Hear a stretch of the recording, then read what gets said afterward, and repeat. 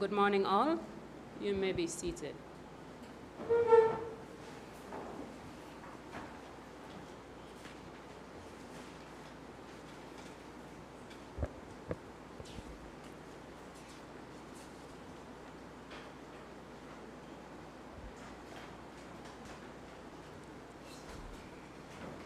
This Honorable House will now resume its sitting, which was adjourned yesterday. And before we continue today, we have received communication from the Honorable Member for Nevis. 1,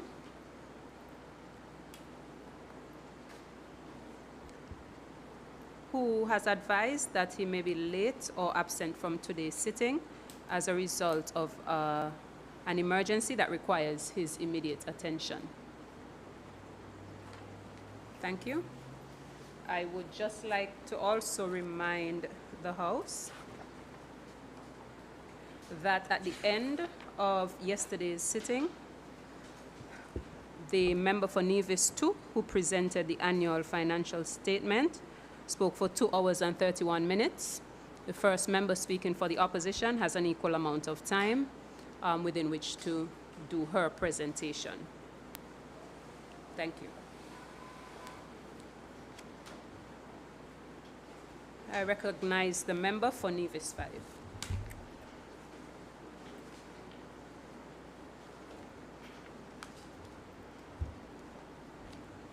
Madam President,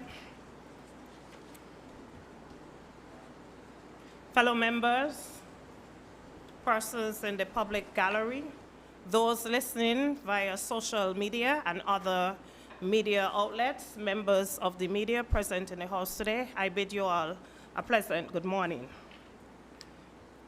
Madam President, I rise today in this honorable House as the elected representative for the people of St. Thomas's, Nevis 5, and as an independent member of the opposition. Not by my own design, Madam President, but because those who often orchestrate plans sometimes orchestrate those plans much to their detriment, Madam President. Madam President, it is somewhat unfortunate and unprecedented, if I must say, that the leading opposition party is not represented in this House today. However, Madam President, I do understand and appreciate the importance of these budgetary session, and I also appreciate that as members of Parliament, we do not necessarily miss this occasion by will or desire, but often by obstacles that we cannot control.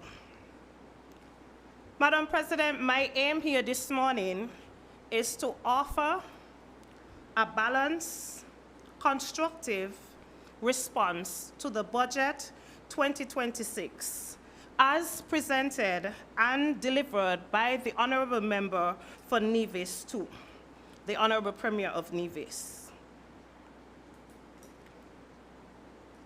Madam President, my approach to this exercise is not partisan, neither will it be combative.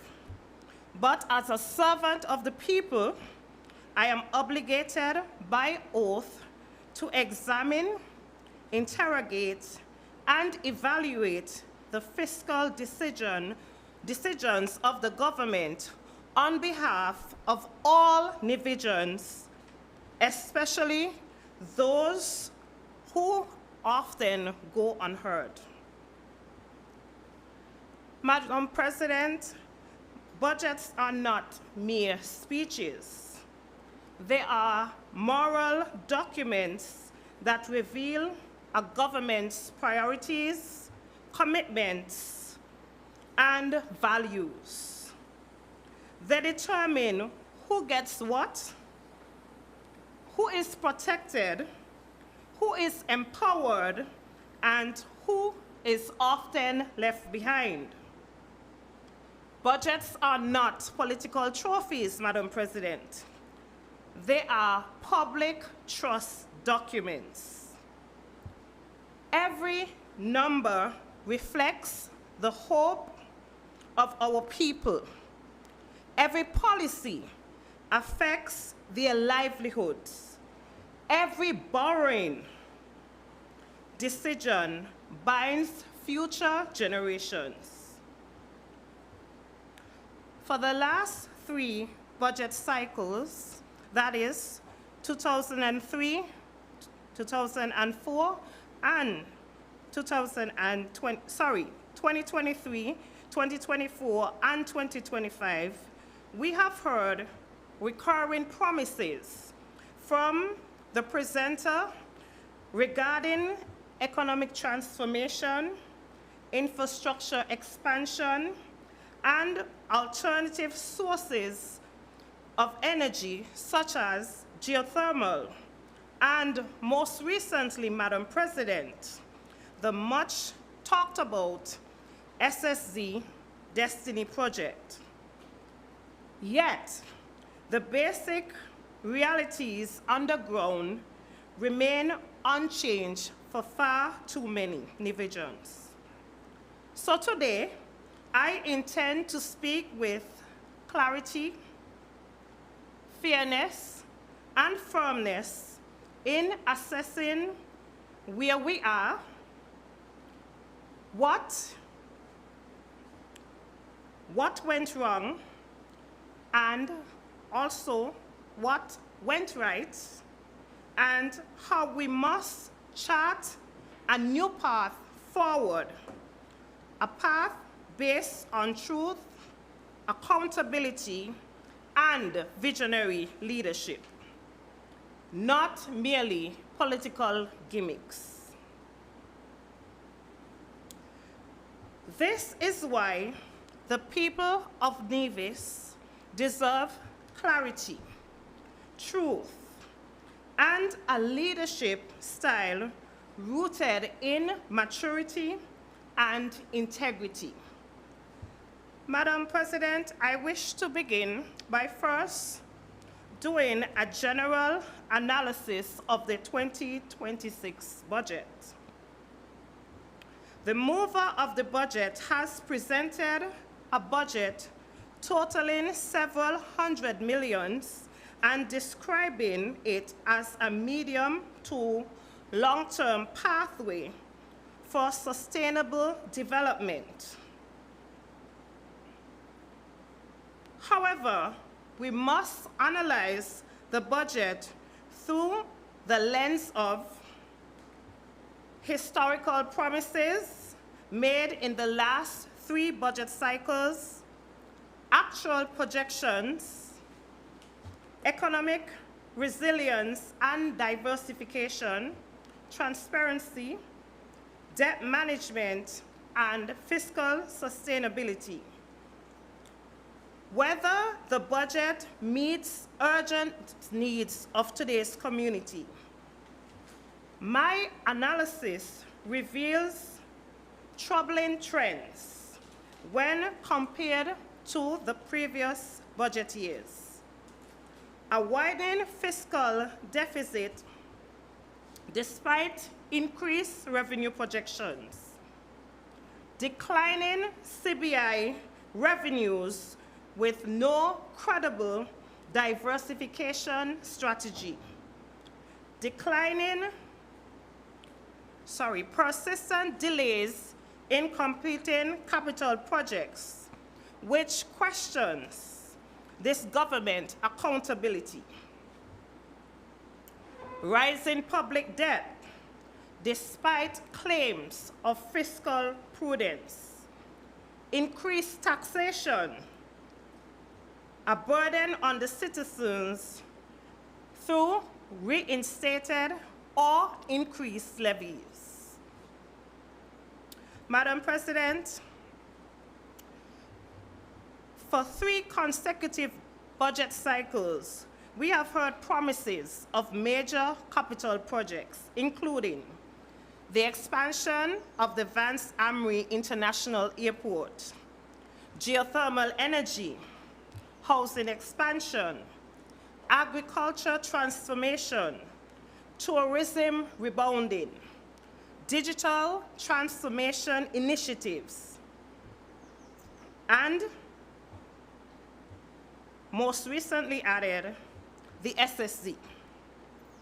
Yet, the audit report for 2025 revealed that a whopping 13 capital projects with a combined budget of $4.8 million never started, primarily due to lack of funding. This raises crucial questions, Madam President.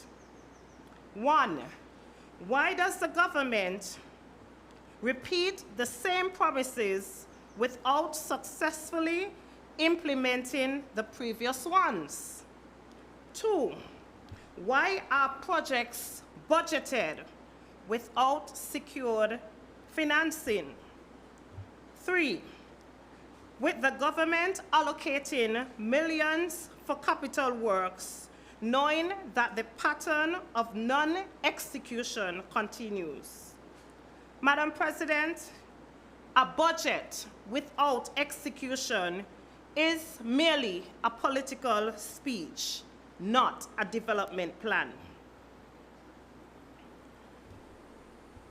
Madam President, I wish to take a few minutes to speak about indulgence, Madam President.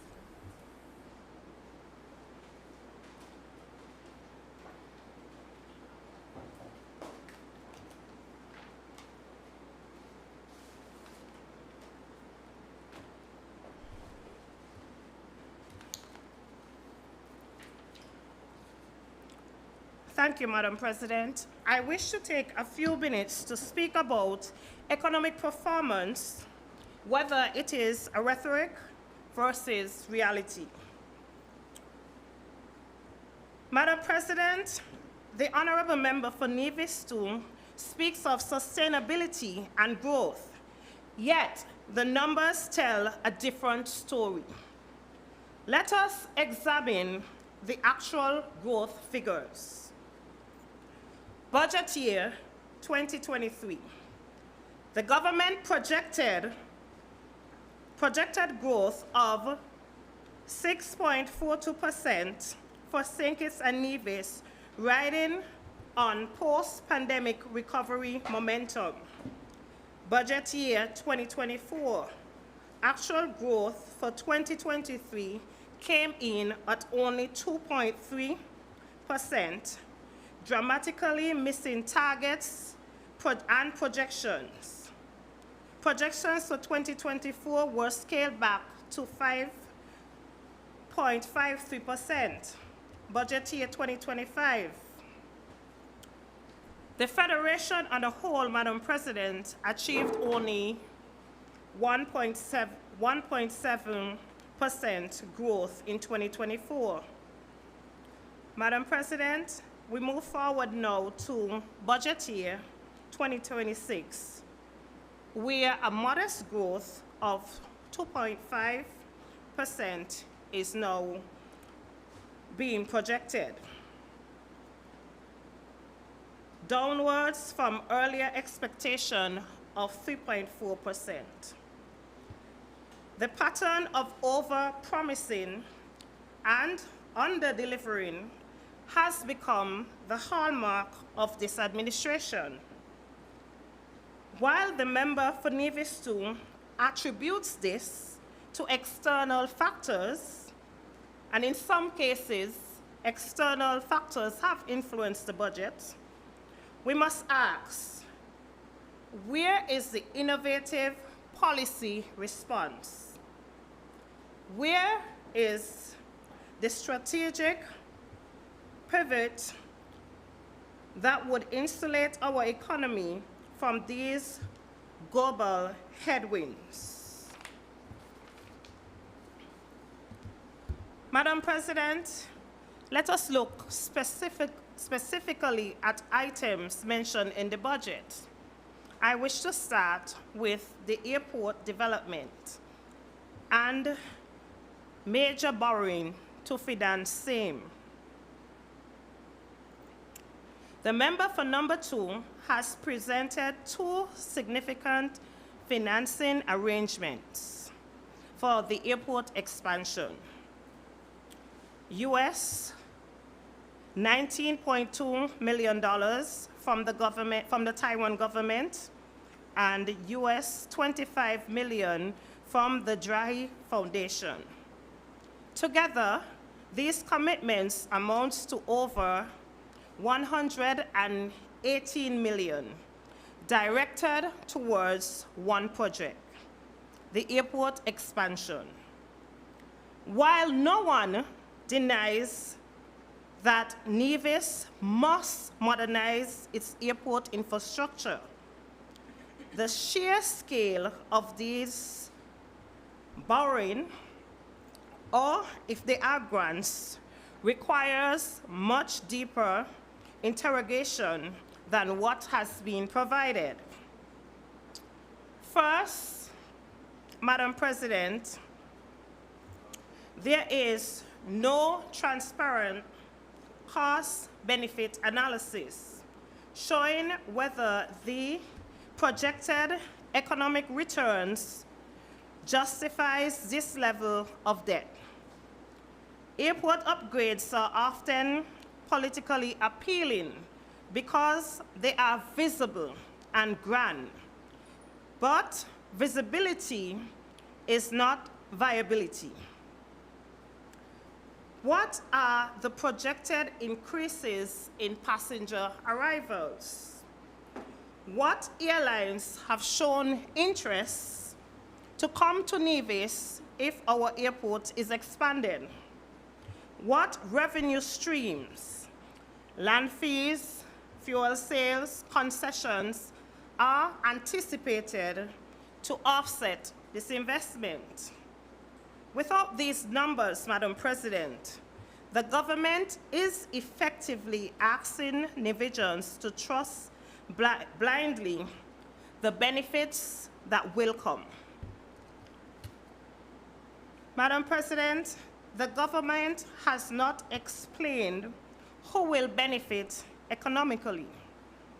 Will the economic gains accrue to ordinary Nevisians, or will they be captured by foreign real estate developers, private jet operators, or ultra-luxury investors whose spending perhaps would not circulate within the local economy as much as we perhaps would hope or would like?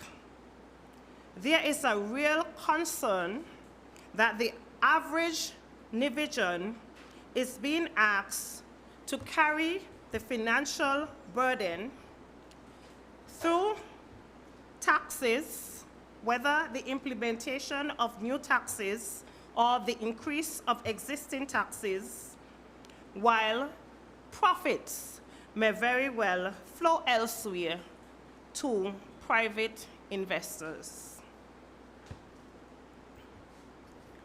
Madam President, the sequencing of long-term sustainability of the project remains unclear. Phase 1 will be funded by the Taiwanese. Phase 2, airside development, is expected to begin in late 2026 or early 2027. But the question remains, will additional borrowing be required? And if so, how much more debt will Nevisians assume before the airport becomes fully operational? And can our small economy support this scale of infrastructure expansion without compromising other critical services or projects such as healthcare, education, and social development. Madam President, this is important. It is a very important consideration because in the budget address that was presented yesterday, this Honorable House, as well as the general public, was informed that the government took the decision to scale back projects that it budgeted for in the previous years to renovate the Culturama complex or the village in preparation for Culturama 50. Something again, Madam President, that was not initially budgeted for. In short, Madam President, Nevisians deserve transparency, not assumptions, not political optimism, and not partial disclosures. Before committing to the people of Nevis such massive financial obligations, the government owes the public a complete, independently verified assessment outlining risk, returns, realistic outcomes, and realistic outcomes. Accountability demands it. Good governance, Madam President, requires it, and the people of Nevis must insist upon it. Madam President, I wish to take a few minutes, just a few, to speak about the hospital expansion project. It is somewhat repetitive, Madam President, but nevertheless, it is an issue that continues to affect Nevisians. The Alexandra Hospital Expansion Project is another large-scale undertaking that requires careful review.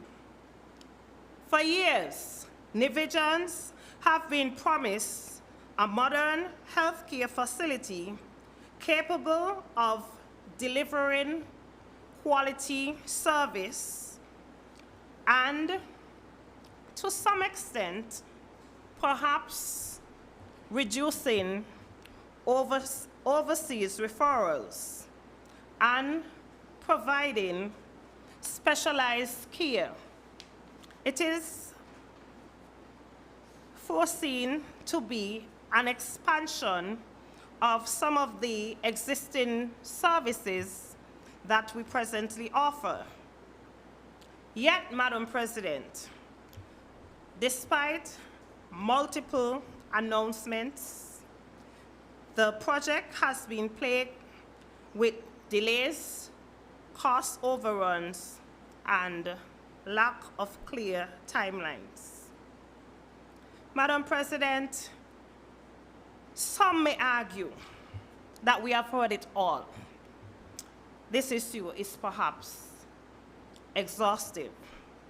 But Madam President, a hospital is not a luxury. It is an essential pillar of national security, public health, resilience, and human development. While the budget allocates $43 million to the Ministry of Health, there is still no publicly disclosed project schedule, phase construction plan, or operational readiness strategy for the completion of the expansion of the facility. Nevisians deserve to know when this expansion will finally be completed. Healthcare infrastructure requires more than concrete. It requires equipment, trained personnel, emergency capacity, and sustainable financing. If capital works advance without parallel investment in staffing, maintenance, and technology, Nevis risks building a shell without service capacity. Some may argue, and some will argue in rebuttal, that the services existing at the hospital is adequate. Madam President, I respectfully submit in rebuttal, if it is, then why did the government undertake the expansion project? In the 2023 budget address, the Honorable Member for number 2 stated, the Alexandra Hospital expansion was 90% complete. The only administrative wing and some internal works remained unfinished. He promised that the expansion would be fully commissioned by 2023. He said funds were already secured to complete it. He emphasized that the hospital,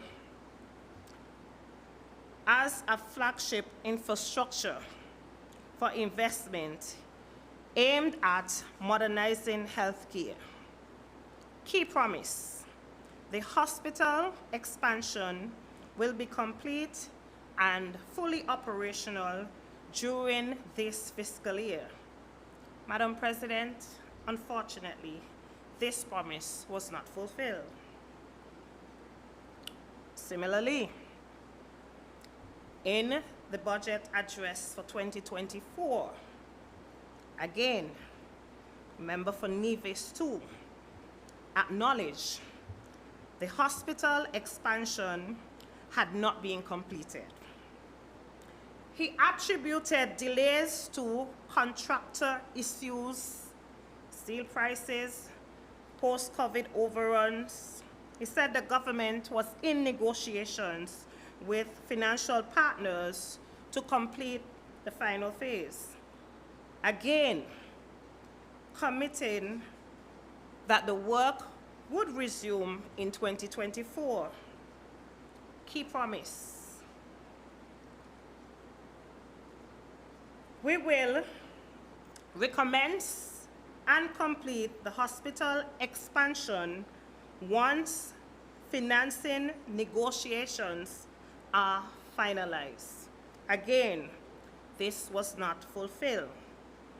Madam President, we move forward to the budget address of 2025.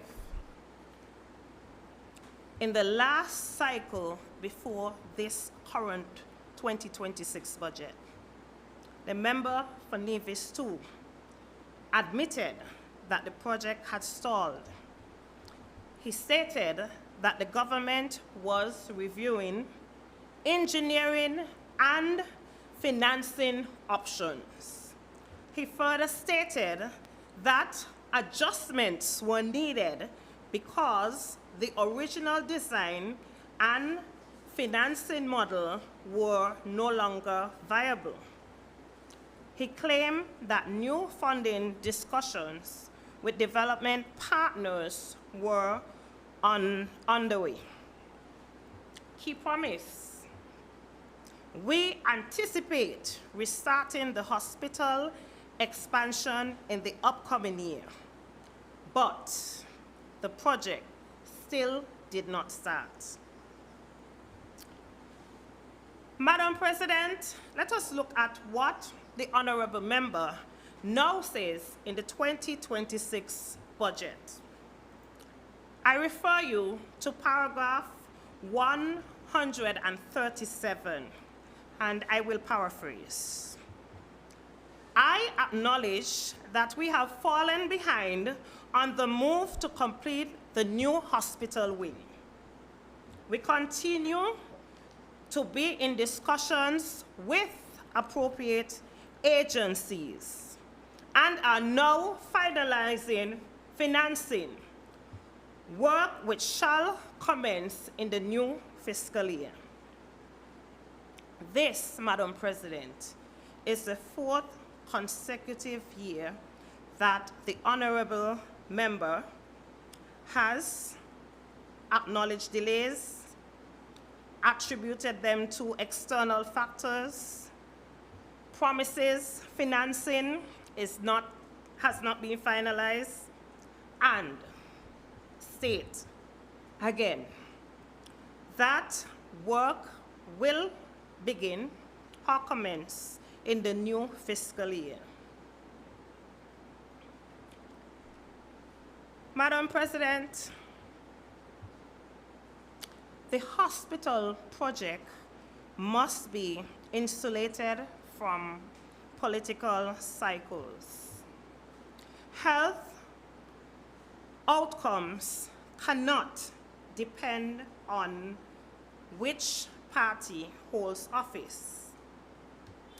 We must adopt a bipartisan national health strategy that ensures continuity, efficiency, and accountability.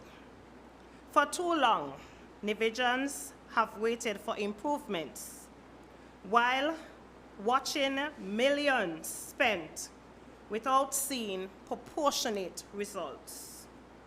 It is time to shift from announcements to execution, from construction to service delivery, and from political boasting to public accountability.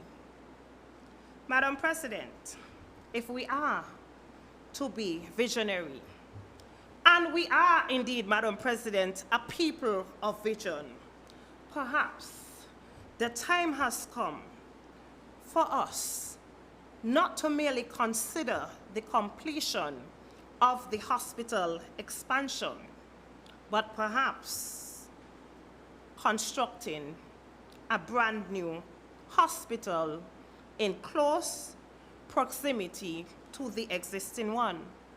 Madam President, I make this comment with foresight, visionary foresight. Visionary government would and perhaps should consider at this time, in anticipation, if I may, of the implementation of the Destiny Project, not only expanding the existing airport, but, Madam President, adjusting their minds and their policies to a brand new hospital. Madam President, I now turn to citizenship by investment.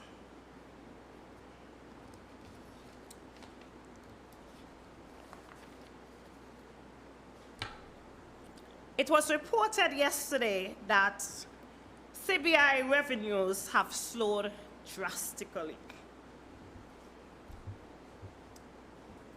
The honorable member and mover of the budget openly acknowledges that the CBI program is no longer generating the high revenues previously enjoyed.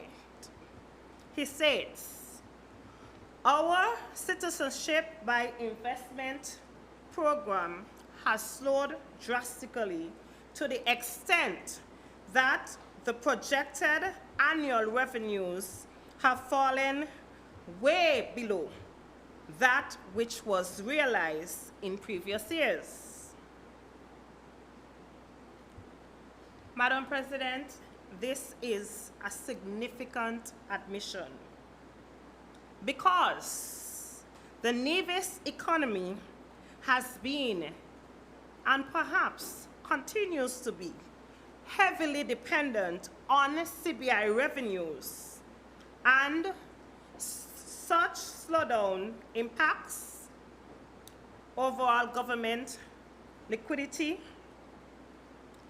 ability to fund recurrent expenditure, capital projects, debt management, capacity to meet public expectations. The honorable member offered no analysis explaining why CBI has slowed down, whether the decline is temporary or structural, or how the administration plans to reduce its dependency on it. How, Madam President?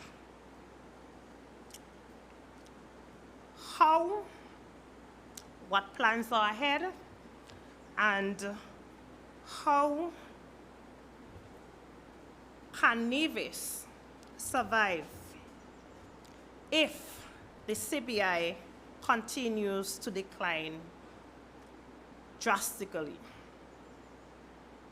Madam President, CBI revenue is projected to fall from 66 million to a projected 35 million.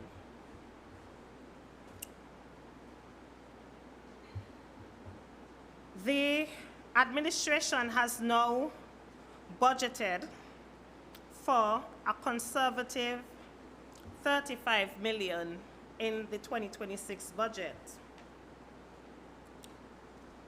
The address states, we are projecting that our annual share revenue from the CBI program will fall below the 66 million previously received. We have budgeted the amount of 35 million as a moderate share. This represents a 47% decline, which is substantial for a small economy like Nevis. Madam President, we learned yesterday also about the new negotiated share revenue that Nevis is expected to receive, and that is 25% of the CBI flows. The honorable member announced that a new revenue sharing agreement with the federal government, an agreed share of 25% of CBI flows to come to the NIA.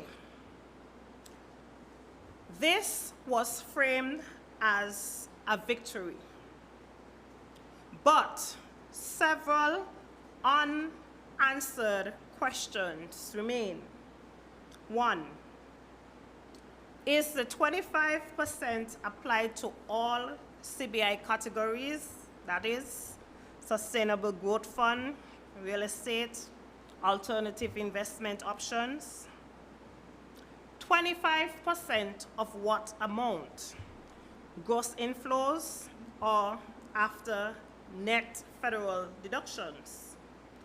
How does this compare to prior informal or negotiated practices? Why has the World Bank report not been released to the public? Madam President, even members on the opposition in this honorable House. Where's the report? What are the recommendations? And, Madam President, the government, with so much uncertainty, lack of transparency, secrecy, has called this budget a purpose-driven and sustainable budget. and while doing so, continues to keep Nevisians in the dark. Madam President, where is the transparency? The budget further states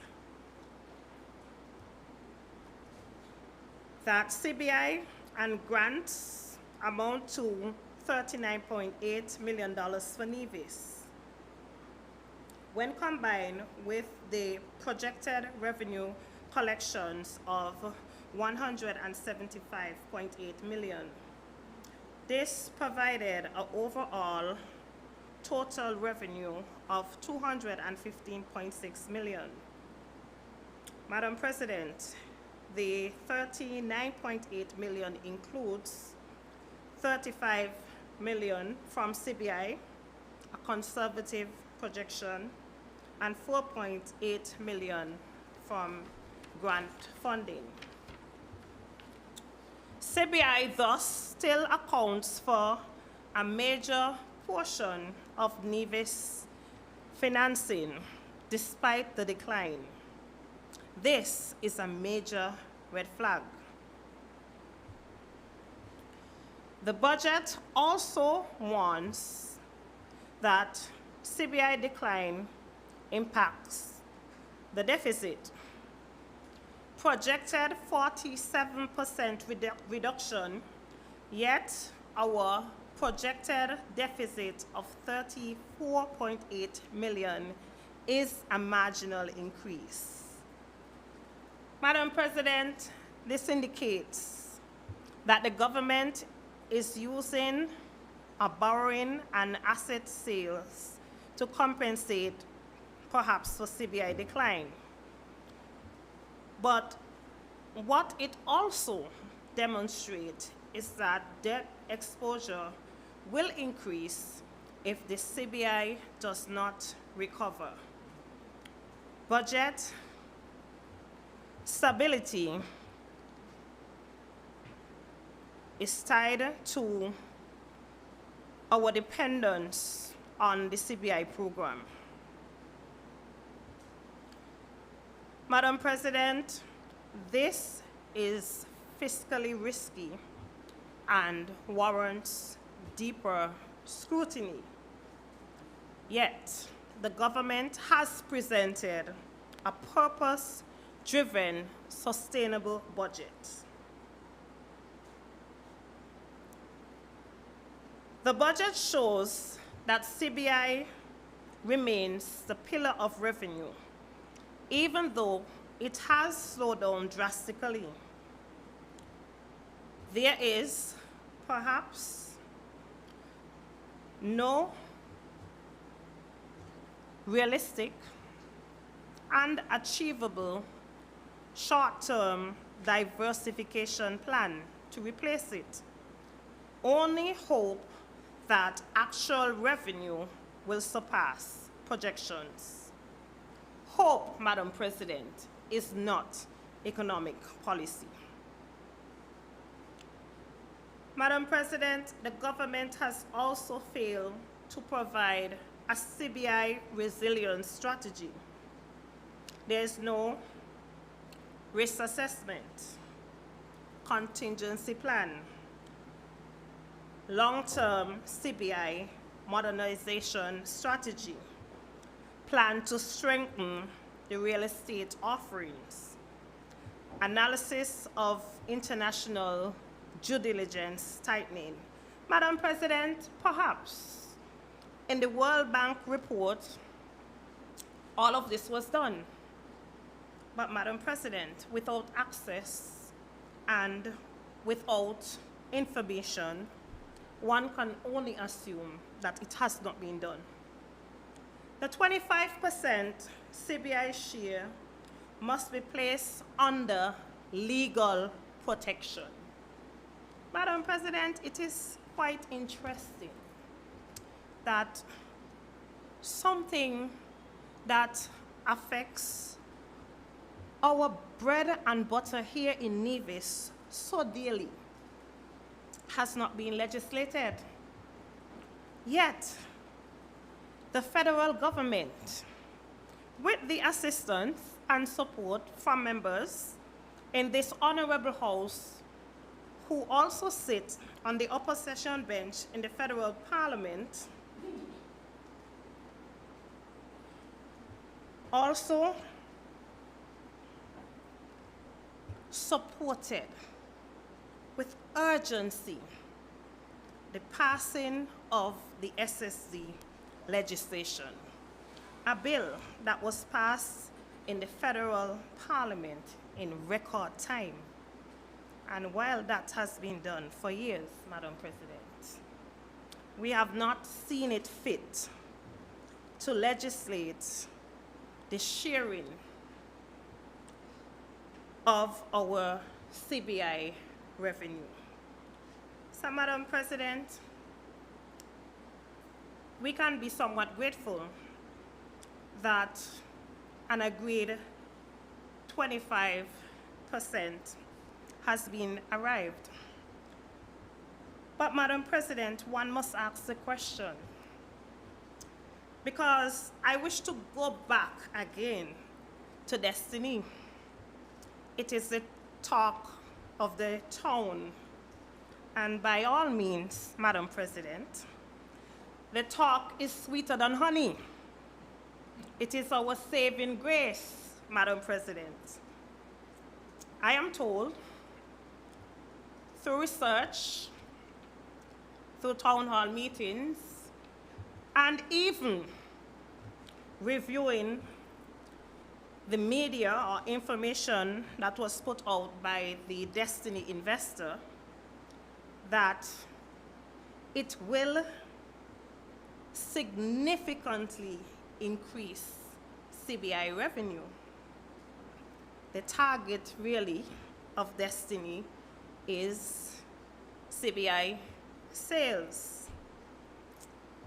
So, Madam President, if all this is true, and if Destiny is indeed sweeter than honey, and it will, as the mover of the budget stated, transform Nevis, wouldn't it be prudent, Madam President, perhaps somewhat visionary, for this government to consider whether 25% revenue sharing is enough?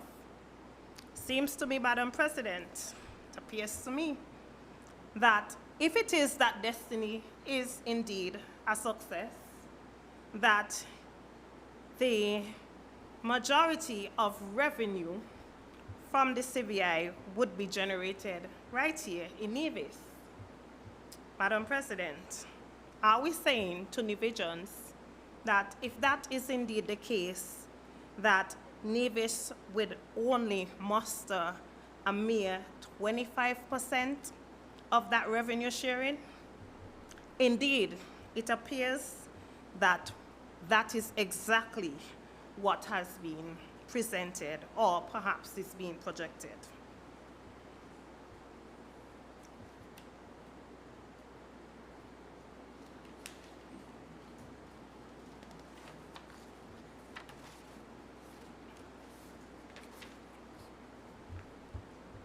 Again, Madam President, again, we have to ask ourselves, is that approach in keeping with the theme? Is it sustainable? Madam President, I wish to now turn our attention to the Special Sustainability Zone, SSD, as it is coined. The Premier, or the member for number 2, again presented the SSD as a game changer for Nevis. However, the SSD has raised major questions and concern. For example, persons have asked, what is the economic model?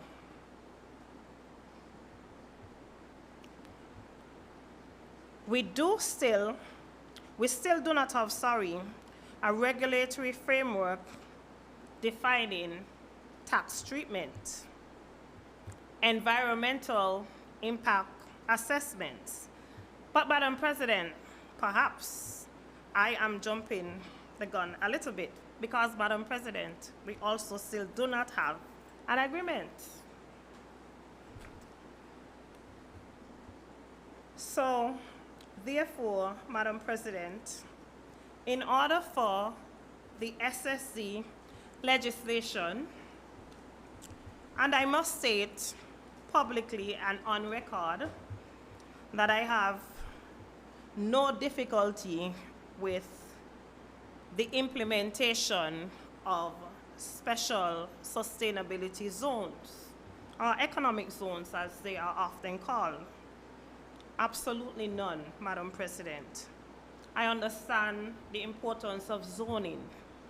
I understand the importance of economic diversification through zoning legislation and policies, Madam President. It seems to be the way forward for development in these modern times.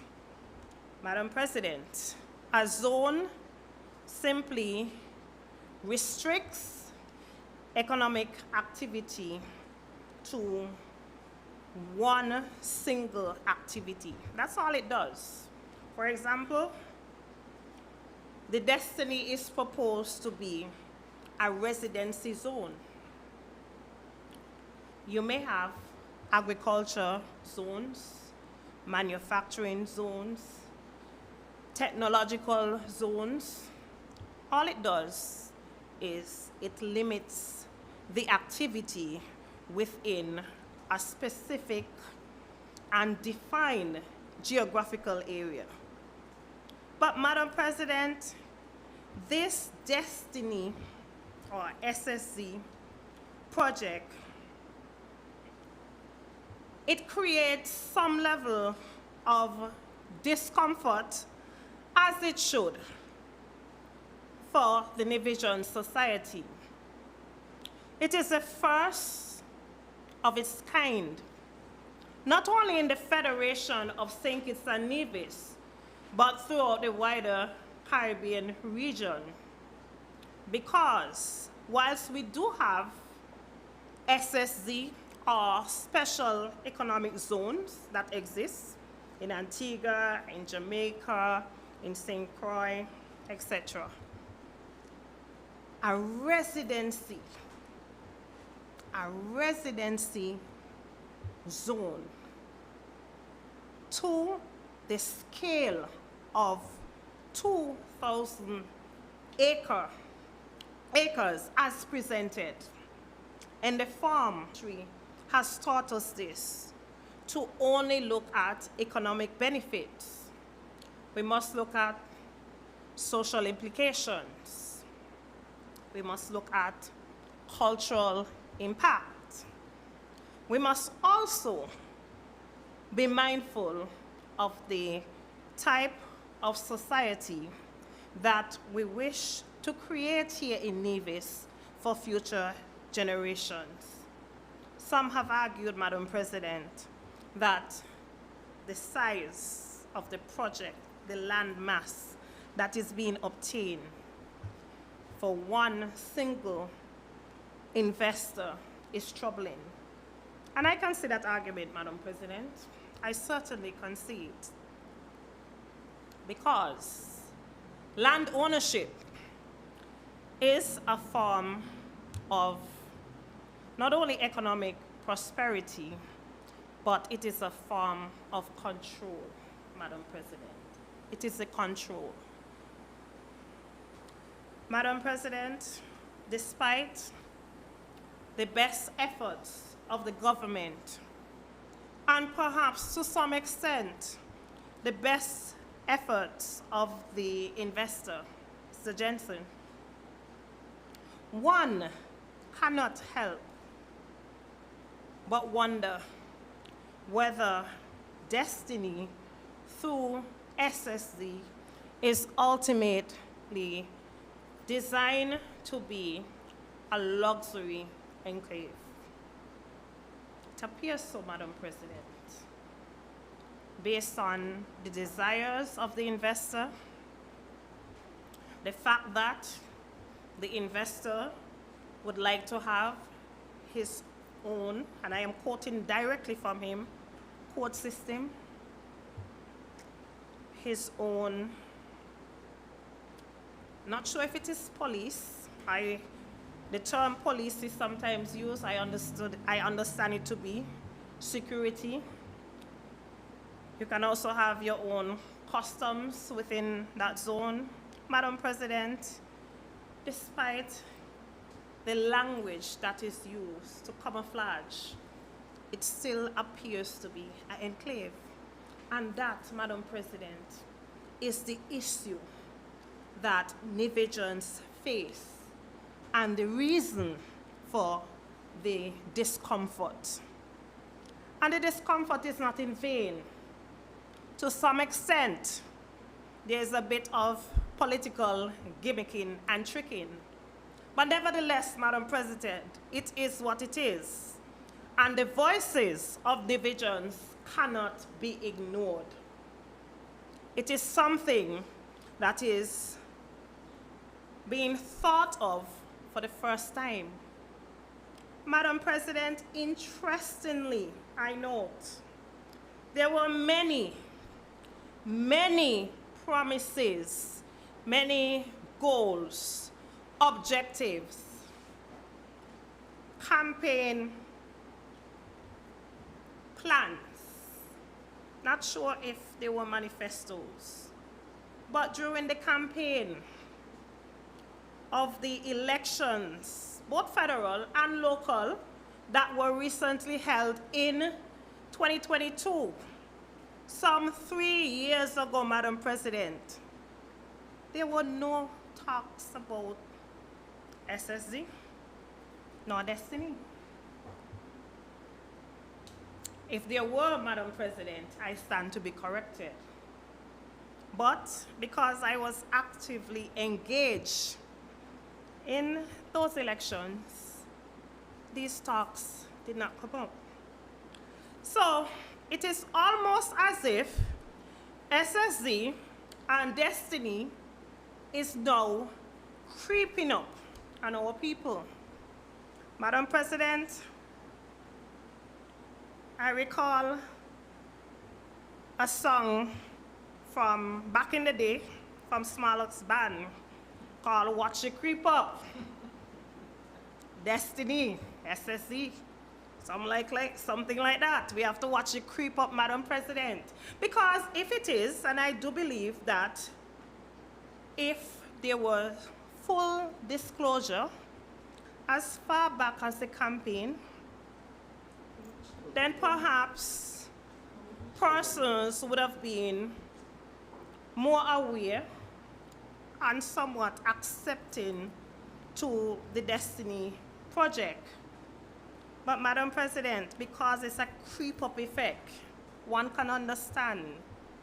And one should be able to empathize with the people of Nevis when they say, hold on, not so fast. We want more information. We want more details.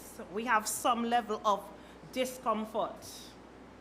We want to know, we want to see, we want to feel disagreement, Madam President. It is well and good to promise honey and nuts, Madam President.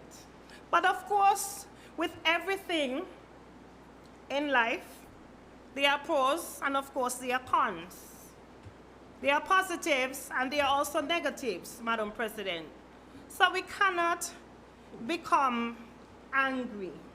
We should not and ought not to dismiss the concerns of Nevisians as it relates to SSD and Destiny. The people have a right, Madam President. The people of Nevis have a right to demand transparency, to demand accountability, And they also have a right not to have their constitutional rights infringed. Madam President, I will not go any further as it relates to destiny, because I am one of the doubting Thomases who perhaps is waiting patiently to see the agreement. Having seen the legislation, I do agree with the Prime Minister, who have stated recently it does need a bit of tightening up. I am hoping that those with the power and authority to do so would take heed and make the necessary adjustments. But, Madam President, let us not be fooled. Let us not trivialize our duty as parliamentarians to the public, to the people who elected some of us to be here, and by virtue of us being elected here, being able to nominate senators. We have a collective responsibility. That duty, Madam President, simply cannot be negated. Cannot. People have a right as public servants and parliamentarians. We serve the people, and we must do so respectfully, with some level of dignity, transparency, and accountability. So when people ask questions, it is not becoming to simply respond and say, ignore the noise and keep the momentum. We must listen. We must advise. We must take the approach where we come down to the level of the layman, and we educate, and we sensitize, and we have discussions. We engage. It is important for us as parliamentarians to do that. You see, Madam President, because each of us are afforded the opportunity to stand here, not because of ourselves,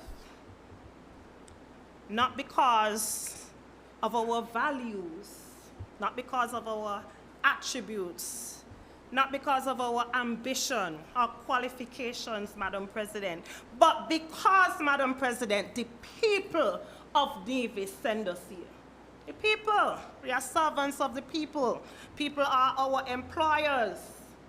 So we cannot afford, under no circumstances, to ever feel in this country that we are above and beyond the people who put us here. Can't afford that, Madam President. So if it takes time,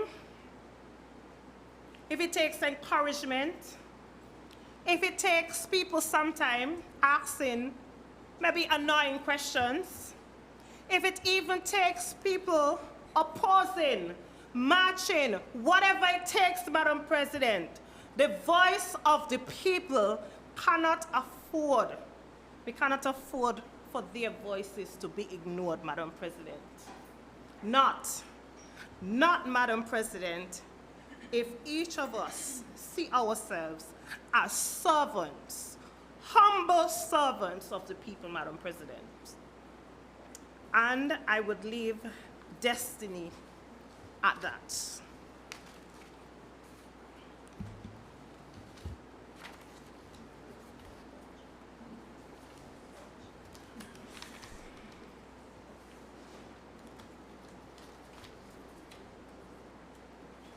Indulgence, Madam President. A few minutes.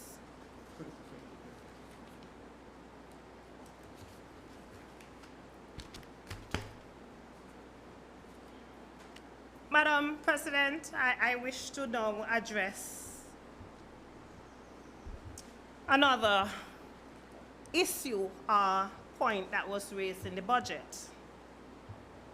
And that has to do with fiscal performance. And I promise to be brief on this because, again, The government has presented its budget, it's their budget, and certainly we have to respect what they have presented. Madam President, fiscal performance. It appears to me to look like surplus without prosperity. Recurrent revenue of 134.66 million, total revenue of 188.5 million, overall surplus of 11.6 million, primary surplus of 27.84 million.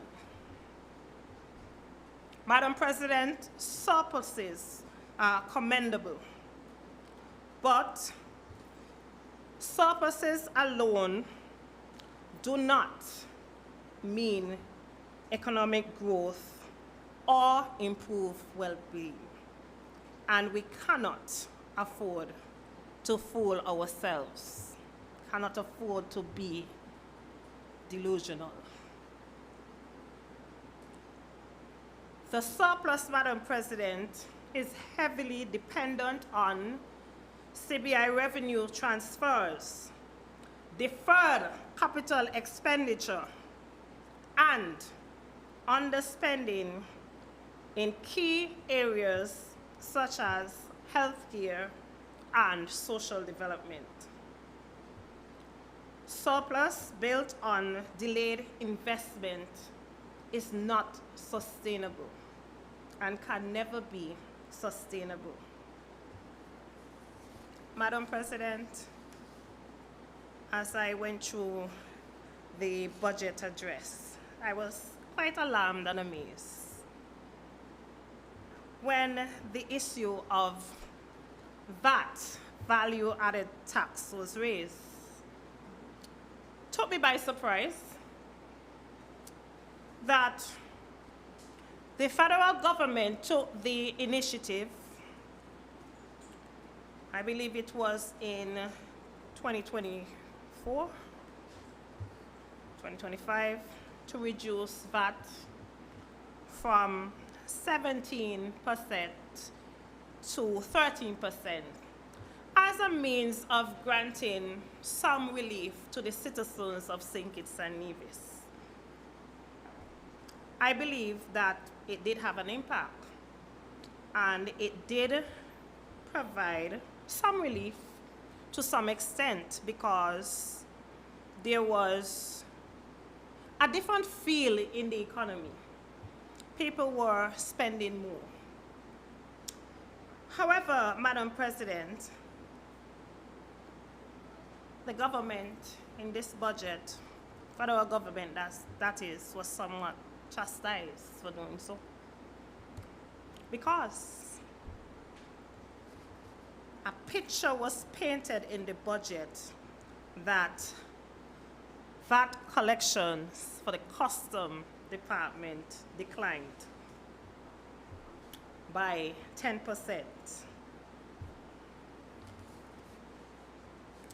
However, in the same breath, Madam President, we are told that despite the decrease, it did not have a significant impact on revenue collection in Nevis.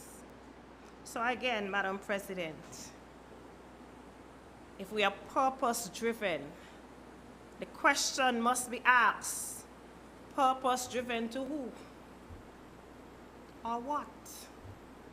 Madam President, it must be to the people.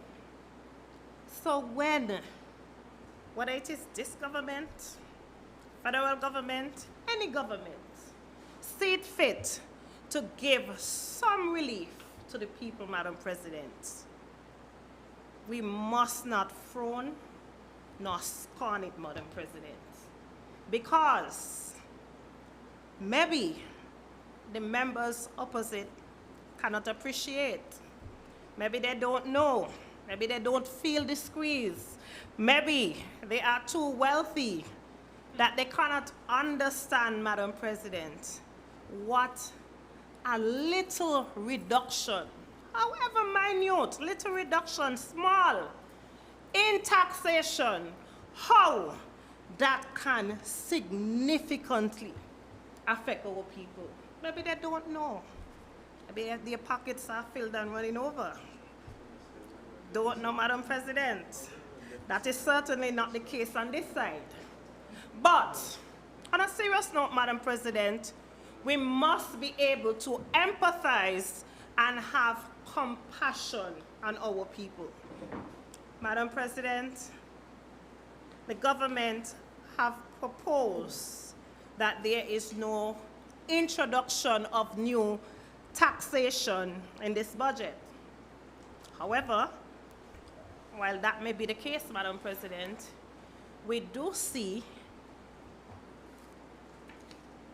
that the unincorporated business tax would be increased from the existing 2% that it is now, and that is a stimulus that the government gave during the COVID-19 pandemic, and it continued. It was extended, and we welcome that, and we appreciate that. But, Madam President, it is now going to go back to the 4%. And I say this to say that it's going to have a significant impact on small businesses, some of which continues to struggle tremendously post-COVID-19. It's not every business that is able to recover and to get back on their feet. Some businesses, Madam President, small businesses, they are still struggling. What perhaps might have been prudent and purpose-driven for the people is if the reinstatement was staggered. Could have been staggered, Madam President. Maybe 3% this year, 4% next year. It would help. Madam President, any reduction in taxation helps our people, helps the pockets. Some people generally, Madam President, in this country are suffering severe hardships. People are trying their best because we are indeed a resilient people. But if we are going to be purpose-driven, the focus, Madam President, must be on our people. So while government may boast and say there are no new taxes, and certainly with the restructuring and the exercise that is mentioned in the budget, where the Inland Revenue is now undertaking a project to assess property and property value, one can only anticipate, and perhaps reasonably so, that after the completion of the said exercise, there may very well be an increase in the existing levy. Natural. Natural, Madam President, natural. Madam President, I wish to turn to speak briefly now about job creation.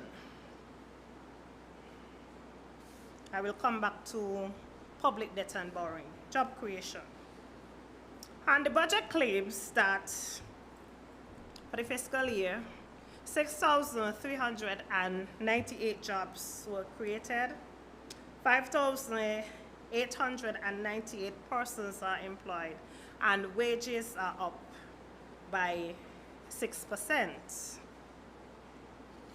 And this is good. It's good. It's commendable, Madam President. However, what the budget perhaps quietly fail to acknowledge is, or quietly acknowledge is, many persons hold multiple jobs. Some persons work 1, 2, 3, 4, sometimes even 5 jobs.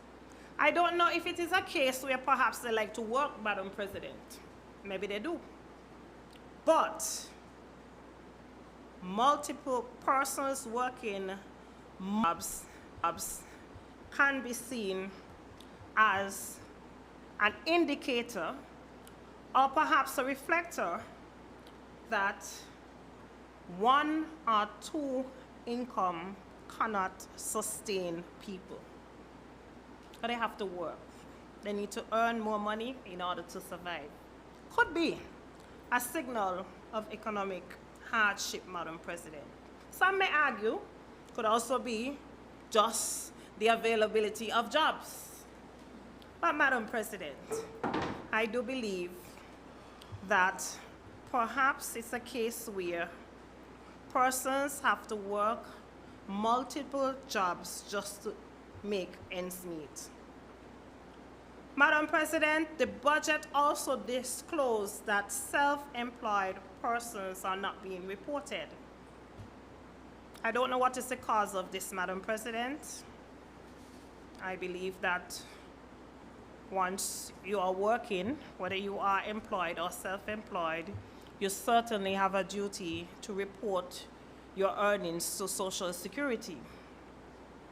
Again, Madam President, a number of persons have what we call side hustles. And we understand in an economy that is declining, persons have to do what they can to make ends meet. So we have a number of persons, more so in the creative industries, who have businesses. They are not registered, established businesses, but they do their little side hustle.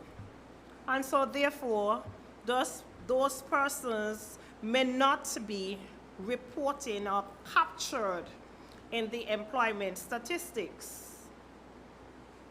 Madam President, therefore, can we really say, based on the statistics, that there is full employment and the economy is looking good in this regard? Madam President, people are struggling. And because we are a resilient people, I would always go back to that, people would always find ways to make ends meet. It is as simple as that, Madam President. And we certainly have to appreciate that. People have to do what they have to do in this country to survive. Madam President, the government and stakeholders, I'm not going to put all the burden on the government. Yes, they take the brunt of it because they are leading. But there are stakeholders as well. And we must be able to, Madam President, to work collectively as one people. But the government has a duty to create short-term opportunities in order to take Nevis out of the economic plight that we are in. They can do so. They are simple measures. Madam President, I have been advocating, I believe, since 2020 in this House, on media outlets, to the Honorable Member for Nevis 2, during our constituency meetings, even to the Prime Minister, that the government should consider reducing the stamp duty. I believe, Madam President, that it would help the economy significantly. Some may look at it and say, we cannot afford to, Madam President. I have heard that argument. But I continue to to advocate for this initiative because I do believe that a reduction in the stamp duty, and the stamp duty now stands at a whopping 10%. Madam President, it is just, a stamp duty is just a tax collection. It's a stamp. The government does nothing, but yet, if you were to sell a property, any transfer of property through sale, the government is able to shave and collect a whopping 10%. That's a lot, Madam President. That's a lot to collect a tax that originally, when it was designed, it was merely designed to stamp a document. That's what it was for, merely to stamp a transfer document to say that it's being registered and you collect a little tax on that. Initially, it was at, I believe, 1%, then 2%, and then it gradually increased to 10% because the federal government found a way to make money from this mere stamp collection. As I said, Madam President, nothing is done. You have to do nothing. It's just an automatic stamp collection, but it is 10%. And the 10% is indeed, it has an adverse effect. It does on our property market. Madam President, it affects the flow of the real estate market, the flow of transfers. It hinders it to some extent. And that is why we now see the government, both in St. Kitts and Nevis, is now faced with the burden of having to provide not only affordable housing, Madam President. From the budget, we have seen that the government is now undertaking a new initiative to provide land, and it is coined as somewhat, upscale. It's a bit upscale land for persons. And these are not persons within the low income bracket or the affordable housing bracket.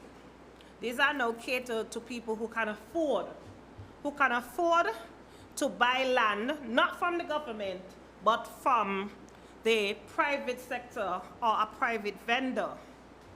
Persons who can afford to secure their own mortgages by going to a financial institution.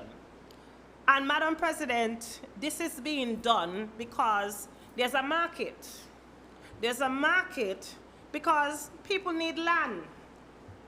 People want to build property. And so the market exists. But what is happening is that private investors, persons other than the government, cannot afford to take up the initiative where they are able to build houses for people anymore. Back in the 90s, in the early 90s, Madam President, this was something that drove our economy. We had developers. They built houses for people, and they were able to sell them.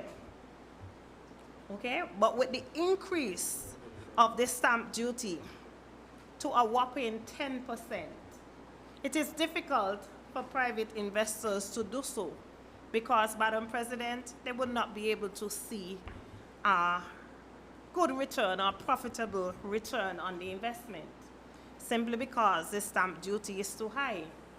Every time you move property, for example, if I was to sell a property to the clerk of the house, I have to pay the government 10% of whatever is the sale price. And it's not even the sale price, Madam President. I stand to be corrected. It is whatever inland revenue assess and value the property at. So we don't even have that free will or bargaining power. It's whatever inland revenue assess the property, whether it be a house and land or land at. So again, the government is now the judge and the jury. The assessor as well as the regulator. So whatever inland revenue assess the stamp duty as, if I were to sell property to Miss Williams, they take 10% of that value. Let us suppose that within short time, Miss Williams decide that she would like to sell that property. Again, shaving off a whopping 10% of whatever she decides to sell the property at. And it continues. So, Madam President, I have been advocating, sometimes it falls on deaf ears. The honorable member for number 2 promised in one of our meetings that he would look into it. I'm not sure if he ever did. Maybe he did and he realized that it was not feasible. I'm not sure if he ever had discussions with the Honorable Prime Minister, because this is indeed a federal legislation. But Madam President, I will continue to advocate for a reduction of the stamp duty from 10% to 6%. There are entities, for example, the Four Seasons, they pay a 6% stamp duty, housing and land. So if there are already categories where persons pay 6%, why not make it 6% across the board? I believe, Madam President, that it would increase government revenue because of the anticipated volume. It would indeed, Madam President, make land and housing more affordable in Nevis. I believe it would significantly encourage local investment. We want developers to come back. We cannot have a country where the government is the major provider of housing. That is not sustainable, and it is not fiscal, Madam President. That surely is a red flag. It is a signal that something is wrong. That burden really should be on the private sector if we understand, how the economy should run. Not the government. The government should be there to fill the gap for those persons who cannot afford.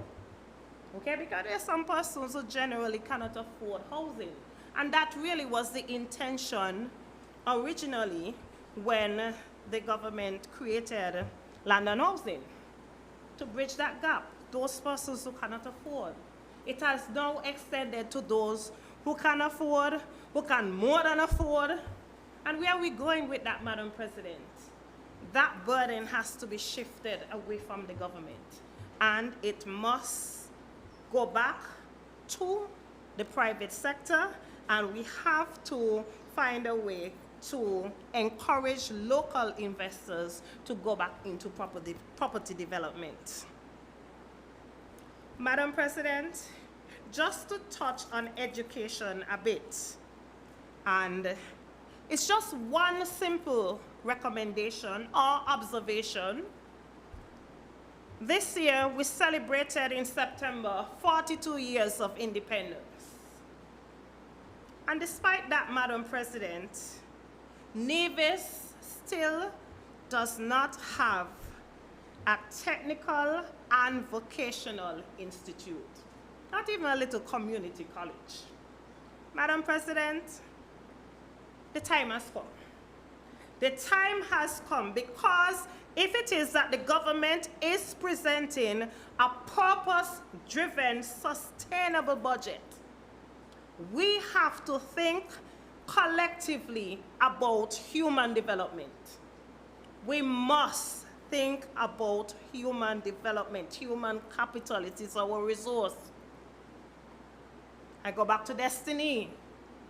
What is being sold is human capital, jobs, jobs, jobs, jobs, and more jobs. It will create jobs for people. And that is what we want, yes. But, Madam President, we must be able, and I think the time has come for us to be able to have a tertiary, university level facility, independent facility, not in any school, Madam President, something that you can go, a campus that you can go, something that resembles the Clarence Fitzroy College in St. Kitts, CFBC. Nevis need that. Year after year, our students, especially those who are technically inclined, who want to pursue courses such as AC, mechanics, they have to go over to St. Kitts. Madam President, the budget must be people-focused, people-driven. We have to empower our young people through education. We have to provide the avenue where they can develop skills, where they can become certified. We want plumbers, Madam President, mechanics, AC engineers, technical skills. That must be the focus. And I am not saying that it is not being done, Madam President, because we do have TVET. And it is being done to some extent, but it needs to be done on a larger scale. Persons must have access. That is how you empower your people. That is how you provide them with opportunities for training, and you help them to develop a skill. That is something that must be done. Purpose-driven. When we talk about purpose-driven, Madam President, we cannot ignore our human capital. Have to invest in them. Now, Madam President, I wish to take just a few more minutes now and to just tailor the debate to my constituency. And that is the beloved constituency of Nevis 5, St. Thomas's Parish. Now, Madam President, I was struggling before I came here this morning to remember whether it was last year's budget debate or the year before, where the member for Nevis 1 stated in his budget presentation that the drainage issue in the vicinity of Lower Jessops, that is just outside the residence of the late Sheila Paris, that drain, that matter going down that whole stretch of road to the Jessops Bay, that matter was budgeted for and it would have been rectified, Madam President. To date, nothing. Whilst the drain is being cleaned occasionally, it continues to be a nuisance for the residents in that area, particularly when there's a built-up.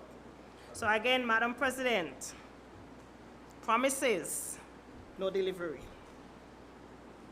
Madam President, I have long advocated for, and I believe to everybody, people probably fed up with me, I know, just annoyed. But I've been speaking to anybody who would listen. Members opposite, stakeholders within the community, anybody who would listen to me, for a bathroom facility at the Cotton Ground and Jessup Playfield. Asking, Madam President, to some extent, begging.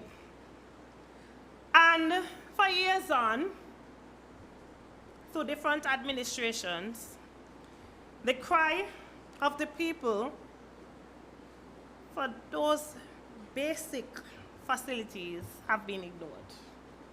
I am hoping, Madam President, I did not see it in the budget, but I am still hoping and I'm still advocating that somehow this year would be different. And that my cries and my pleas would not fall on deaf ears. I am hopeful, Madam President, that the government or any private stakeholder out there would understand that persons who use this sporting facility, that it is a basic need. Almost, Madam President, to the extent of a basic human need for these facilities to be furnished with a bathroom. Not much, Madam President, not much. Just somewhere where people can avail themselves if it is that they are playing sporting activity at the Cotton Ground or Jessup Playfield. Other sporting facilities have that facility. They have bathrooms. And for years, budget after budget, debate after debate, still no delivery. So I am hoping that my plea, I don't know if it's being ignored because it's coming from me, so I will call on others to support and join me in the cause where we can actually see the implementation of a bathroom facility at the Cotton Grown and Jessup Playfield. Madam President, I wish to speak about the community centers, particularly the Cotton Grown Community Center. We welcome the initiative of the community centers being established in the various villages in St. Thomas's. Of course, we welcome it. But Madam President, maintenance is an issue. And so I just want to make this appeal here in this house today to the government, and like I said, any stakeholder who is interested, who have a vested interest, to assist with the maintenance and upkeep of the building and surrounding grounds. Madam President, the Cotton Grown Community Center, one that is dear to my heart. I would love to see the building just outside the center to be demolished. I'm not sure if it is presently inhabited. I'm told it's not. And certainly if it is, I think alternative arrangements can be made. But that particular building, Madam President, it is an eyesore to the villagers of Cotton Grown. And it certainly needs urgent attention. I would love, and I believe the people of Cotton Grown would love, for that building to be demolished and perhaps the space to be occupied with a playground, a little playground area for children. Madam President, I would love, and the people would love too, because they told me for the Cotton Grown Community Center to be fenced. We would love that. And so I'm just making my pleas on behalf of the people of St. Thomas's. Madam President, there is a drainage issue in Cotton Grown. And sometimes my heart bleeds when I see in the budget roads and drainage being allocated to other areas of Nevis. And I sometimes wonder, well, what happened to the people of Cotton Grown? Why are we being neglected so? Are we not people? Are they not voters? Madam President, there is a serious drainage issue in the village of Cotton Grown.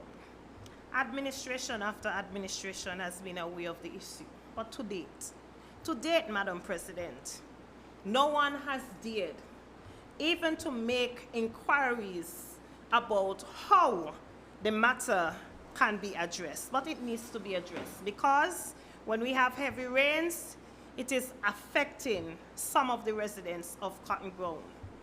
Sometimes people are flooding, sometimes there is the land becomes so saturated that people cannot walk.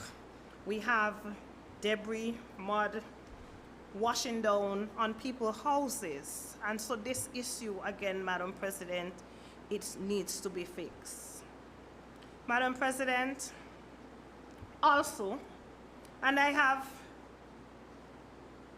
advocated, agitated, and even to some extent been chastised, because I got to meet with the honorable member for Nevis 2. And I believe sometimes he himself might get fed up of me. Yeah, that's perhaps. Because I continuously ask and beg and plead and write and meet to the extent that people even accusing me or have accused me publicly of either seeking advice or allowing him to advise me and to influence me to cause confusion in a political party. Madam President, I am simply simply doing my job. I took an oath. The people elect me. They say, Cleone, we want this. I can't do it, Madam President. I am solo. I am independent. So I have to go to the people who have resources. Nevis has not been transformed to an island where the opposition, the members of the opposition, are granted budgetary support. Madam President, if there was some allocation in the budget for something beyond the mere $2,000 constituency allowance, which, you know, Madam President, quite difficult to share when you have so many residents in St. Thomas's. Very difficult, but we try our best. So if it is that there was some sort of budgetary support or resource made available in the budget for constituencies, for members of the opposition, because we are elected too, we represent people. We may not be ministers of government, but we do represent people. And we do have a shared interest and vision in serving and helping people. But that is not the case, Madam President. So therefore, and I hope the general public can understand, I have to go to the people who have the budgetary resources. I have to beg, I have to ask on behalf of my people, not for myself. Never for myself, Madam President, but for the people. And so I have asked the honorable member for number 2, and I believe the member for number 1 is not here. And I must say, Madam President, I must commend them, because there are times when I do ask for things for my constituency and they do deliver. So I must say that publicly. Recently I asked, I believe, for assistance with the cleanup of the Cotton Grown Bay, particular area, and the government did approve it. So sometimes I ask and they do approve and give. And I welcome that, and I appreciate that, and I am certain that the people of St. Thomas's do too. But, Madam President, there are 2 speed bumps in the vicinity of the Cotton Grown Main Road when you're coming up to the village. They are very high. I've never seen speed bumps like them. I don't know who designed them, but they are extremely high. And, Madam President, every day I get complaints from persons. You know, those who are driving their very low vehicle, and just those who are driving general vehicle, saying that those speed bumps is affecting them, it's affecting their vehicle. Some persons no longer use that route to enter the village. Some persons don't even bother come up to the village simply because of those speed bumps. So I'm using this opportunity, using this honorable house, to advocate again to those persons who have the control and the authority to please, if not before the end of this year, but hopefully in the new year, please address those speed bumps. They are way too high, and they are causing significant damage to the residents' vehicle. That is a plea from the people. Madam President, I want to speak now, not necessarily on any item in the budget, but I want to speak now towards our behavior and our conduct. And it may not be directly related to the economics or finances, but, Madam President, I do believe that our behavior as a people, as representatives, that it is important for us moving forward. Since we're talking about purpose and drive and sustainability, we have to check our attitudes, Madam President. Now, I have seen through social media, since the introduction of the SSD and the disclosure about the Destiny Project, a number of persons have taken, not only to social media within the Federation, but to media outlets all over the world. Everywhere people have gone, everywhere, to tell them about destiny, or whatever they construe is the issue with destiny. Madam President, I am simply suggesting that we ought to be careful. We ought to be very careful in our approach when it comes to these things. I have never seen, and I stand to be corrected again if I am wrong, I have never seen an issue in Barbados where somebody from Barbados come down to think it's on Nevis and go on Von Radio and tell us all about what's going on in Barbados. Haven't seen it. Haven't seen anybody come from Jamaica. I don't know. I stand to be corrected if it has happened, but I have not seen it. We have a way, Madam President, and sometimes some people think that it is good. I don't know the purpose. People in Barbados certainly can't vote here in Nevis, neither in Jamaica, those living in Jamaica, neither those, in England, not in vast majority. But some persons have taken to the airways everywhere, talking about Nevis in such deplorable, Madam President. When I listen to some of the interviews, I am Nevision, and I'm thinking to myself, well, where in Nevis is this? Where in Nevis is this? Because I'm not seeing it. Are you talking about my country? The same way people are belittled for political agendas.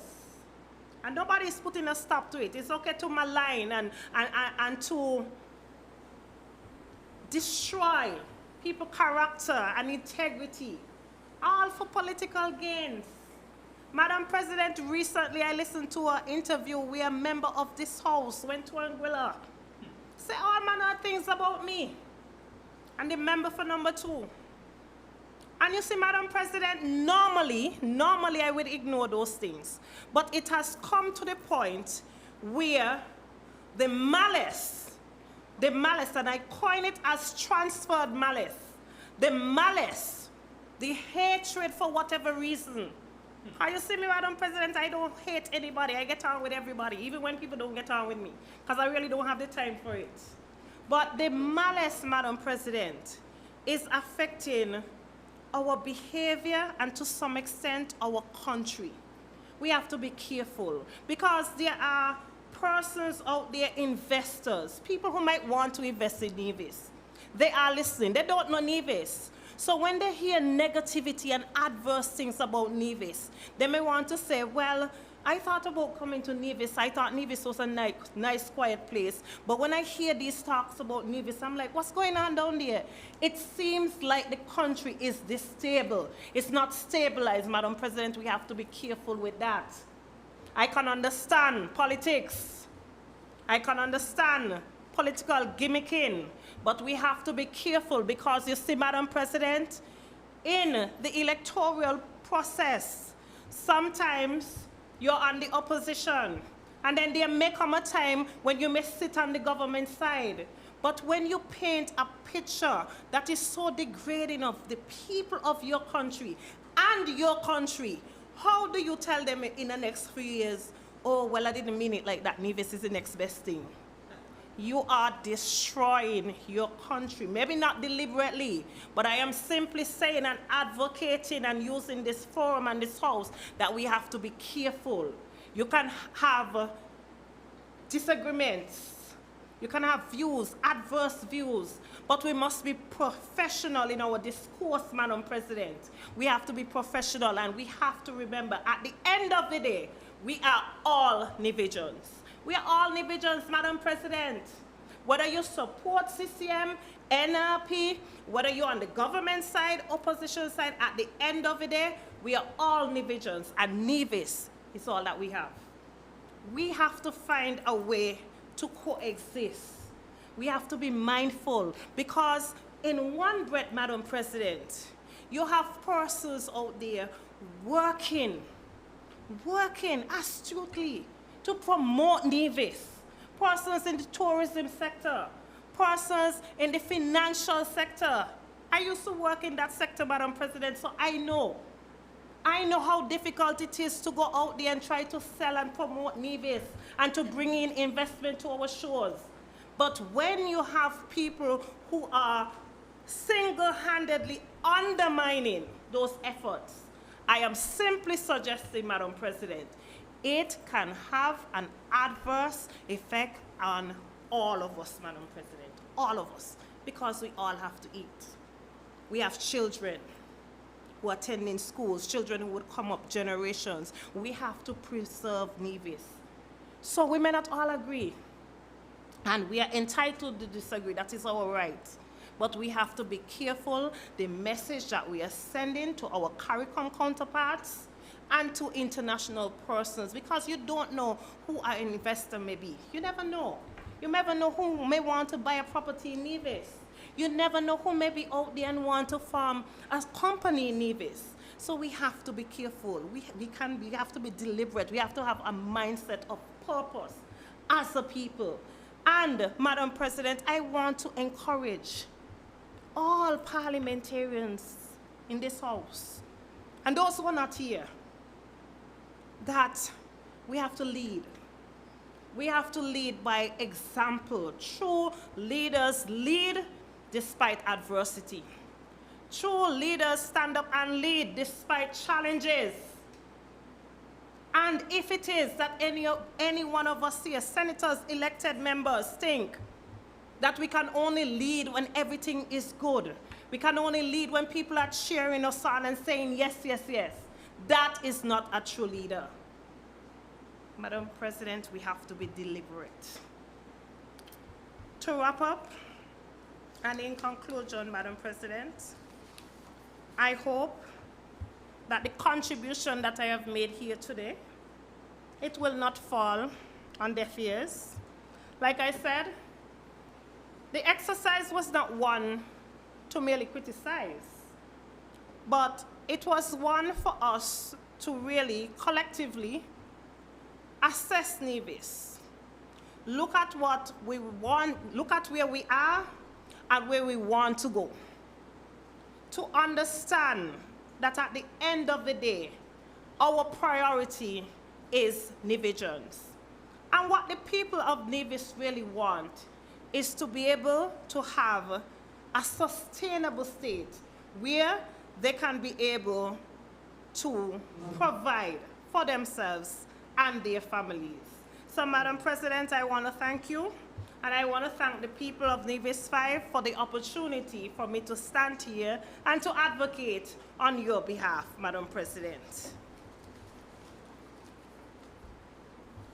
May I please you. And Madam President, I reserve the right to speak on the adjournment. Thank you, Honourable Member. Just to confirm, Honourable Member, before you take your seat, the standing orders to indicate that in your response, your time limit shall not be less than 2 hours. We would have heard you for 1 hour and 51 minutes. And I just want to confirm that you've concluded your presentation. We are not taking away your right to speak, but just to confirm that you're satisfied that you've made your presentation. Yes, Madam President. Thank you. Unless you want me to speak for. I'm not taking away your right, Honourable Member, but I heard your indication that you're satisfied. Thank you. I recognize the member for Nevis 3.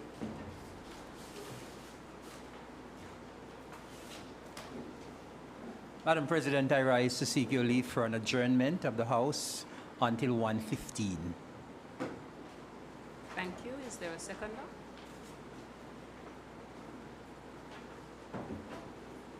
Madam President, I rise to second the motion. Thank you.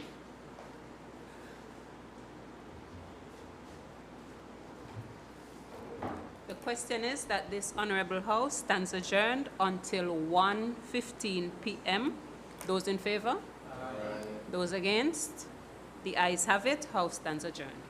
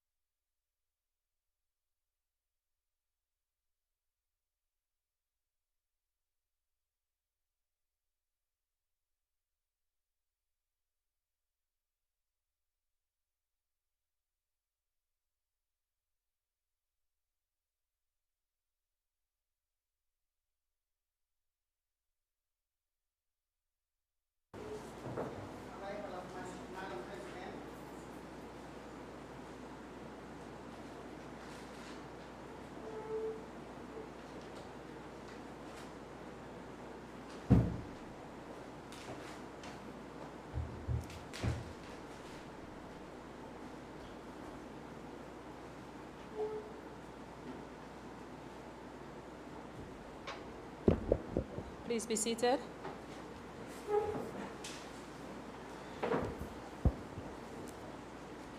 Good afternoon, everyone.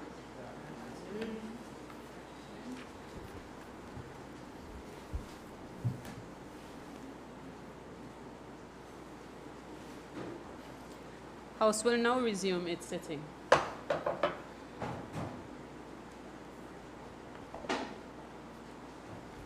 I recognize the honorable nominated member, Minister of Health et al.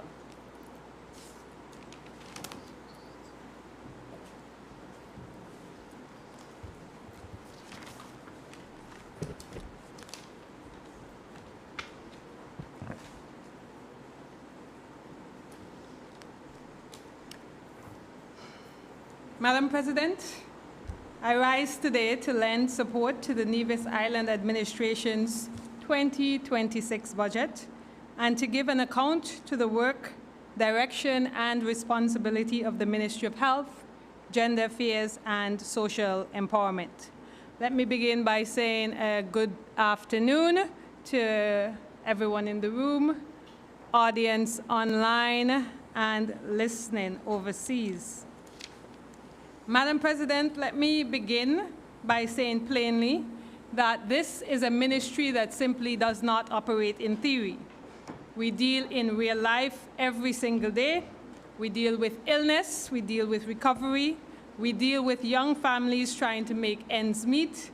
We deal with elderly citizens trying to engage and age with dignity, with individuals struggling quietly with mental health diseases, and with women carrying the burden and load of households. We deal with children needing protection, care, and structure. All of this, Madam President, falls squarely under the umbrella of the ministry that I am privileged to lead. And so when this ministry speaks of policy, it is always from the ground up and not the other way around. Under the theme, a purpose-driven agenda, building our sustainable future, this administration has invited the entire nation to consider something deeper than numbers and line items. This theme calls us to examine not only what we are funding, but why. Why we spend, why we invest, why we move this island forward in one direction and not another. In essence, what's the purpose? The answer is easy, Madam President. A purpose-driven agenda must always begin with people, or else what is really the purpose? This is where my ministry enters the stage, and never as a supporting act, never as a soft portfolio, but as a central pillar in the architecture of sustainability. And so when this administration speaks about sustainability, my ministry answers with three simple truths. You cannot build a sustainable economy with sick people. You cannot build a just society without gender equity. And you cannot build national strength on social weakness. Sustainability, Madam President, goes well beyond how long our buildings stand, and instead should focus on how long and how well and how upright our people stand, because sustainability must always focus on humans. Simply put, Madam President, if the economy is the engine of development, then the people must be the fuel. And if the people are the fuel, then the Ministry of Health, Gender Affairs, and Social Empowerment is the refinery. That is why the budget laid by the Honourable Member for Nevis 2 speaks not only of fiscal performance, but of social investment. It is not accidental. This is intentional. It is a purpose-driven agenda. I want to be clear throughout my contribution, Madam President. Health is not an expenditure. Health is, of course, an investment. And this is not just talk, Madam President, and we do love to talk quite a bit. But this is, in fact, the facts of the matter. And guided by this, the Ministry of Health, Gender Affairs, and Social Empowerment remains anchored in the fundamental belief that you cannot grow a country's GDP if that growth never reaches the poor, the disabled, the elderly, the abused, the sick, and the marginalized. Then what you have built is not development. It is merely decoration. Madam President, this government is not interested in decorating inequality. We are committed to dismantling it. In health, we are modernizing our systems, expanding services, integrating mental health and wellness, strengthening diagnostics, and building a workforce prepared for tomorrow. In gender affairs, we are not merely celebrating women. We are removing structural barriers, enforcing rights of men and women, and building leadership pipelines for boys and girls. In social empowerment, we are not managing poverty. We are dismantling cycles of dependency and replacing them with pathways to independence. This, Madam President, is reflected clearly in our ministry's strategic direction for 2026. This ministry's mandate is clear. As I mentioned, it is a ministry whose purpose is the people. This ministry understands fundamentally that sustainability begins with life. And thus, please allow me to take this opportunity to advance for scrutiny of the people to whom we are privileged to serve and describe how the 2025 budgetary allocations were used to protect the sick, strengthen families, empower women, advance mental wellness, safeguard children, honor the elderly, and build social resilience.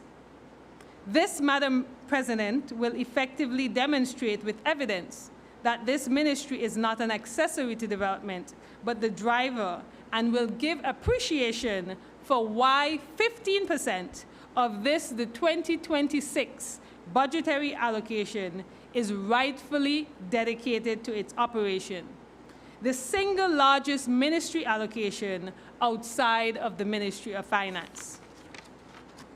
The honorable mover of the bill has spoken with refreshing honesty about the condition and direction of our healthcare system.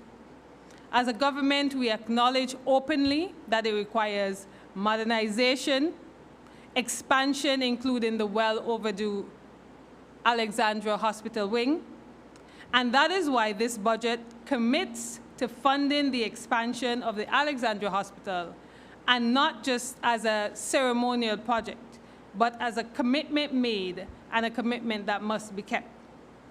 Madam President, we are currently in negotiations and actively engaging in discussions to secure the most favorable financing option for the people of Nevis to complete this project. This government refuses to pretend that everything is perfect, but at the same time, we refuse to allow imperfection to become an excuse for inaction. We acknowledge where improvement is required, but also never abandon responsibility while waiting for perfection. And so, Madam President, let me speak plainly as well about the Alexandra Hospital. It is not closed. It is not failing. It is not dormant. It is functioning.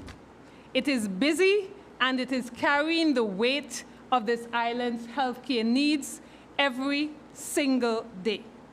Madam President, the Alexandra Hospital and its outpatient services serve thousands of Nevisians and visitors alike annually, including, I'm certain, the honorable member for Nevis 5, whom would have indicated that said hospital needed expansion to function. From January to November 2025, 1,860 new patients were registered into our health information system. 17,355 patient visits were recorded, and 14,789 clinical appointments were completed. And Madam President, 7,795 unique individuals received direct treatment at the Alexandra Hospital. If we take a look, hold on, Nevis, because it serves us all well. If we take a look at our diagnostic services for this year thus far, our lab average over 700 tests per month, and radiology average more than 250 scans per month. These are numbers, not projections, not estimates or assumptions. These are real-time service numbers of a hospital that is doing what it was built to do.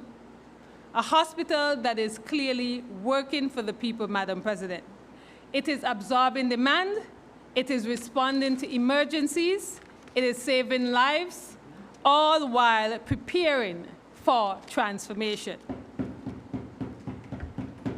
Madam President, it is possible to hold two truths at once. We can acknowledge infrastructure gaps, and we can wholly defend clinical performance, because healthcare delivery is not supposed to feel or look easy. It is hard work. It is life and death operations, split-second decisions, overworked and, quite frankly, underpaid professionals with unforgiving schedules. The ministry does not romanticize healthcare. We respect it, and we fund it accordingly to the tune of $43 million as is presented in the 2026 budget estimates. Those who attempt to reduce the Alexandria Hospital to a construction conversation ignore the daily reality and productivity. One clear demonstration of this productivity at the Alexandria Hospital is the Nevis Eye Care program. In 2025 alone, not 24, not 23, 2025 alone, Madam President, this innovative medical mission program that functions at our Alexandria Hospital facility, in our Alexandria Hospital theater, using many of the medical equipment and tools invested in and secured by the Alexandria Hospital, incorporating the staff of said Alexandria Hospital. In 2025 alone, Madam President, 1,576 patient visits were recorded. 43 diabetic laser procedures were completed. 14 glaucoma laser treatments were delivered. 14 laser procedures were treated. 14 procedures treated secondary cataracts. 11 additional laser procedures treated narrow-angle glaucoma. Specialist oculoplastic interventions were performed, and 2 corneal transplants were successfully completed. And in a single month span, April to May 2025, 30 cataract surgeries were performed. Then again, in October to November 2025, 44 cataract operations were done, and multiple glaucoma surgeries with implantations and complex procedures utilizing specialist teams and equipment. And Madam President, you know what the best part is? None of these patients paid more than $400 for these specialty services and surgeries. That's free. Where else in the world, Madam President? These are hospital-grade surgical interventions carried out locally for Nevisians and, Madam President, also to the benefit of our brothers and sisters across the Narrows, and even further to our regional family. Yes, that is indeed correct. We have had individuals who've traveled across the region to benefit from our healthcare and eye care program. If this is not a testimony to the quality and stability of the Alexandria Hospital, I simply do not know what is, Madam President. Is this the specialized care that the member for Nevis 5 referenced? Are these the scans and tools and equipment that are lacking? If so, Madam President, I don't know where else to go. Madam President, specialist missions like the IKEA program remain one of the most effective models for service in Nevis. They provide immediate care, skills transfer, reduced referrals, increased access, and recent missions delivered services in colon cancer screening, sickle cell disease, dental services, ophthalmology surgeries, emergency support, audiology, pediatric oncology, and more, Madam President. These partnerships continue to reduce our dependence on off-island referrals. So in 2025, Madam President, we also had our annual prostate screening led by Urology Associates and always readily supported by the Ministry of Health. This service conducted by Dr. Thwaites and his team benefited 633 men. And I want to congratulate the men for taking ownership of their health care and participating in this exercise. The colon cancer screening program led by Dr. Spencer Amory, this annual initiative provided surgical services to 25 individuals. And of course, I would have given the information for the Nevis IKEA program led by Dr. Raymond Hubie and his team. We also had a new addition this year, Madam President, our pulmonary clinic initiative. This addition to our screening services was spearheaded by Dr. George Bainu of the Nevis DC team of the United States.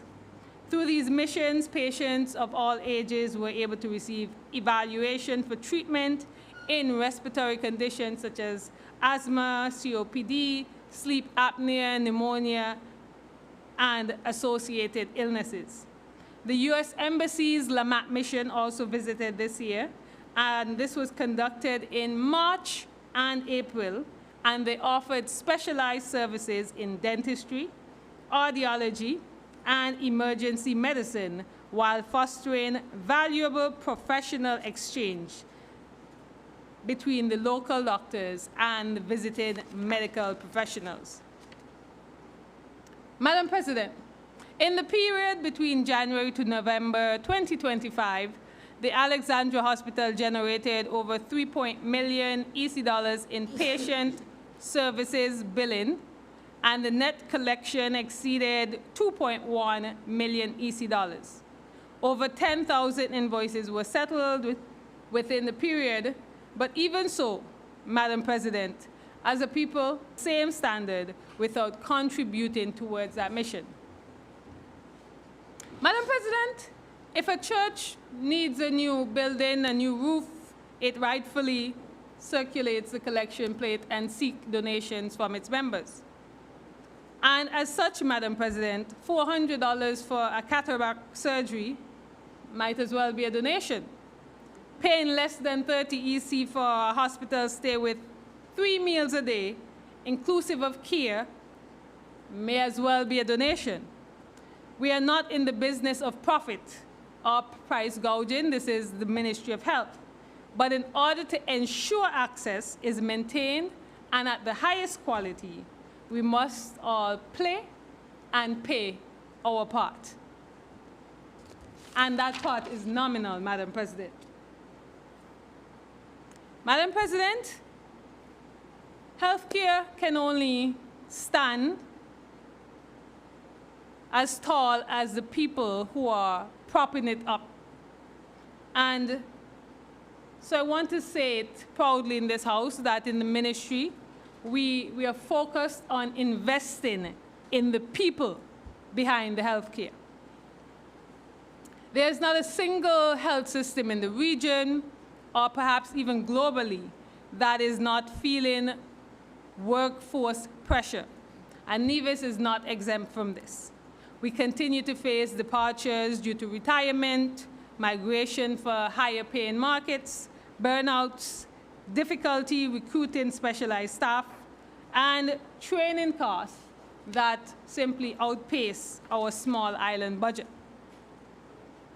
Madam President, at present, Nevis is currently served by a core team of resident medical doctors in family medicine and internal medicine, dentists and dental nurses, 2 shared SKN resident ophthalmologists, and supported by visiting surgical specialists. There's radiographers, laboratory techs, pharmacy professionals, specialist nurses, maternity nurses, physiotherapy, behavioral health clinicians, visiting specialists in urology, oncology, pediatrics, anesthesiology, and surgery. The hospital's medical establishment comprises of over a dozen doctors on rotation and contract, over 80 clinical and nursing staff across departments, and administrative, housekeeping, and support services that ensure continuity of operations. Madam President, this level of coverage is significant for an island and population of this size. And the model that we have remains that first we want to build local capacity, recruit where we can and where needed, and supplement this by continuing to use regional and international support strategically to maintain specialist access through our structured missions. If you would permit me, Madam President. As the Minister of Health, I promote always hydrating and getting your daily intake of H2O. H2O. Madam President, in line with this model, in 2025, 10 nurses completed professional training programs at CFBC, all with nursing students receiving financial support from the Nevis Island Administration. That's 3 new midwives, 3 new registered nurses, and 4 nursing assistants added to our ever-growing complement of staff. Additionally, Madam President, 6 registered nurses were recruited from across the region. I had the pleasure just yesterday of meeting the most recent 2 who just began work, and I'm happy to report that they are quite happy to be on island and joining our team. Madam President, I'm happy to report that some of our medical doctors are in fact answering the call put forward by the honorable member for Nevis 2. As such, 5 medical officers are currently pursuing specializations in anesthesia, ophthalmology, obstetrics, and radiology. I know that I mentioned quite a number of nurses earlier as well, Madam President, but we also still have 3 nursing students who are also being financially supported by the NIA, who are currently completing their bachelor's degree and will join the system in 2026. Unless we forget our medical officers specializing or feel that they're being neglected, they too are receiving some financial assistance from the Ministry of Health as an incentive and monthly stipend to support their goal towards specialization. While we are on the topic of scholarships and study opportunity, Madam President, the Medical University of the Americas continue to partner with the Ministry of Health, offering 2 annual scholarships. This year, 2 students, Lakeisha Rogers and Kamani Hanley, were awarded scholarships to pursue studies in pharmacy and information technology, cybersecurity, respectively. Madam President, this is what we mean when we say workforce building. While we continue to rely on the recruitment mechanism to supplement our workforce, we will never abandon the mission of investing in our local capacity. I want to take a moment to echo the sentiments loudly of the honorable mover of the bill and encourage our people to also invest in themselves by seeking out and grabbing these scholarship and financing opportunities. Madam President, imagine a scholarship that fully funds your course of study and all associate costs up to approximately $22,000 per year. A scholarship that allows you to choose the accredited school of your choice in the country of your choice. And only 4 persons, 4, applied for these 2 annual scholarships this year. Madam President, if these opportunities were available in our day, I'm sure that we would have seized the opportunity readily. And so as we approach another cycle, which we hope to launch in February or March 2026, I want to emphasize that this is not a scholarship to study at the MUA, as some people seem slightly confused by that. It is a scholarship opportunity funded by the MUA through partnership with the NIA. And while priority health areas are prioritized, other priority areas locally and nationally will be favorably considered. This is, of course, evidenced by young Hanley, who secured one of those scholarships in cybersecurity. So please, I implore all young people, please apply, embrace this opportunity, and I hope when I come back to this honorable house in December of 2026, I can say a minimum of 50 applicants. I want more, but I'll be gracious and ask for a minimum of 50 applicants next year. And while we're discussing scholarships, allow me to also promote the Cuban Scholarship Program for the 2025-2026 academic year. These applications close in March 20th, 2026, and there are available opportunities for 6 postgraduate medicine, 3 non-medical careers, 2 bachelor's degree in nursing, 1 dentistry, and 1 short cycle higher education program in health technology. So, Madam President, the opportunities are there, and we continue to encourage our individuals to capitalize on them. So back to training. The ministry continues as well to facilitate training and development of our current cohort of professionals. So from that set, 2 health professionals would have traveled to Taiwan for a 5-week seed instructor training course under the Mental Health Enhancement Project, and this focused on various mental health conditions. As a result of this trainers initiative, over 30 health professionals across St. Kitts and Nevis were trained to identify signs and symptoms of depression and anxiety. Hospital and community health staff also participated in numerous training and continuous medical education activities on topics such as sleep apnea, epilepsy, management of pulmonary embolism, health technology, neonatal resuscitation, stroke management, and others, Madam President. Some of these were conducted internally, and some of them we utilize our webinars and external partners. Madam President, the system is not only built on who joins, but those individuals who left. And I hesitate to begin naming names because I am almost certain I don't have a complete list in front of me. So I want to record my thanks to those individuals who concluded or will conclude their service in the Ministry of Health, Gender Affairs, and Social Empowerment for the year 2025. Thank you all for your service.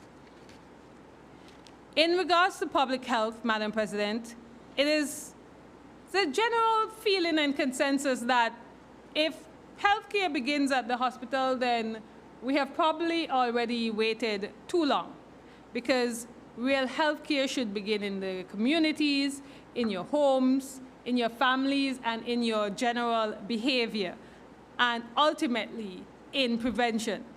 So through our community health centers and nursing teams, as well as through our health promotion unit, We continue to focus our efforts on prevention, early detection, education, and across the island, we tackle the mounting NCD crisis. And we attempt to tackle this through blood pressure checks, diabetic screenings, nutrition education, physical activity promotion, and behavioral health support. Madam President, almost every other day there's a screening popping up someplace, either at the Cotton Ginnery Mall. We partner with businesses such as TDC to do a screening there, and in the general vicinity of the Charlestown area. Other areas that the teams in these public health spaces focus on include vaccination coverage, sexual and reproductive health services. I believe there was a World AIDS Day screening and promotion activity yesterday in the square, and many individuals would have capitalized on that opportunity to learn more about how to protect themselves. Madam President, as we speak about the mounting NCD crisis, hypertension, diabetes, cardiovascular diseases, chronic kidney diseases are no longer illnesses that we encounter occasionally. So these conditions are, they're in our wards, they're shaping our workforce, and they're straining our families, Madam President.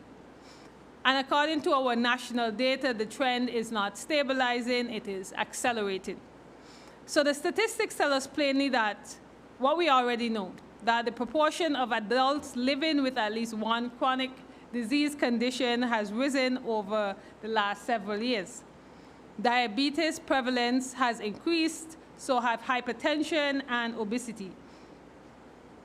And behind these diagnoses stand a quieter and more devastating outcome, and that is renal failure, Madam President.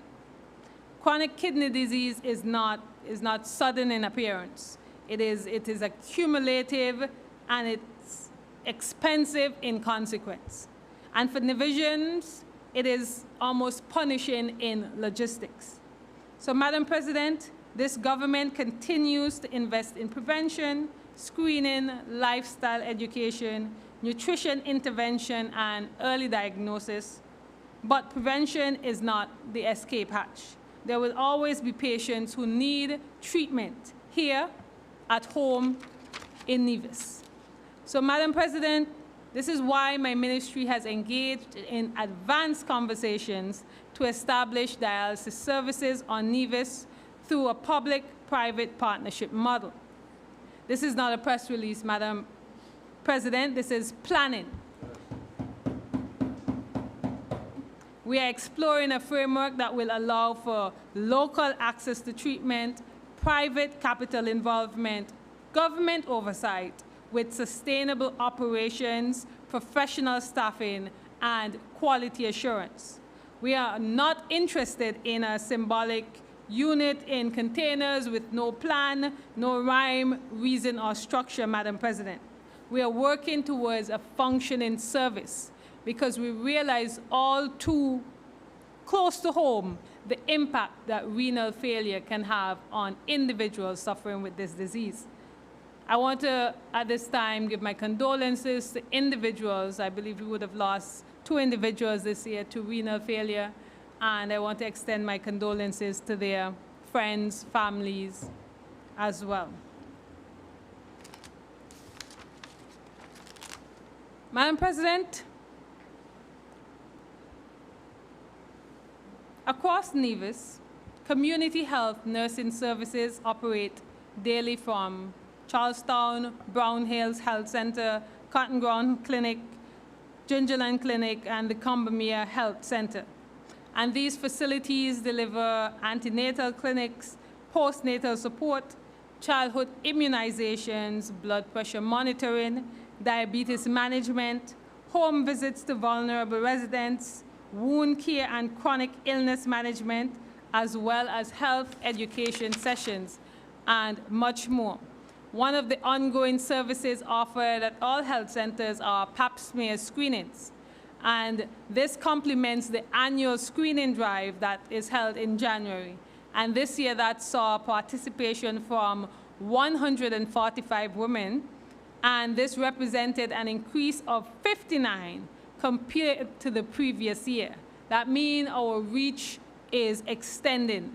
And so I want to put our gratitude on record at this time as well to the Social Security Board, who, for their donation of 2 pelvic examination tables, before we could do the official handing over exercise, they were already put to good use, Madam President. Indeed. As we can see, community health is not a side program, but it carries the bulk of routine health care on Nevis.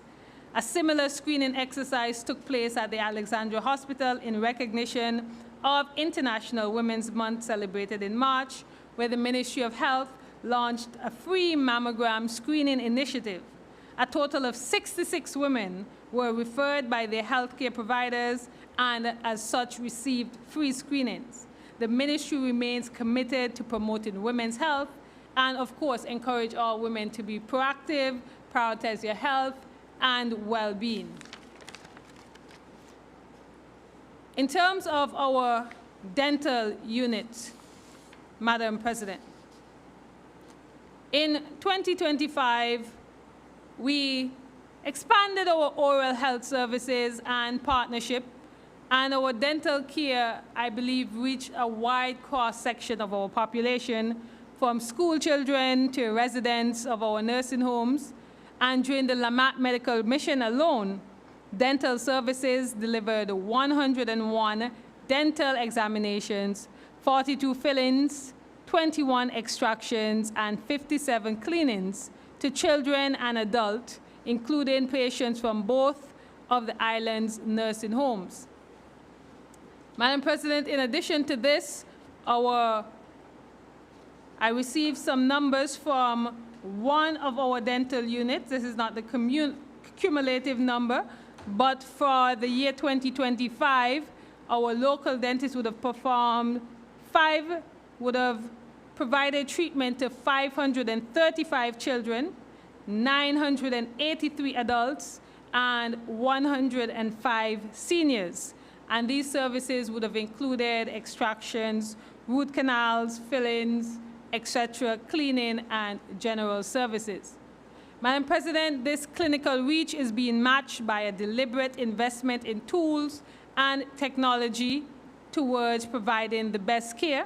And thus, earlier this year, the ministry received 2 ultrasonic scaler units and handpieces for the dental unit as part of a $60,000 equipment package from the St. Christopher and Nevis Social Security Board, who were aiming to strengthen our ability to perform modern, efficient cleaning and care.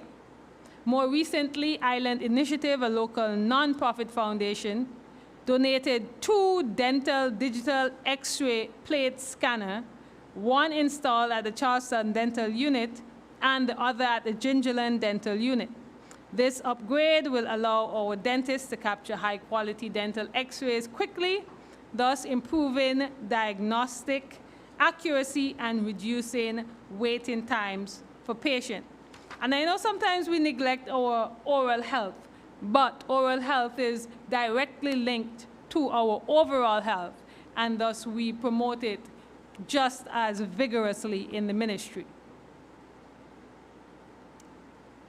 Madam President, another area that this government, this ministry, refuses to treat as a whisper is the area of mental health care.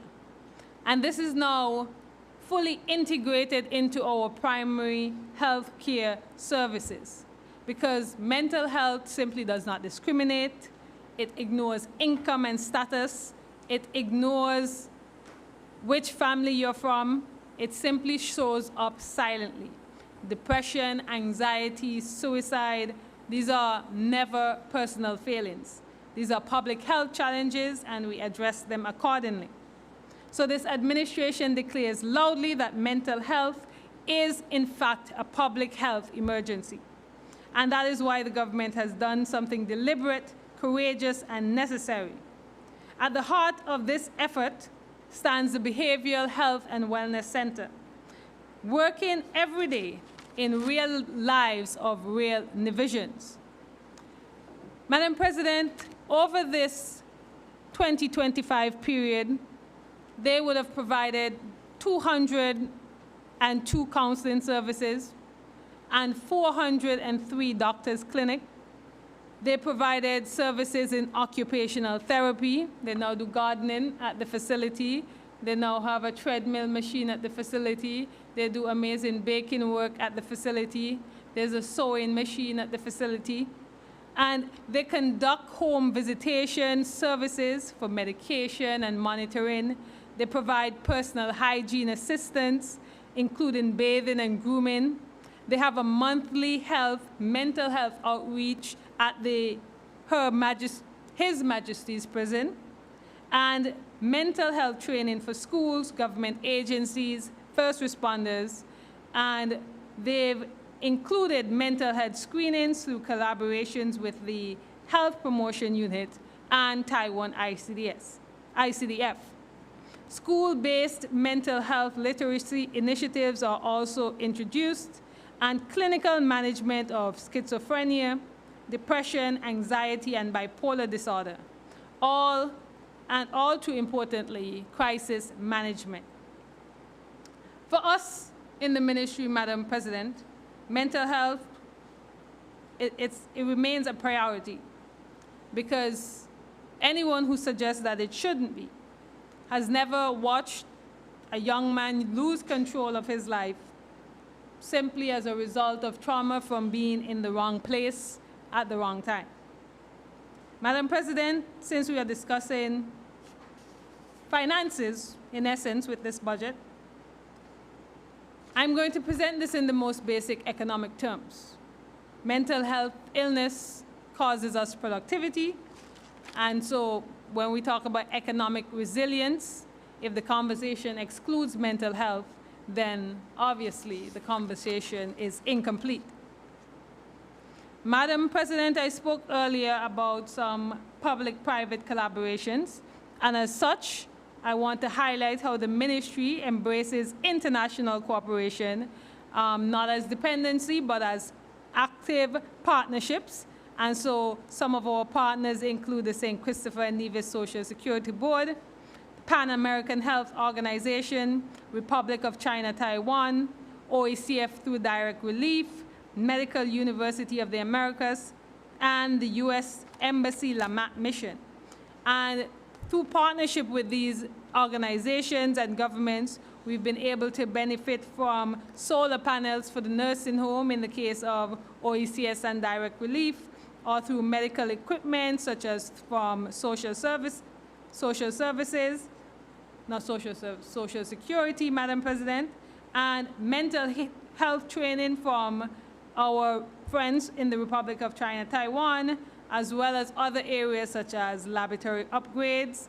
And Madam President, these are not handouts. These are, as I mentioned earlier, strategic partnerships at work, and I believe it is working very well. And as such, I want to record my thanks to all of these organizations for their donation. And I think I missed a few, so I don't want to omit anyone. And the Four Seasons Homeowners Foundation is also one of our strong partners. They would have provided the funding for and ongoing support for the NEVCOM emergency dispatch system. Yes. And Madam President, this system is state-of-the-art. It surpasses any in the Federation and probably in the region, and competes with those globally. This system is now up and functioning, and so when individuals are seeking medical attention or emergency services, you are now connected to our emergency dispatchers who can activate the required protocol to get you the best services in the quickest amount of time, while being trained, if necessary, to help coach you through the emergency that you are experiencing. So I want to thank the Four Seasons Homeowners Foundation for that initiative. Also, we received medical supplies from Circle of Care, Nevis Credit Union made their annual donation to the hospital, which was a computer this year. And as, of course, I mentioned that we continue to receive support from the government of the Republic of China, Taiwan. In terms of the Republic of China, Taiwan, I know that the Behavioral Health and Wellness Center would have received several items, including the sewing machine that I mentioned, board and memory games, treadmill, an exercise bike, as well as several other educational and promotional materials to promote mental health literacy and stigma reduction. And so, on behalf of the team at the Behavioral Health and Wellness Center, I extend gratitude on their behalf as well. Madam President, I move to a peripheral, it's often viewed as a peripheral aspect of, and that is the solid waste management.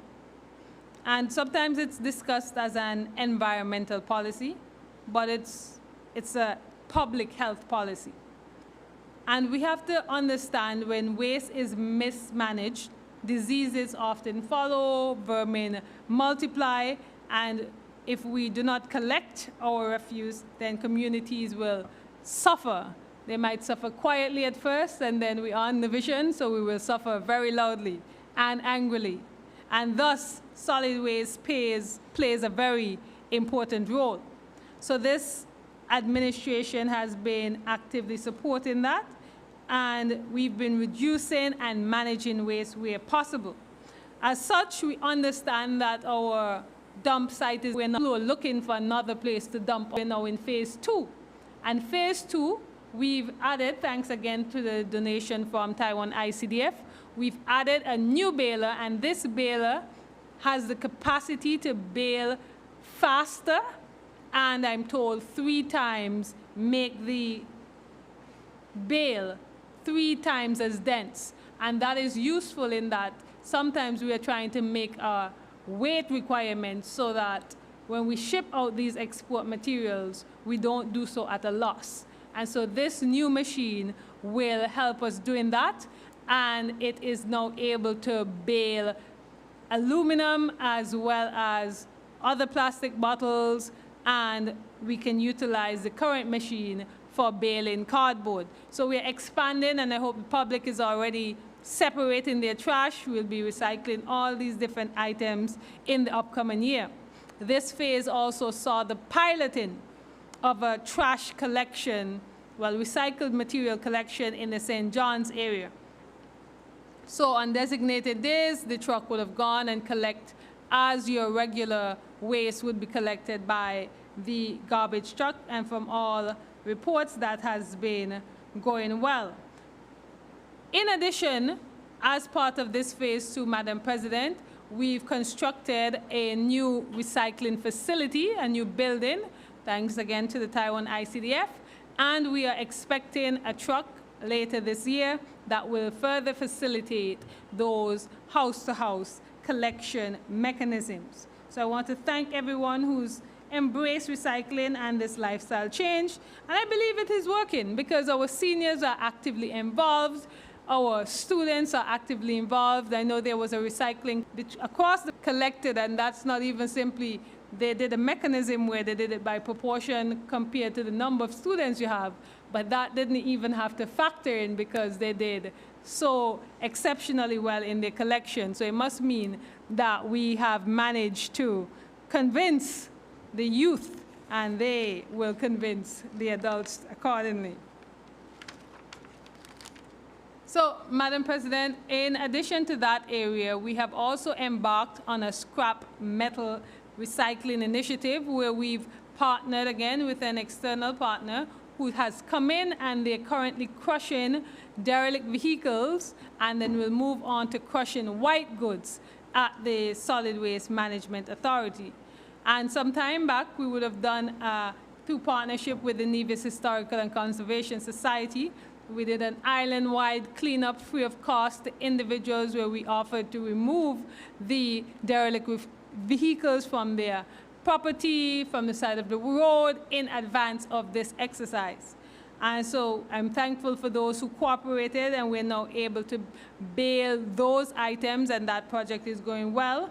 Currently, we are not collecting any vehicles, but what the Solid Waste Management Authority has offered is a vehicle disposal amnesty program. And this was launched recently, and it will extend until January 31st, 2026. And this targets owners of abandoned and derelict vehicles, unlicensed, unroadworthy, and you can bring them, you can contact Solid Waste, and once you follow the required procedures, you can bring them at no dumping cost to you, only the transportation to the dump. And so I encourage these owners to value your community and clean up accordingly. Madam President, there is another uncomfortable area in relation to solid waste that I feel that we must address as well. And it is the public dumping of commercial goods. And Madam President, last evening I would have received a video from my community development team who are currently working to decorate the square for the annual tree lighting this evening. And the video showed bags of garbage from different businesses that were placed and left in the square. That's where they were dumped. Those were attacked by animals and spread accordingly. Madam President, the Charlestown Memorial Square, the Newcastle Square, it is not a dump site. It was never intended for commercial dumping. We had garbage bins there, and those were for general passenger litter.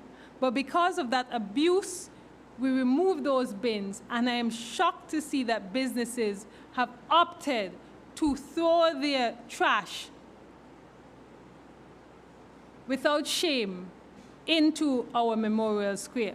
So, Madam President, I'm imploring them, because actions will be taken against individuals who continue to commit those crimes, because that in and of itself is a crime. So actions will be taken, and so I'm encouraging those businesses, if you didn't know before, the Charlestown squares and public spaces are not a dump for commercial refuse.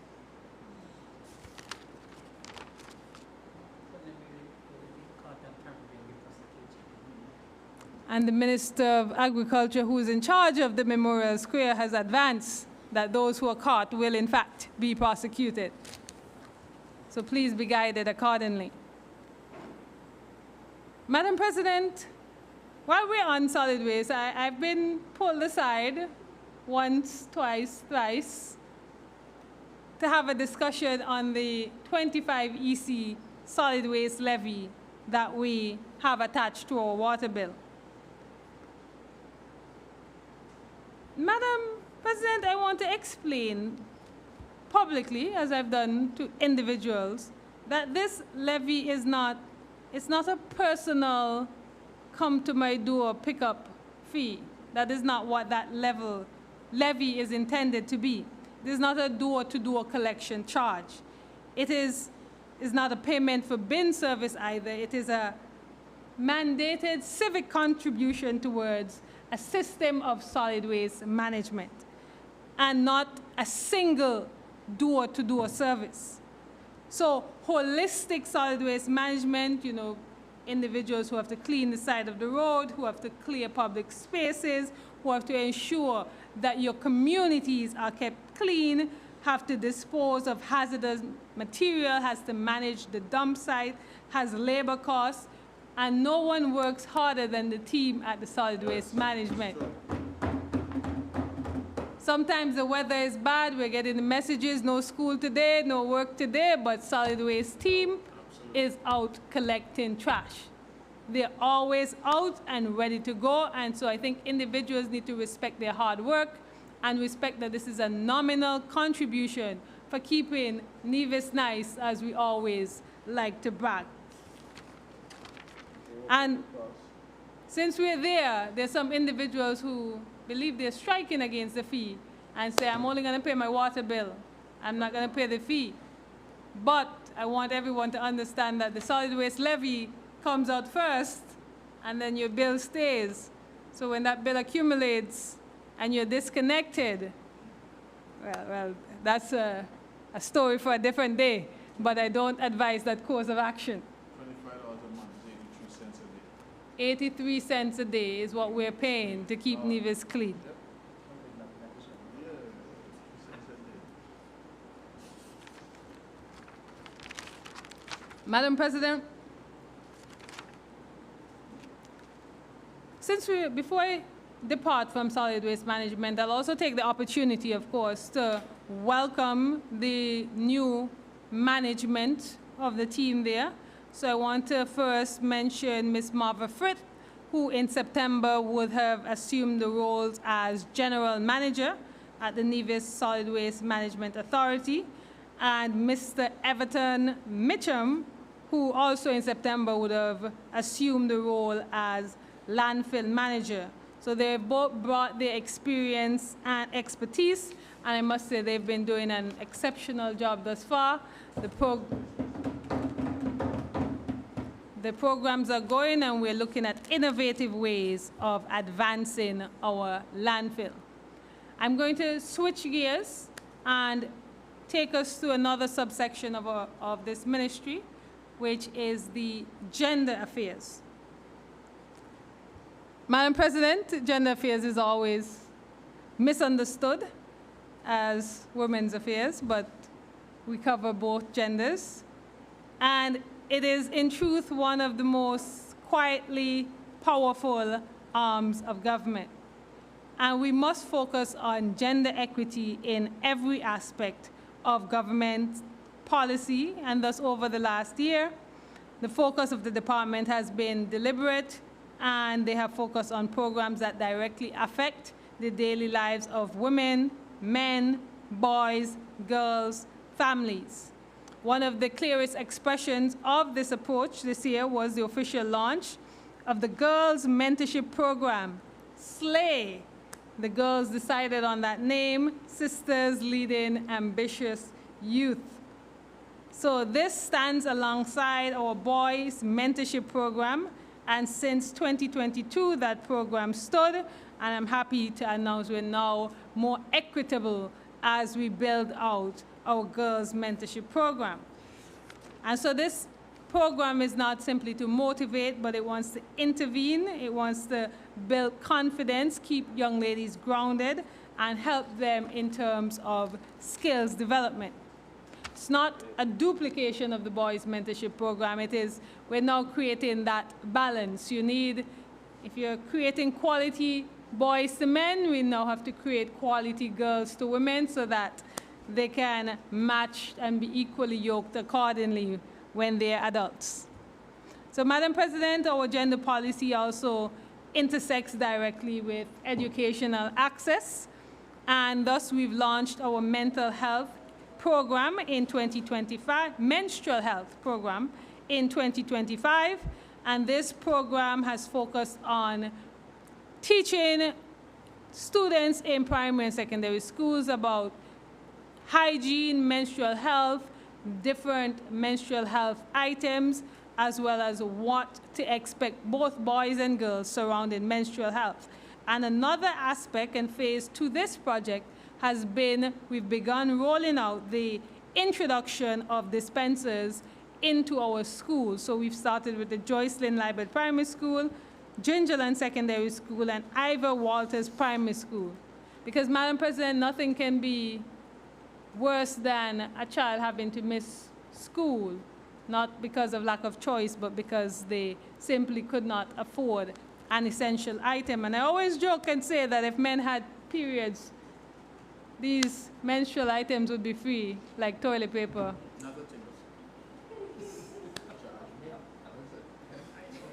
I think I can use the AIDS Day giveaways as a reference as well. I know many of the items that were being given away were free condoms. And so I stand to be corrected, but it is my perception, Madam President. And so while I'm in this position, I aim to equalize as much as I possibly can, and we are targeting students to bring some equity. So, Madam President, the Department of Gender Affairs also focus heavily on sensitization against gender-based violence.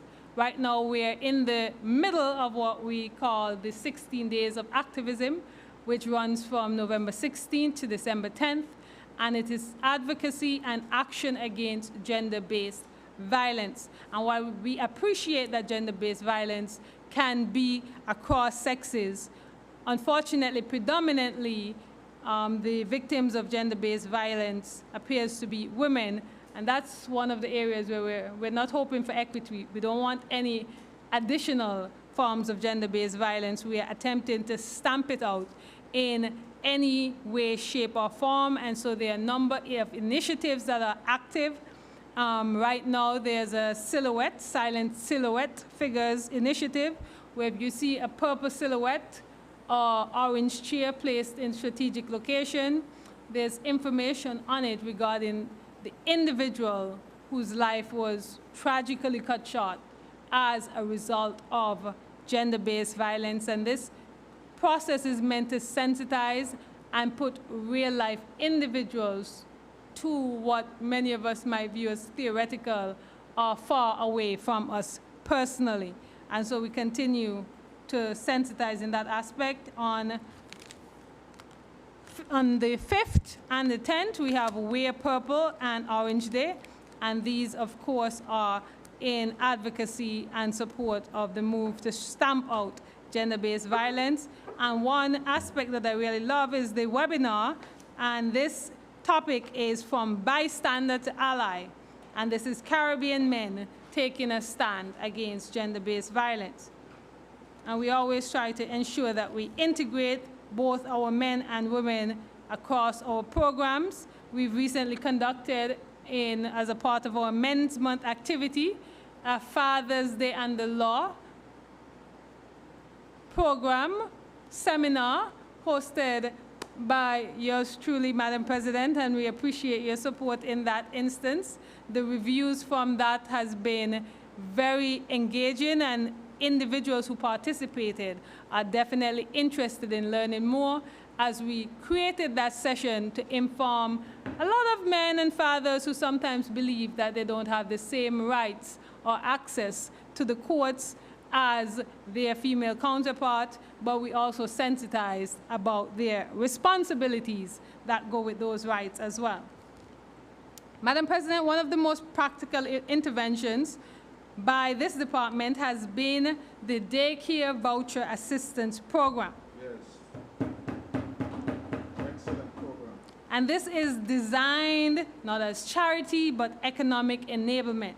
This program was designed to restore access and protect participation of working families who want to work but cannot because childcare has become unaffordable for many. So the program commenced in September of 2023, and it was open to single parents earning a household income of $2,000 or less, or dual income household earning $3,000 or less. And the support is being delivered through a voucher system, providing up to 300 EC per household per child for up to 3 children between the ages of 0 to 3. And this is paid directly to the service provider. Now, if you ask why $300, the average cost for daycare we found was $400, and so we're covering basically 75% of the cost. Why 0 to 3? At 3 years, they can transition into the government-run preschools that we have available for early childhood. Some have also questioned, why not just build a government daycare center, Madam President? That's the Sinkits model, I've been told. But Madam President, luckily, Nevis was never, I think what we used to say when we grew up, we're never built on follow fashion. So we do things the best way for us, by us, and we've always been innovators chartering our own course. That's why our financial sector is thriving. That's why our movie sector is thriving, Madam President. And that's why we continue to explore new economic prospects that we have never seen before in the Federation. So this government never shied away from innovation, and as such, the Daycare Voucher Assistance Program was born. And now it grows, and over the past year, the program has expanded its reach and maturity. So we've added just a slightly additional layer to the program. We realize that when the children are transitioning from the program to preschool, there's that initial cost of buying school uniforms, school supplies, the bags, the books, etc., that many of these parents struggle with. So we introduced another voucher system for that initial intake into preschool, where we provided vouchers to parents to access those supplies. And we don't like a one-size-fits-all approach. So we met with the parents, discussed their individual needs, and if this parent needed uniforms, they got a voucher to a uniform supplier, versus some who needed supplies, they might have gotten vouchers to TDC, RAMs, etc. And so we tailored them accordingly, up to $300 worth, and this has definitely relieved the burden for many. And Madam President, I also want to note that this program is deliberately inclusive. It's deliberately not for single mothers, but it's inclusive, so single fathers, and because we promote family life as well, it's not disadvantaging individuals who are together. So it also applies to married couples, partners who meet the financial requirements as well. Madam President, I want to, before I move on from the program, I have some of the individuals who participated would have left snapshot of their feedback of what the program meant to them. And so I think it's important to read some of those into the record. The gender affairs staff really listened and supported me through the process. The uniform assistance gave me relief. A burden has been lifted. To me, the voucher has been a blessing, helpful, financial rescue, and a mental ease. The gender affairs staff made the process super easy to sign up for, and also throughout, and I can't help but to say a hearty thank you to every single one who contributed in some way. As a single parent that was on the action plan, I benefited financially because I have multiple small children and was always in a position of owing before the program because of all the other obligations. So the program helped me tremendously. This program has made a huge difference in my life. It has saved me a lot. Madam President, these were real voices. And as we gathered in the room for the crossing over ceremony of the students who were transitioning to preschool, we had testimonials from some of the individuals who benefited from the program. And they were brought to tears, and many of us in the room were brought to tears, understanding the actual impact in their life that this program had. So, Madam President, I am extremely proud of this program, and I hope that we continue to build it out for many years to come. Currently, we have supported over 70 families in total, and 35 children has since transitioned into preschool, while we are currently servicing 31 active households. So if that's not a success, Madam President, I don't know what is. And as such, the over $800,000 that is dedicated to the Department of Gender Affairs in this annual budget, I think we can understand and appreciate some of where that investment will be going. In terms of social empowerment, Madam President, in that avenue as well, we focus a lot on empowerment rather than giveaways. And I think some individuals misconstrue that sometimes. So it is a stabilizing system where we aim to prevent households from collapsing under pressure. And so we are promoting aid that should help you to be mobile upwards, not stagnant, not dependent. And so we remain committed to our social protection measures and our social safety net. I think oftentimes the ministry, the department, gets some flack that we're spending too much. Even from my colleagues, I might get some of the flack as well, that it's too high. But once we discuss the impacts and discuss the program, we realize that we are strategically implementing these support mechanisms to assist individuals in need. And over the recent years, we've actually reduced some of the numbers, not because we're helping less individuals in need, but because we're doing more strategic management where we're ensuring that funding goes to the right individuals through greater means testing. So no longer is someone able to slip through the system working for $5,000 and then benefiting from a cash assistance program. And those situations did exist, Madam President. So in keeping with the goals of the department, one of the strongest programs in the department, I think, is the Teen Mothers program. And this is an intervention program designed to arrest generational vulnerability. So in 2025, 20 young women were formally enrolled, with 2 participants later integrated into the cycle. And several of the participants undertook work attachment opportunities at Four Seasons, Hammer & Services, Cherie's Beauty World, and the Seniors Kitchen program under the ministry itself. Every participant would have completed their assignment, and several would have enrolled in CXC programs. I think I want to highlight some of their, no, those are not their numbers, but them as well as our RISE clients, which I'm about to discuss. Our RISE program would have celebrated their 10th anniversary this year, and it brought together RISE families from throughout the years. They're in its 5th cycle, each cycle being 2 years. And Madam President, since its launch in 2014, the RISE has served 14 families and reached a total of 274 individuals.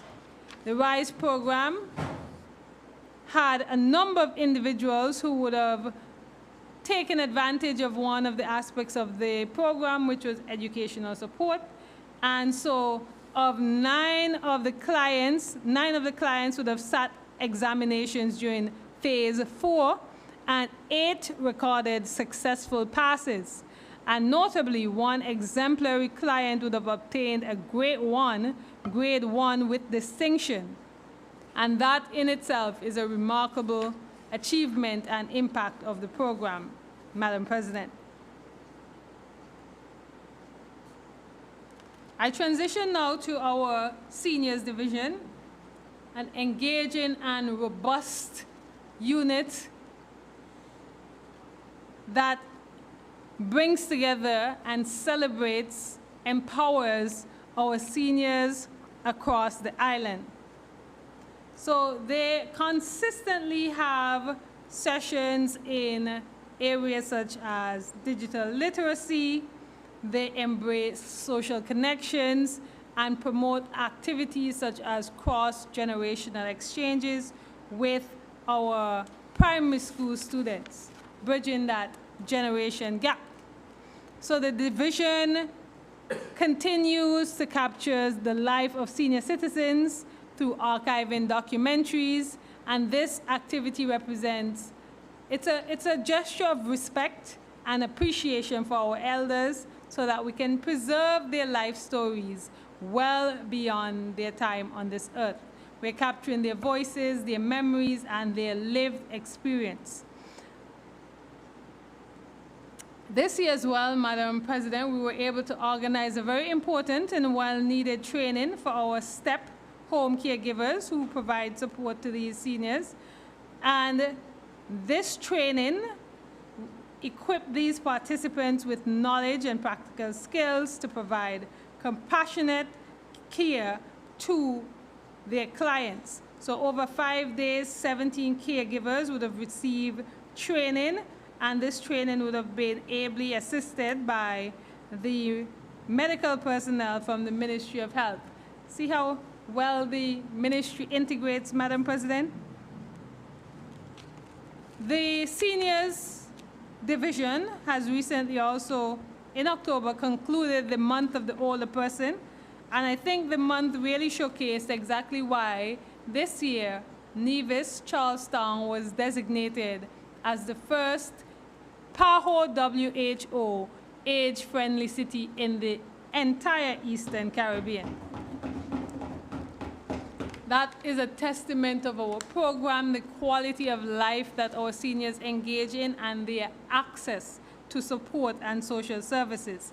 So this month saw things from sports days to talent shows to movie nights to an awards gala. And a core aspect of that month of activities is always our You Are Not Forgotten awards. And these awards award 5 exemplary citizens in recognition of their remarkable contribution through cultural, social, civic development, and the vision community.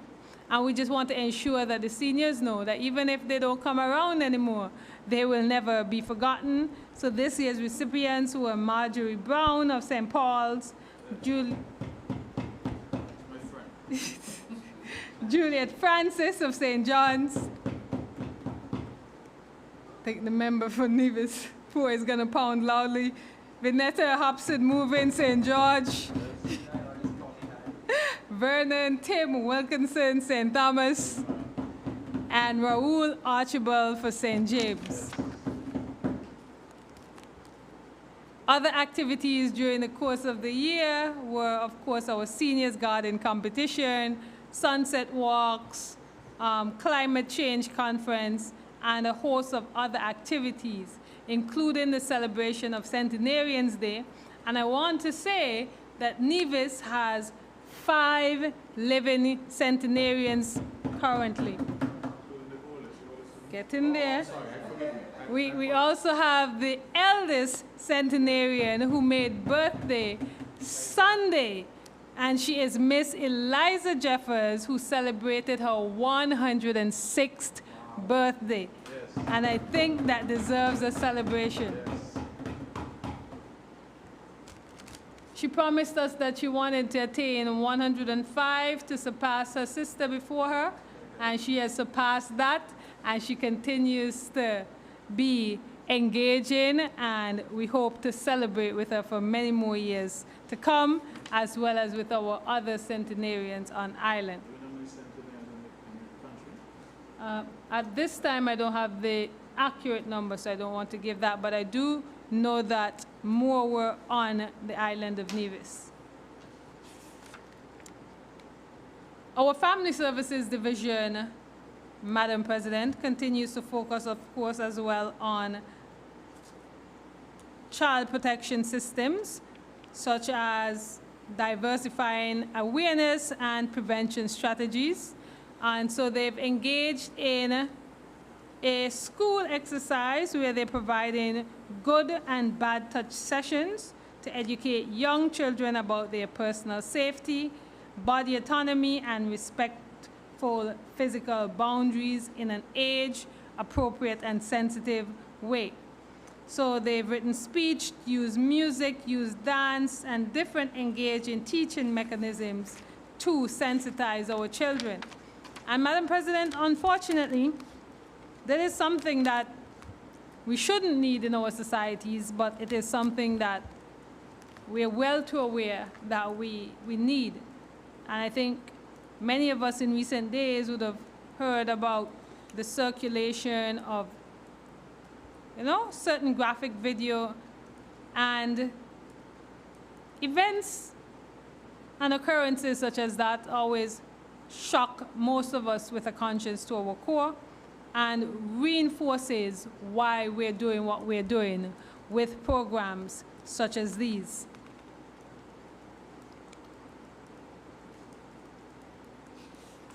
Madam President, in addition to the other assistance offered through the Social Services Division, individuals on Nevis would have also benefited, of course, from the federal boost budget wallet which would have been distributed through our Department of Social Services, supported by our Department of Social Services, as well as the individuals on the LIFT program are also supported by our Department of Social Services.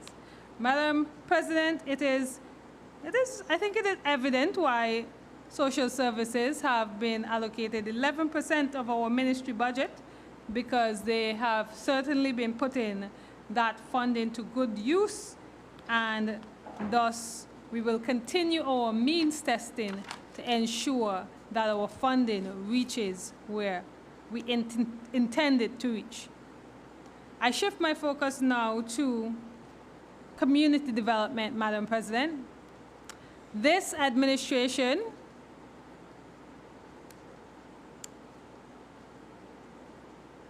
the Department of Community Development often focuses on bringing the community together in a wide array of ways. And so community development creates spaces for economic incubators, for culture and nation building, as well as skill training in workforce preparation. So this year, they opened the year with technical capacity building through agro-processing workshops, training programs, and these, it was hoped, could translate into local production and marketable skills. The same philosophy governed the themed culinary events spearheaded by the department, the Barnes Gut Bread Food Festival, a bread nut affair in Pond Hill, the Jessup Seafood Fiesta, and of course, the second edition of the Nevis Multicultural Festival, which was growing in popularity. So I look forward to seeing the dynamic mix of cultures and countries represented for the third edition of that. Youth engagement is another focus of that department, and thus they engaged in Camp Refresh, their annual camp, which was not only to occupy children during school holidays, but was designed to redirect attention towards educational and environmental awareness, marine protection, and leadership through experience.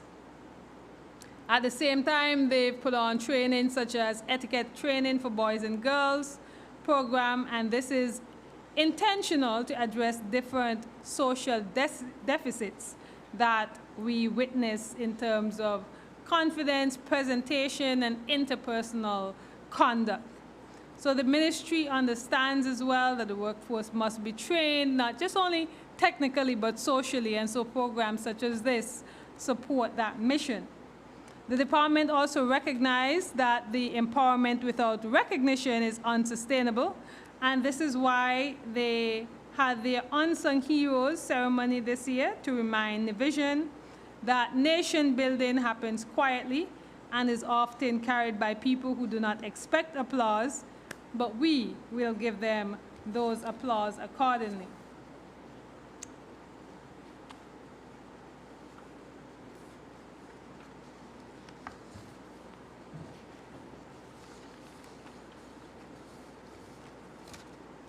With that pause, Honourable Member, you have 6 minutes left in your time. Thank you, Madam President.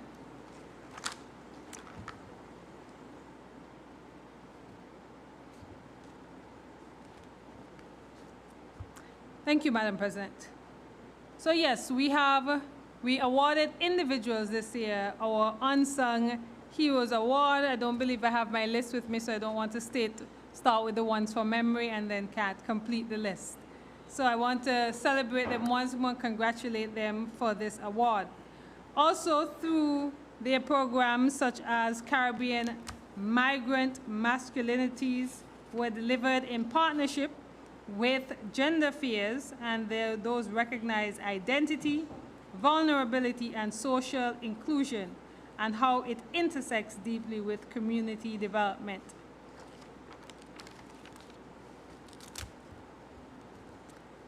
So overall, Madam President, the department continues to focus on linking enterprise to skills development. So they provide sewing workshops, floral arrangement, hospitality training, and a host of other creative pathways that can become economic enterprises. And the team also, Madam President, is leading the charge of the Christmas spirit. And so building on last year's Christmas in the Capital, Christmas Cultural Market, and Passport Competition, the team is once again preparing to continue staple activities while introducing some new fixtures. So Christmas in the Capital is scheduled for tonight, December 3rd, 2025. So we will wrap up early. We hope to all get there to celebrate on time. And this will be at the War Memorial Square in Charlestown under the theme, The Birth of Our Savior. And this year, our patron is the most deserving, Mrs. Josette Myers. My friend. So allow me to extend an invitation, of course, to the general public to this wonderful event. It promises cultural experience, family engagement, and it starts at 7 p.m. promptly. And we are lighting early, so the lights will be on by 8 p.m.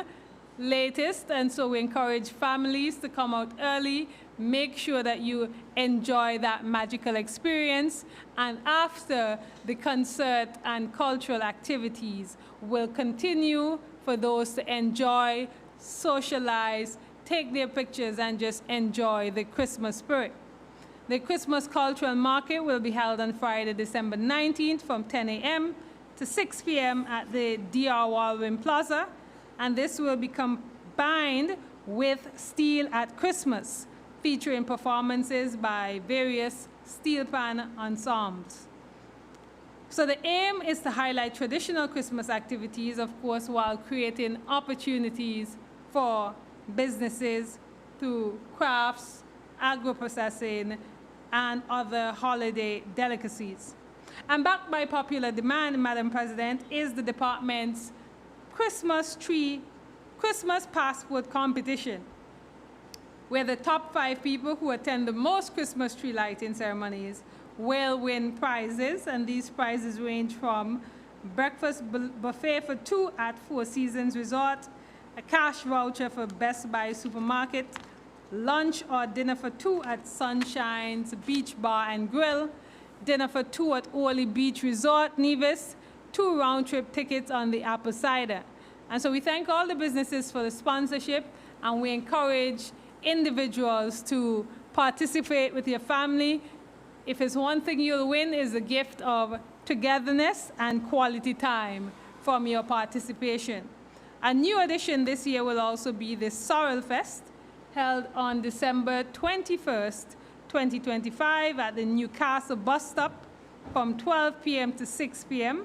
And this is hosted by the Association for Creative and Timely Community Development.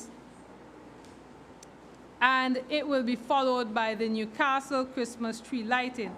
So you can expect sorrel cake, ice pop, lollies, barbecue sorrel chicken, and more.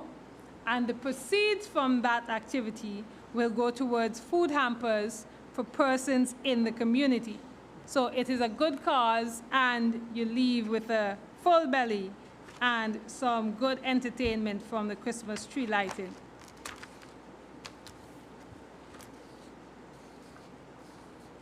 Madam President, I found the list of my unsung heroes, so I'm just going to read them into the record.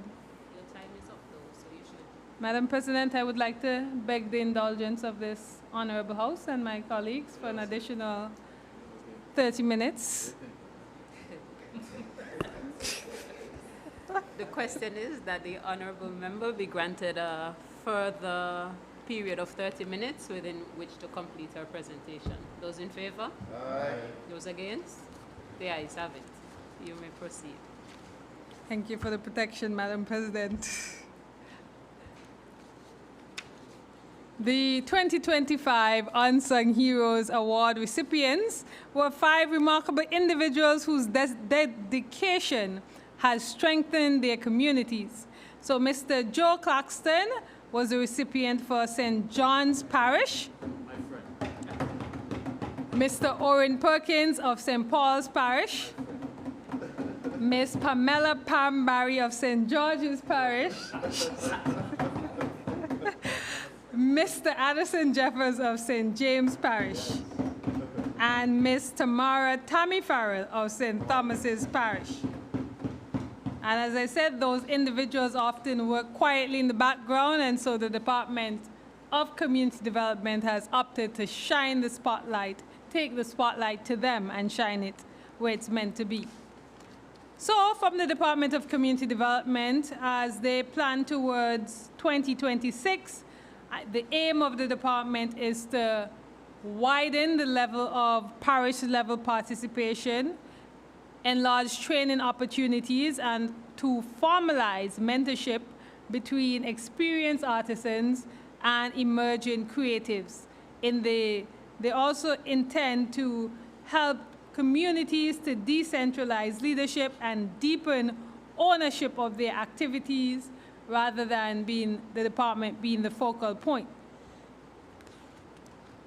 So the department will continue through these activities to empower communities and individuals in alignment with the overall goals of the ministry.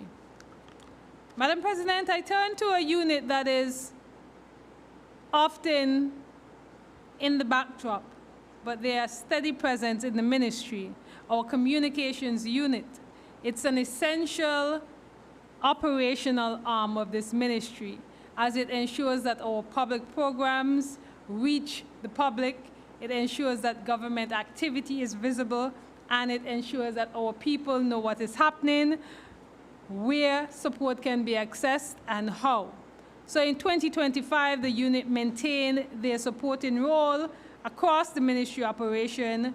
They've worked with the seniors divisions to document birthdays, milestone, community celebrations, among others.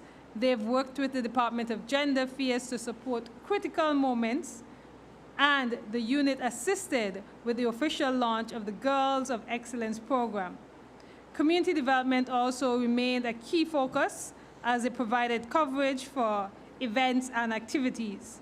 The Ministry of Health also, of course, received support, and there were cross-ministry support with the Ministry of Youth and Sports.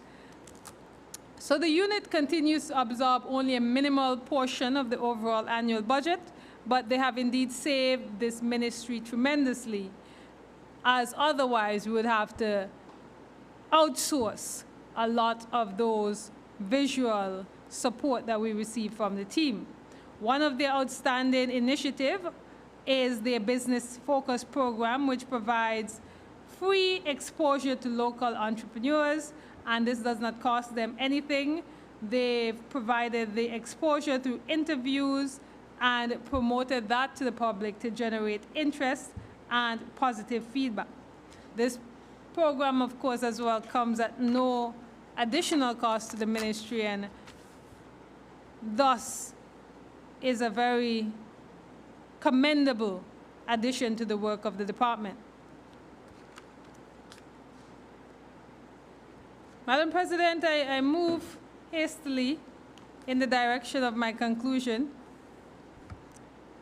by summing up that where I began, that the ministry simply does not operate in theory. Every single day, the men and women in the Ministry of Health, Gender Affairs, and Social Empowerment stand at the intersection of the greatest vulnerability and the greatest possibility. So we meet people at their weakest, and we aid them in getting to their strongest.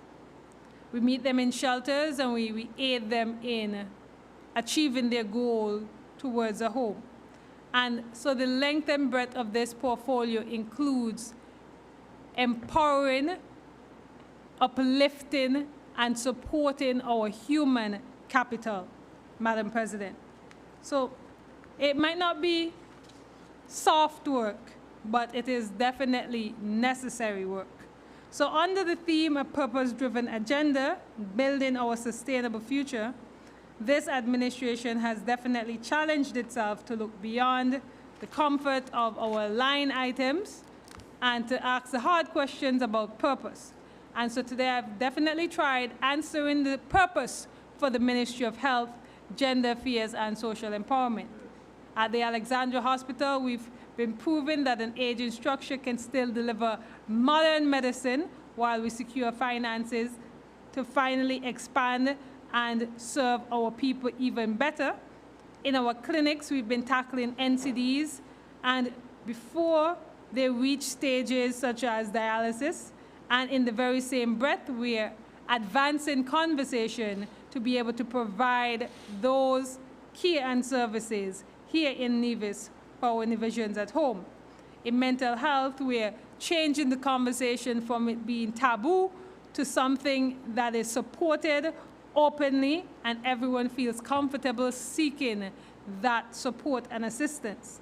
In gender affairs, we continue to move beyond just, the speeches and the promotional activities to real life events that impact individuals, Madam President. In social services, we continue our programs such as the Second Chance, RISE, and our seniors programs, child protective measures, in order to support and uplift our families. Community development, of course, continues their work by embracing the community and providing opportunities for growth. And in solid waste, of course, I want to remind everyone that we have to embrace the collective responsibility to keep Nevis clean, and that involves not only not littering, but making our contributions where possible and where necessary. Madam President, I think I have been honest about our successes, and I have been honest about our challenges, where we operate oftentimes with financial limits, but our modern healthcare system remains, it is expensive. Providing healthcare is expensive, and there's no way to sugarcoat that. But we continue to find innovative ways through strategic partnerships, international cooperation, and utilizing our scarce resources to provide the best care for our people. We continue to deal with the workforce pressures, but we recruit, encourage, and support our individuals who opt to pursue certain fields that we deem necessary for our health care, because it's always cheaper to support your own local homegrown than to import from overseas, Madam President. Madam President, I've already discussed the NCD crisis, and it is still pressing, and we will continue to press forward with our work in prevention, early detection, and sensitization. So overall, I know sometimes the work may seem fragmented, but the Ministry of Health, Gender Affairs, and Social Empowerment will continue to coordinate efforts to address different aspects of society, and hopefully collectively we're able to reach a cross-section of the Nevisian population that we can uplift, support, and empower.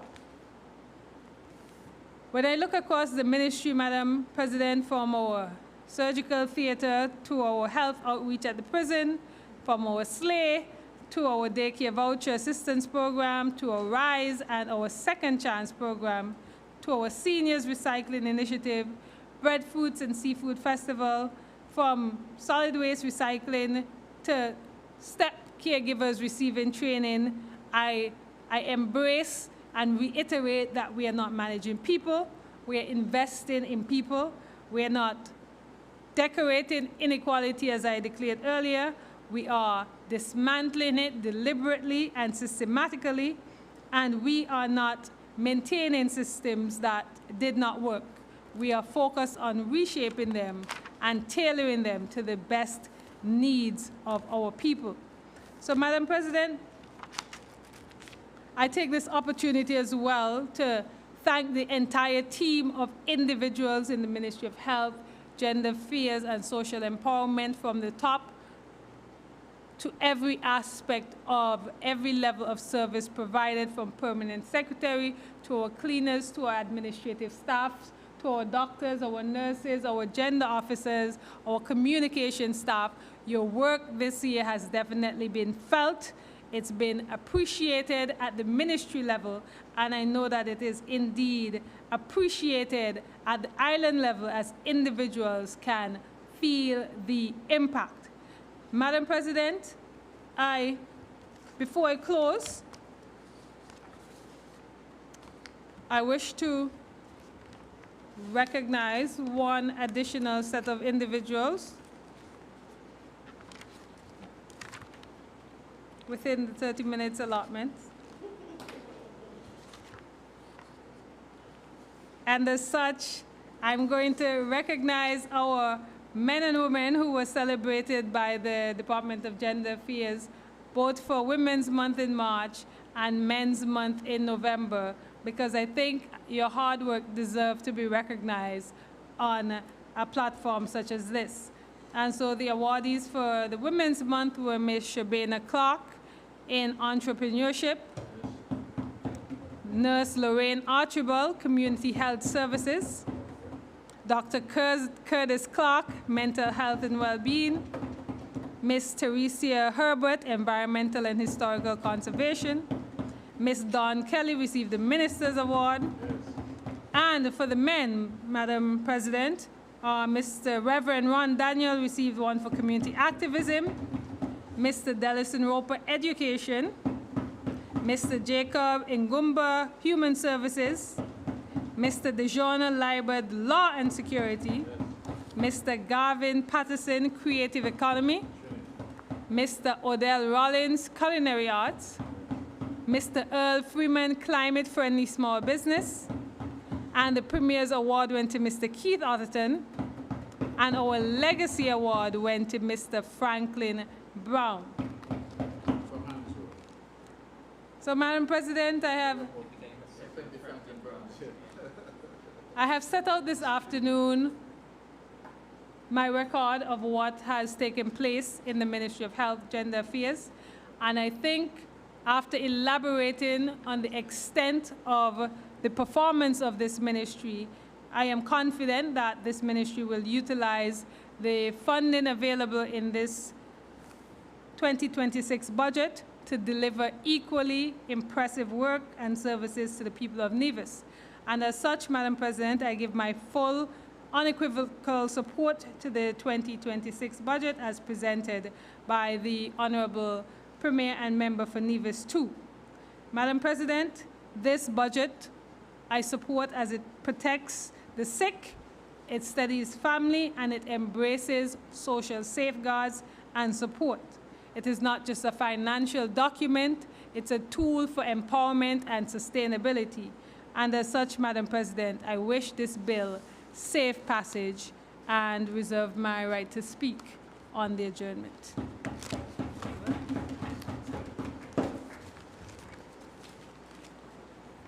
Thank you, Honourable Member.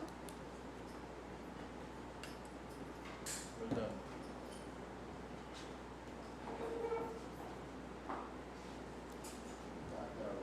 Yeah, but I feel bad for you. I feel bad for you. You made everybody leave. Oh, Lord. I recognize the Honourable Nominated Member, Minister of Youth, et al.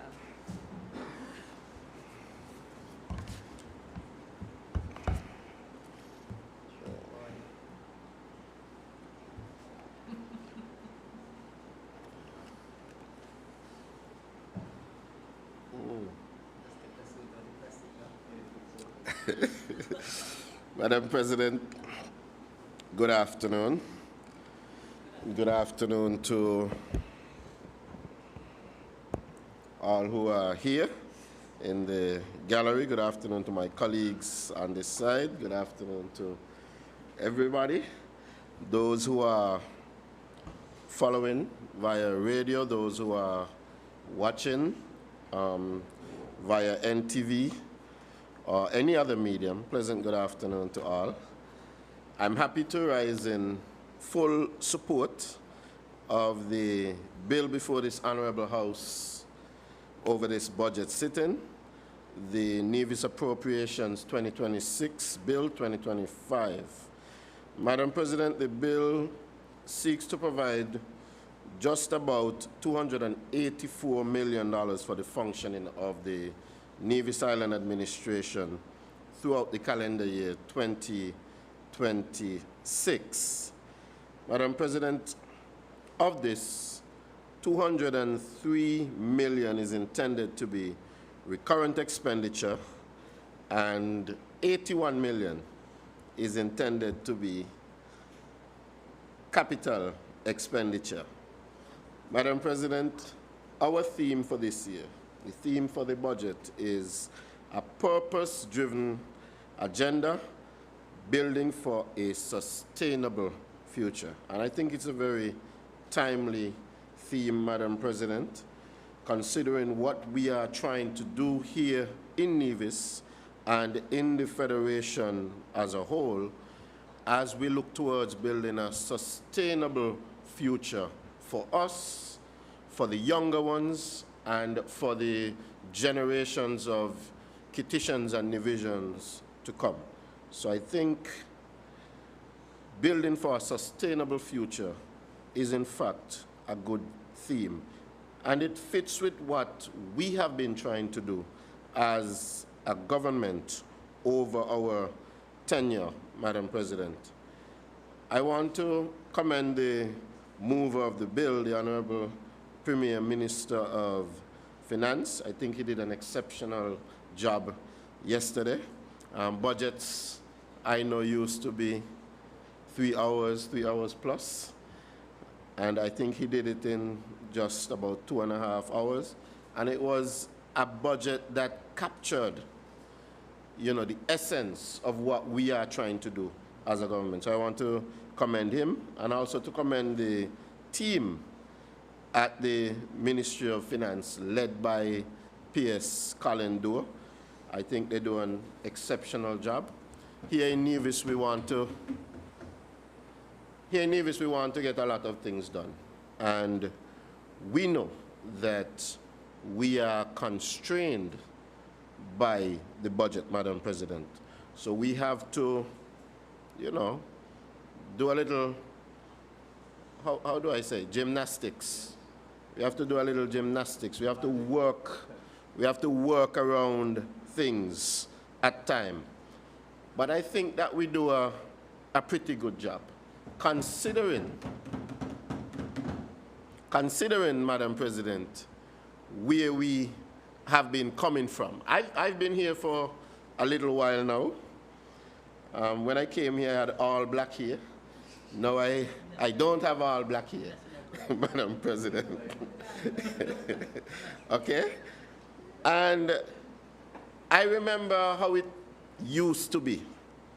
And I know how it is now. And I also remember how it used to be before we got here. And so, Madam President, when I think about all of those things and I consider our situation now, I'm thankful for the government that we have leading the people of Nevis, because we have been doing okay, Madam President. And while I'm on that vein, just maybe about a week and a half ago, 2 weeks at most, I was off island for a few days. I was in one of our neighboring islands. I went there for an event, and there were some other Nevisians, some other fellows who were on that island at the same time, Madam President. And as we moved around the island, we traversed the island from one place to the next, moving around. You know what became, well, I knew it all the time, but what became clear to some of the other fellows was just how good they had it here in Nevis, and they didn't realize, you know. I remember, Madam President, driving when one fella exclaimed, "Boy, I will never complain about Nevis Road them again." Yeah. Okay? And when we met up with other fellows who were not driving in the same vehicle that we were in, when we all got to, someplace and we sat down to eat or to relax together. That's the talk. But we're not going to complain about Nevis because roads in Nevis good compared to where we are here. In Nevis, if you see a pothole, it's a rare sighting. But we were just continuously driving to potholes, not to talk in a demeaning way about another place, but that is the reality. And it's not just the roads, Madam President. Driving around and looking at the place and seeing people moving around and seeing the way that they're moving around. I marveled when I listened to the fellas because it's only when they leave Nevis and they're in another place they realize that things are going really good in Nevis. So sometimes we are here and we taking the good for granted. And we get a little complacent, and sometimes we are complaining. We start to complain about trivial things. But the things that we are complaining about, when we go to our neighbors, those are things that they will be happy to have, Madam President. And so that trip with those fellows was an eye-opener for them, something that I know already. So I really appreciate how good we have it here. But, it made me marvel when I listened to them talk about their newfound appreciation for Nevis and their newfound appreciation for the government in Nevis too, because they said that. They say, boy, sometimes we just criticize Aya, but Aya doing a good job when we see what's happening in other places. Madam President, when we look around Nevis now, and I do it, I notice I see a lot of different faces. One of the things about Nevis, we're small, so when I was growing up, somebody would see you on the road, and they would say, oh, you belong to so-and-so. Because a small, close-knit community, and people could watch you, and they know who you are, they know who you look like. They could watch your features, and they could tell you who your grandmother is on both sides. They could tell you who your mother is, who your father is, who your uncle is. That's Nevis. But I realized lately that we have a lot of different faces around. And if you listen, you hear a lot of different accents. Madam President, it means that people are coming into Nevis from different places, from some of our neighboring islands. They're coming into Nevis. Madam President, why would they be coming into Nevis if things are bad in Nevis? Sometimes I ask myself the question, because sometimes you hear some folks in Nevis, and they don't have anything good to say. If you listen to them, you would think that Nevis is the worst place in the world. You would think that things are so bad here. But when you look at the reality on the ground, that's not what we're seeing. When we look around, we're seeing different faces, we're hearing different accents, we're seeing people who are coming here to Nevis because, Madam President, maybe a friend or a family member came and they realized something good is happening in Nevis. And so they call back home to their cousin or their sister or their brother and they say, hey, come over to Nevis, there are jobs in Nevis, there's work in Nevis. They're not telling them to come over to go sit down on the side of the road, Madam President. The reason why people are coming here is because we're not so badly off here. And so sometimes it bothers me when I hear some people trying to be so negative about Nevis, Madam President. But when you think about it, you understand the reason. Because maybe they're just sitting at home doing absolutely nothing. Maybe nothing going on for them. And so they believe that because it's not happening for them, that somehow maybe the rest of the population is in the same situation. But Madam President, it is not that way. Madam President, it is not. You know what, Madam President, when I think about it, when I think about Nevis, you know what I think about? I think about good, strong, caring leadership, Madam President. That is what I think about. And that is what has been the hallmark of this government, Madam President. This has been a government that has been fiscally prudent. We have not been reckless with the finances of the people of Nevis at all, Madam President. When you talk about this government, Madam President, this is not a scandalous government. You don't hear any lot of talk about anything. Madam President, you know how you know that this is a good government? You don't hear anybody come with anything of substance that they can say that is bad about this government. When they want to say bad things about the government, they hide behind a fake profile on Facebook, or they go somewhere in some dark corner to talk. But as soon as anybody show up, they hush quick, because they know that what they're saying is not factual about this government. When you speak about this government, Madam President, you have to say that this is a government that put people first, that cares about the people of Nevis. We have come in with our mantra saying people matter more, and then we said people matter most, and that is how we have functioned, Madam President. So, Madam President, Nevis is not on the path to success just by mistake. It didn't just happen by chance, Madam President. It is because of good leadership. Started under the Honorable Vance Amory when we came in 2013, and it has continued with this government under the leadership of the Honorable Mark Bentley, Madam President.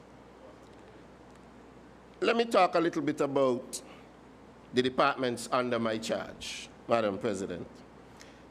My ministry is comprised of the departments of youth, sports, information technology, library services, and education.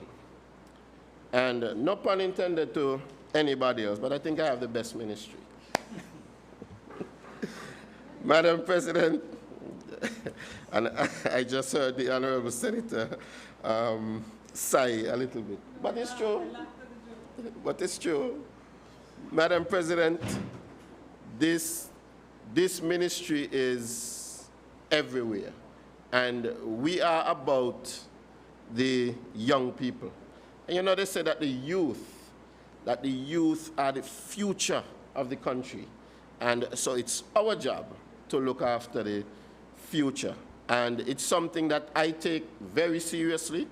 And I noticed that while I was talking, that some of the leaders in the ministry, that they came in, and I know that they take it very seriously too, Madam President.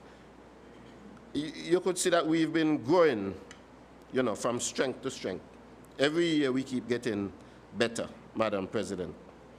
So to talk about our public library and some of the things that they have done in 2025, Madam President, early in the year, in February, we know that February is Black History Month, and we are all proud of our Black history and our Black heritage, Madam President. And so sometimes it's important to highlight it, because we are coming from a place where most of us are the descendants of slaves.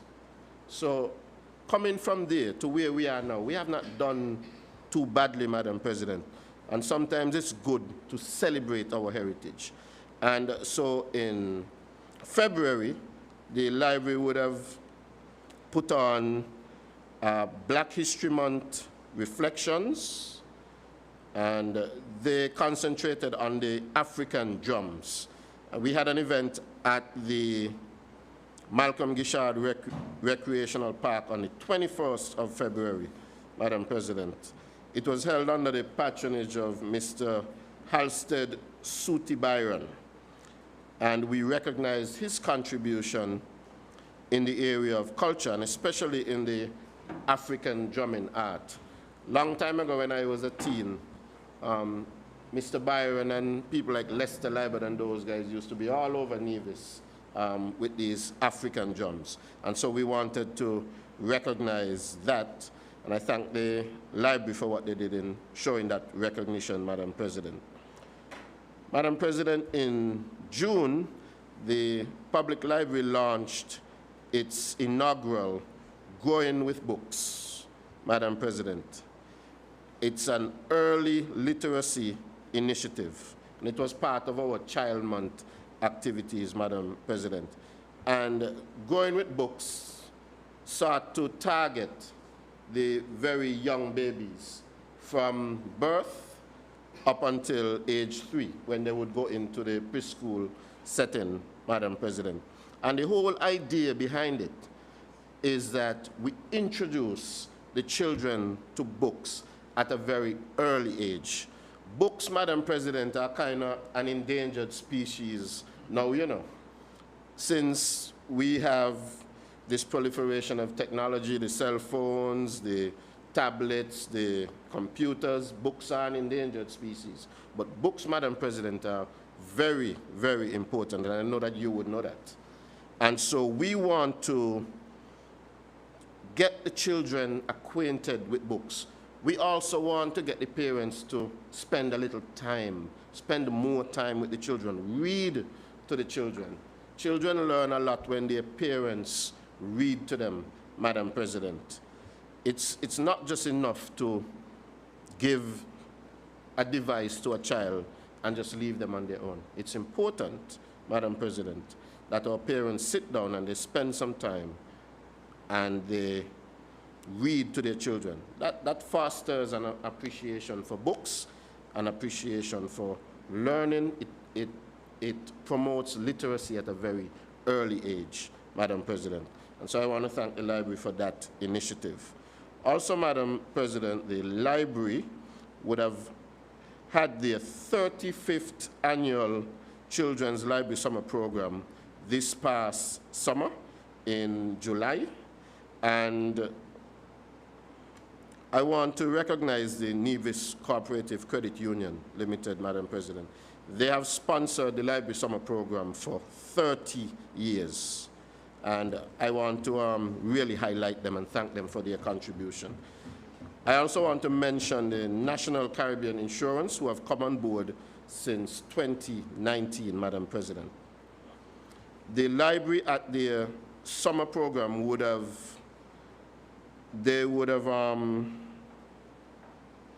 celebrated some of their past members of staff who would have worked for 10 years or more at the library, Madam President. For this year's library program, we had the participation of 128 children, ranging from ages 2 up to 15 years old.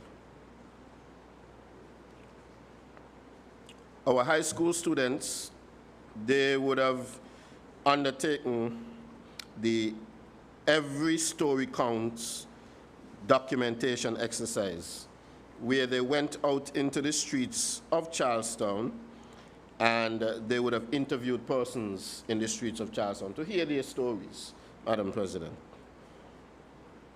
And for the primary school students, okay, where is that? For the primary school students, Madam President, they would have participated in field trips, paint and sips, sugar cake making, and a mini career fair, Madam President. And then at the end of the library program, we had a little parade through town that ended at the E.T. Willett Park. And then after that, there was an engagement at the Bath playing field where they had a little eating and so on, Madam President. The library will also be hosting something that we call PJ's Family Story Time. And this is going to take place on December 10th, and it's going to be at the Malcolm Gishard Recreational Park. And I think this is the third year that this activity is going to happen. I was at the activity last year along with my children. We all dressed up in PJs. We came to the library and we participated in some activities, you know, centered around reading and books and so on, Madam President. It was at the library last year, and it's going to be at the Malcolm Gishard Recreational Park this year. That means that the event has grown.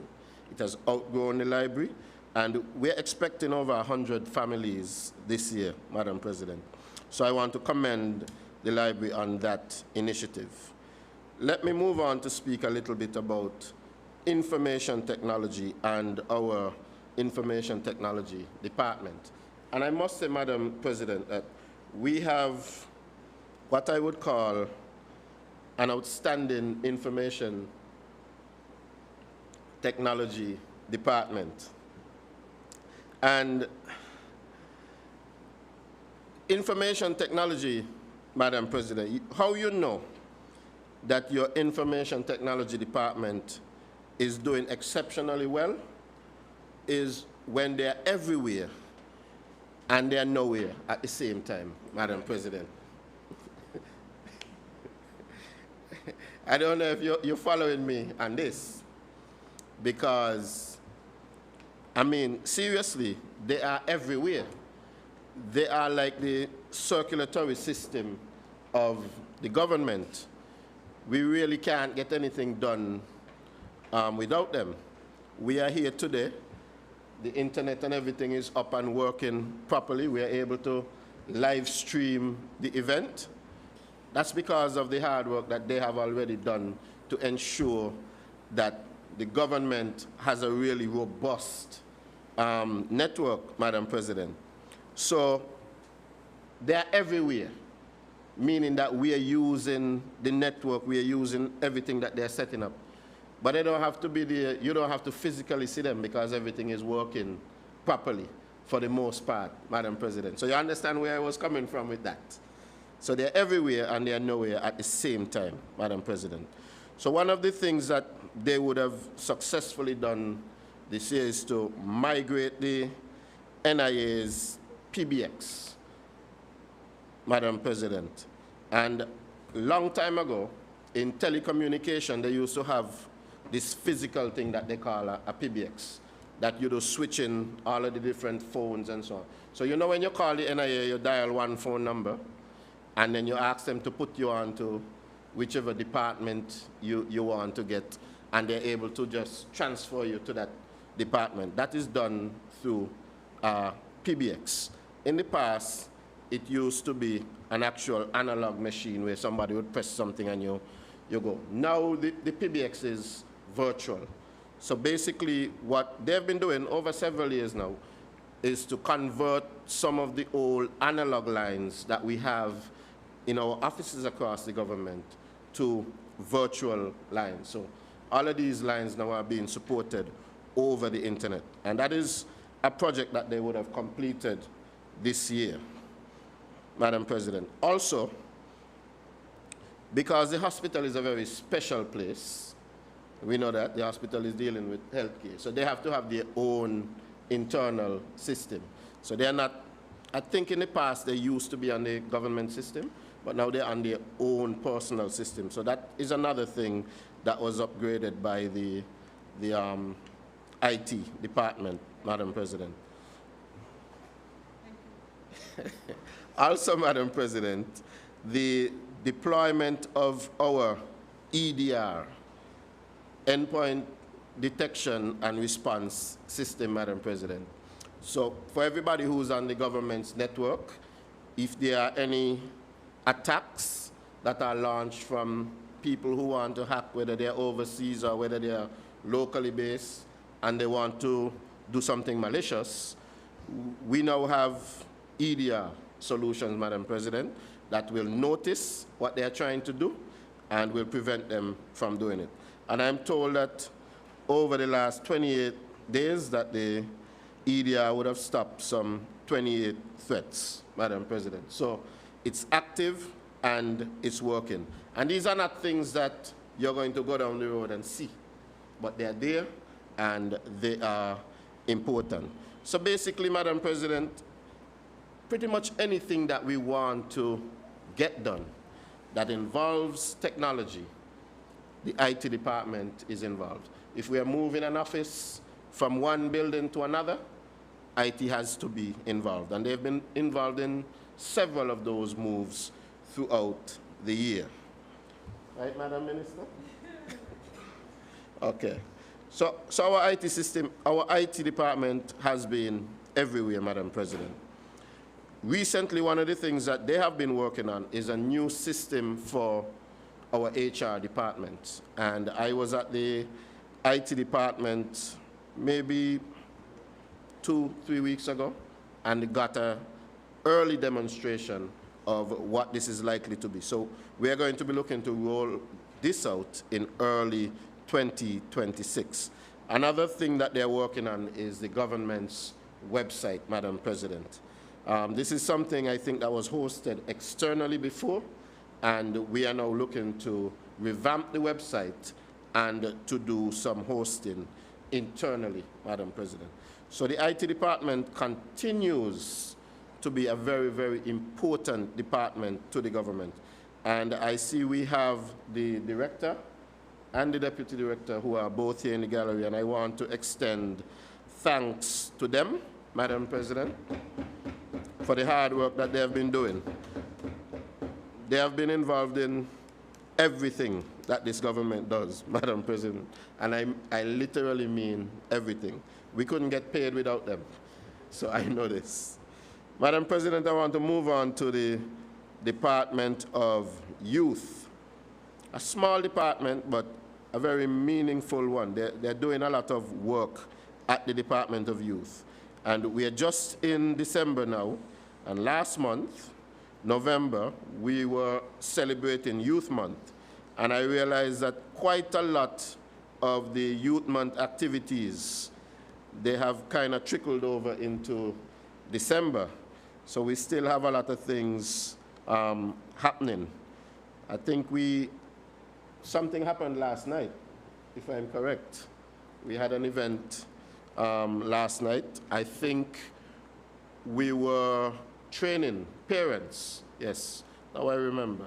We were training parents on the use of artificial intelligence, AI, Madam President. AI is now a big thing, and so the youth department had a little training session with parents on AI. And I'm told that we are going to be continuing this training into 2026. It's something that's going to be in discussion in terms of the form that it's going to take, Madam President. So the Youth Department Easter Camp, which was held over the Easter in April, the camp was themed Tech Dynamos Camp. It was held from April 6th to the 17th, and it was primarily at the E.T. Willett Park, Madam President. We had some 96 campers between the ages of 5 to 16 who participated in the camp. Some of the highlights of that camp, Madam President, included a tech puppet show, block building, robot construction, art and craft, hydroponics, photography, and Madam President, there was some drone operation which I went to assist in, because I actually think that I can fly drones a bit. So I went to the camp to teach the youngsters a bit about drone operations. We also had music production, Madam President. And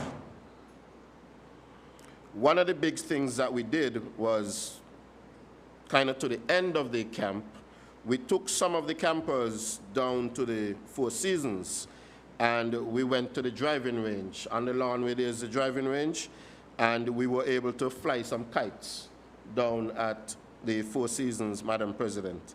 And that initiative was something that you know, I had been discussing and the PS had been discussing with the former general manager of the Four Seasons, Mr. Billy Cueto, who sadly, he passed away. Billy was a really nice guy, Madam President, a real gem of a guy. And we had been speaking with him and with Four Seasons about several initiatives that we wanted to partner with them on. We had sort of come to an agreement that we would be able to have some of our youngsters go down to the Four Seasons to learn different things, to work in the engineering department, to go into their kitchen, to learn about cooking, to, you know, go with those who are doing the landscaping and so on. And we would also have some of the professionals at Four Seasons come out to do professional workshops with some of our youth. I'm thinking that this is something that we will continue, even though Billy is not here, Madam President. So I just want to say, you know, may his soul rest in peace. Billy was a really nice guy. And so I was happy to partner with him on some of those initiatives, Madam President. On to the Summer Job Attachment Program under the Department of Youth, Madam President, as we call it for short, the SJAB. We had some 69 participants this year who participated in the Summer Job Attachment Program, and we were able to place 49 of those students with businesses, Madam President, some public sector and some private sector. We had 32 businesses, private sector businesses, that came on board, Madam President, to place some of these students. It's important that the youngsters are able to go into these businesses to get some real-world experience before they go into the world of work. And so the Summer Job Attachment Program facilitates this for them. Madam President, I spoke about Youth Month. So the month of November is Youth Month, or was Youth Month, and our theme for Youth Month this year was Youth in Tech, Shaping What's Next. And you notice that we are talking a lot about tech and technology, Madam President. And one of the things that we had was something that we call a Youth Launchpad, which was a little show that was live streamed sometime in last week, which it was a panel discussion that featured some young people. Mr. Donny Dyer, who's a civil engineer, Mr. Stedroy Pemberton, who is an architect, and Ms. Heidi Tyson, an agronomist. And the host of the episode was young Miss Akida Nisbet, who is a recent sixth form graduate, Madam President. And this was live streamed on the Department of Education Facebook page and also on their YouTube page. So you can definitely go back to the YouTube page or Facebook page and have a look at the Youth Launchpad if you did not get to look at it before. Madam President, the Youth Department are also having different workshops. One is going to be Art in Motion Animation Lab, and that takes place from December 9th to December 16th. Another one is called the Creators Playbook Workshop. This is facilitated by Ms. Kashma Evelyn Nisbet, and she's somebody who's, what you call them nowadays, an influencer. She's an influencer online and has her online channel, Food for Cash. So she will be coming in on December 18th and 19th to host the Creators Playbook. I would think that there's a little bit more room so more people could sign up. I don't know if we are already full, but if you don't get to sign up this time around, then maybe we might do it again. So, Madam President, these workshops, they're providing different avenues for our young people to learn things, Madam President. We want to give them as many opportunities as possible. We're also going to be having the Youth Impact Awards. I think these are scheduled for next week, Monday evening. Let me move on, Madam President, quickly to talk a little bit about education. And I got this wonderful quote, Madam President. It says, "Education is the key to unlock the golden door of freedom."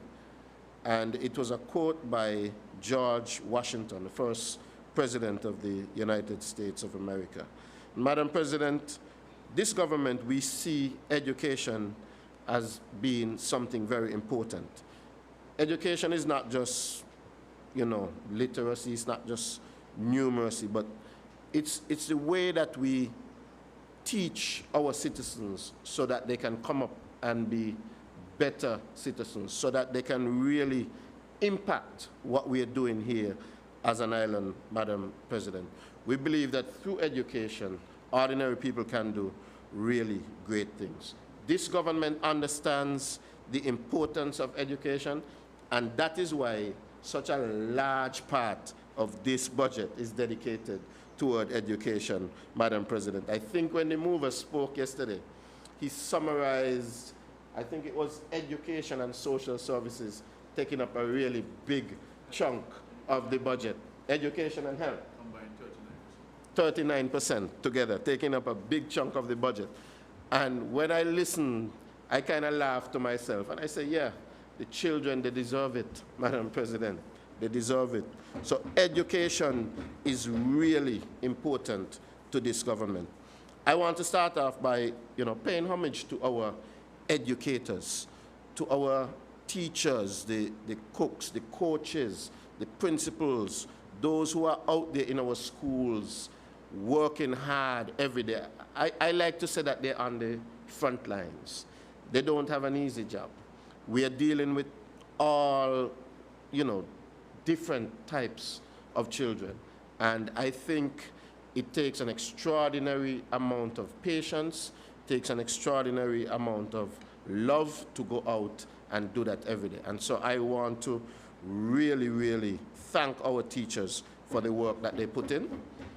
This government, we really appreciate our teachers, Madam President. I want to start off by talking a little bit about Child Month, talking about the youngest ones. This year we celebrated the 40th year of Child Month celebration in the Federation of St. Kitts and Nevis. And our theme for this year was From Small Steps to Big Strides, Celebrating 40 Years with Pride. And we took the opportunity to honor some of our educators who have been working in early childhood for a really long time, Madam President. I thought that was very, very important. At our church service to mark the start of Child Month, which was held on June 2nd, we honored teacher Vianna Stapleton Powell, who's the owner of V&J's Preschool. Madam President, then on June 13th, we had the grand parade through the streets of Charlestown. And at that parade, we honored teacher Vernitha Collins. She's the owner of Vernon Lou Preschool. She was the grand marshal for the parade. So she was in a, one of those cars with the top down. I think a convertible. She was in a convertible sitting there with the top down. And, I felt really good to honor her. I think my oldest daughter would have gone to her preschool. And now she's a teen, She's still one of Miss Collins' children. So wherever she sees her, people like Miss Collins have a lot of love. And so I was very happy that we could honor her. Then, Madam President, we had a Star Search competition as part of Child Month. And it featured some of our preschools competing in song, poetry, and dance. The St. John's Preschool, they won the poetry. The Vernon Lou Preschool, they won the dance. The Inez France Preschool, they won the singing. and we honored retired education officer, Mrs. Florence Smitten, during that competition, Madam President. Then on June 20th, we had our Kids Athletic Day at the E.T. Willett Park. I want to call it Kids Inter-Preschool, Madam President.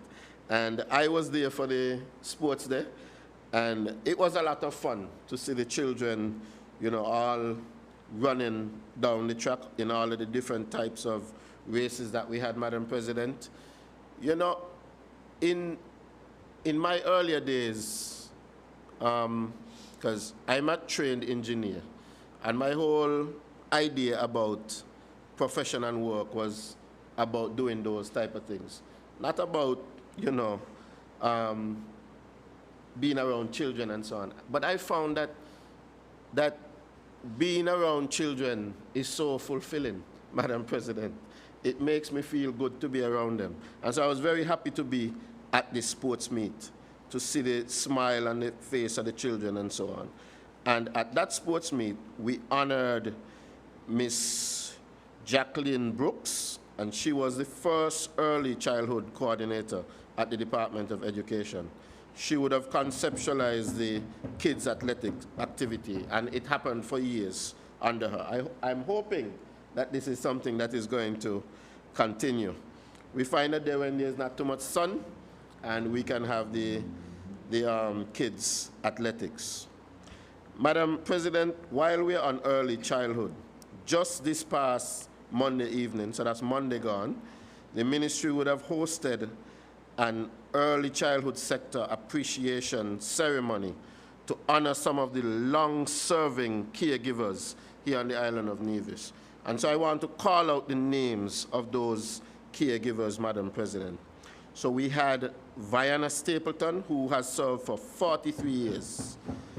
Vernitha Collins, 42 years.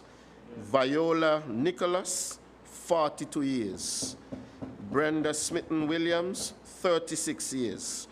Pamela Elliott Lawrence, 35 years. L. Patricia Descent, 35 years. Marigold Wilkinson, 33 years. Karen Herbert, 33 years.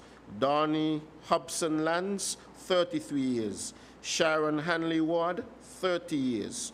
Judith Dorr Jones, 29 years. Nelva Liebert, 27 years. Judith Morton, Patricia Woolard, Beverly Pemberton, Melissa Pemberton, and Josette Myers, 25 years. Madam President, if we sum this all up, this is a lot of years. So I want to thank these early childhood caregivers for their many, many years of service. We really appreciate it. Madam President, these are ordinary Nevisians making a real contribution to nation building, and we really value their years of hard work, Madam President. Madam President, this time of year, normally coming on to the end of the year, we would usually have our secondary school graduations. And so for this year, I would have attended all of our secondary graduations. In Nevis International Secondary, their graduation, I want to commend the valedictorian, Zeshan Weeks, and the salutatorian, oh man, Zechariah Pemberton. You know the names nowadays that they're giving, you know, these children. Some of them are some tongue twisters, Madam President. Madam President, I want to say something about that same Nevis International Secondary graduation, because when I was at the graduation, sometimes I listen for things, and the national anthem at the graduation was done by Mr. Kemari Wilkinson, and he did the national anthem on saxophone, Madam President, and it completely blew me away, you know? Blew me away, Madam President. A talented young man, Madam President. And so I had to make sure that we hear from him again, but I'll talk about that a little bit later, Madam President. So that was a wonderful experience. Also, Madam President, the featured speaker was Mr. Jaden Doe, who was equally impressive. He's a young mechanical engineer who just completed his degree from the prestigious Columbia University, Madam President. So we have young people in Nevis who are doing big things. And I really liked his presentation. Very well-spoken young man. And if you know what Columbia University is, you know that he graduated from one of the top universities in the United States and in the world. And I think he said he's going on to do his master's, and so I want to wish him the very best. I was very impressed by him. Madam President, the Gingerland Secondary School, they would have had their graduation, was it last week? I think it was last week. So we had 3 graduations last week. So the Gingerland Secondary School, we had a valedictorian, Belinda Subramani, and she would have gotten 9 subjects with 6 grade 1s, Madam President. Extremely good. And the salutatorian, Madam President, was Blessing Grant, who attained 7 subject passes with 4 grade 1s. Madam President, at the Gingerland Secondary School, we had 28 students who were awarded the Premier's Award. That means they passed 6 or more subjects, Madam President. I think that was exceptional. To move on to the Charlestown Secondary School, Madam President, I want to congratulate the valedictorian, Davonte Connor, who passed 9 subjects with 7 grade 1s, and the salutatorian, Kiara Infante Gill, who passed 10 subjects with 6 grade 1s, Madam President. At the Charlestown Secondary School, we had 39 graduates who got the Premier's Award. That means they passed 6 or more subjects, Madam President. Our children are doing well, I would think. At the Nevis Sixth Form College, Madam President, the valedictorian was Miss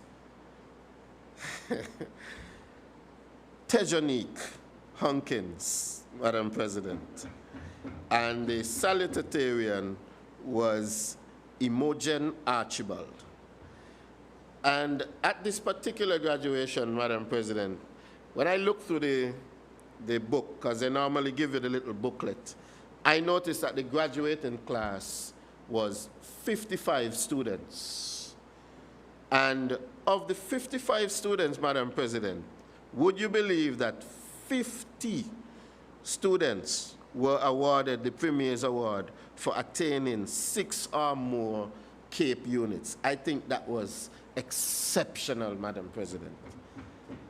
Exceptional that out of 55 students at the Nevis Sixth Form College, 50 students attained 6 or more CAPE units. I would only hope, Madam President, that the Premier's Award was not too much money. The Premier would be very broke right now. We would have to be helping him out for Christmas. Madam President, Madam President, while I'm on Sixth Form, I also want to say that the Leeward Islands Debating Championships for next year, 2026, they are scheduled to be held right here on Nevis. And I'm hoping that the Nevisian public will really come out and rally with our students and show them that support, Madam President. We weren't successful in 2025 in winning, but we are hoping that we are going to have a homegrown win next year in 2026, Madam President. So I'll be looking for that support from the general public here on Nevis. Madam President, when we really examine the overseas exam results for our young people, we realize that our education system is doing okay. We realize that the students in this jurisdiction are doing really, really well, especially when we do a comparison with how students are doing in other jurisdictions, Madam President. I want to stay positive, Madam President, but I wanted to mention something at this point, because just a couple weeks ago, the government decided that we wanted to arrange a meet with some of our sixth formers, Madam President, at the Four Seasons, because we wanted their opinions, we wanted to talk to them about the proposed Destiny project for Nevis, Madam President. Have you heard about the Destiny project, Madam President? Ah, yes. So basically, Madam President, we have some developers who have come, and they have proposed a really big project for Nevis. I would think that this is something that people would be excited about, would want to hear about, would want to talk about. I think in the beginning, Madam President, some were saying that the government is very secretive about it. And so the government decided that we want to talk to everybody about it. And so we decided, Madam President, that we would invite the six farmers, because we think that they are an important part of the demographic of the island. So we invited them to the Four Seasons, Madam President, for this meeting. Would you believe that some people, you know, would go and would have a big problem with this? They would say that we're trying to bribe the children with Four Seasons food, as if to say that young people in Nevis are not accustomed to anything, Madam President. To me, I thought that that was very condescending, you know, and, you know, downright disrespectful, in a sense, for people to say something like that. And what I realized, Madam President, from that particular interaction with the six farmers is that some of the more thoughtful suggestions that we have gotten, some of the better questions that were asked came from those six farmers, Madam President. They have a genuine interest in finding out what's going on. They had genuine concerns and questions, and we were able to answer those questions, Madam President. You know, the thing that I find to be kind of funny is that some of the same people who are, you know, talking, big at typing and talking behind the computer. Somebody told me that some of them are computer keyboard bullies, you know, and behind the scene bullies. Some of those people, when we had the town hall meeting that was open to the public, and they had every opportunity to come and ask any question that they wanted to ask, they couldn't come and ask anything. Cat had their tongue, they couldn't talk. But for the government to decide that we want to talk to the young people, to interact with the young people, they have to be negative. It's the same thing, same problem. We decided we want to talk to the teachers. Well, not that we decided we want to talk to the teachers. The teachers, after hearing that we were meeting with the six farmers, a lot of them wanted to come. A lot of them had questions that they said they wanted to ask. So the government decided that we want to facilitate the teachers, because teachers are an important part of the community. And so we decided that we want to talk to the teachers. Some people out there saying, oh, the government take up the teachers off of the job to go talk to them, as if, well, you know, that we should not interact with them, as if the teachers should not be able to come and ask their questions. And we had a really good interaction with the teachers, I must say. They asked some really good questions. They put forward some good suggestions, Madam President. You know, sometimes I just don't understand. The same people who say that we should bring information are the same people who go negative when we decide that we are actually going to bring that information.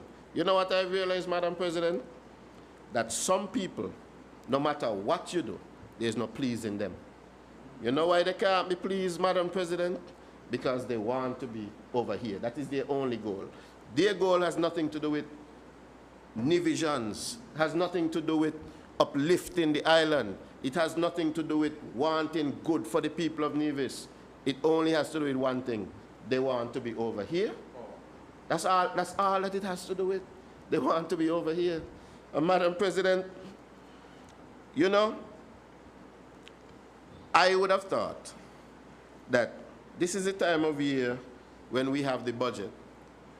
I would have thought that this is the opportunity for them to come to say what they have to say. But yet, Madam President, as I look over on the other side, the seats remain empty, Madam President. Because when it really comes down to it, they don't really have anything of substance to bring forward to the people. Madam President, let me continue. Because I was just talking about exams and how good I think our children are doing. But Madam President, we realize that there's still room for improvement. We know that there's room for improvement with our methodologies in terms of delivering to the students in the classroom, and we know that there's room for improvement in terms of the children and the uptake of what is being brought to them, Madam President. So we have been trying to make some tangible efforts on both fronts, Madam President.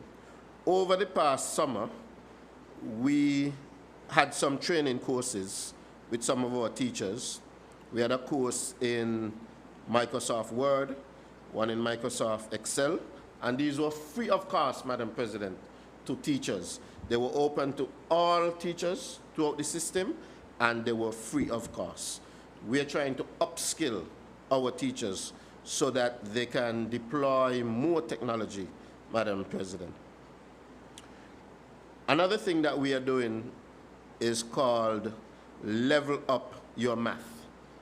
And it's a program to try to help our students who are about to do CSEC mathematics, Madam President.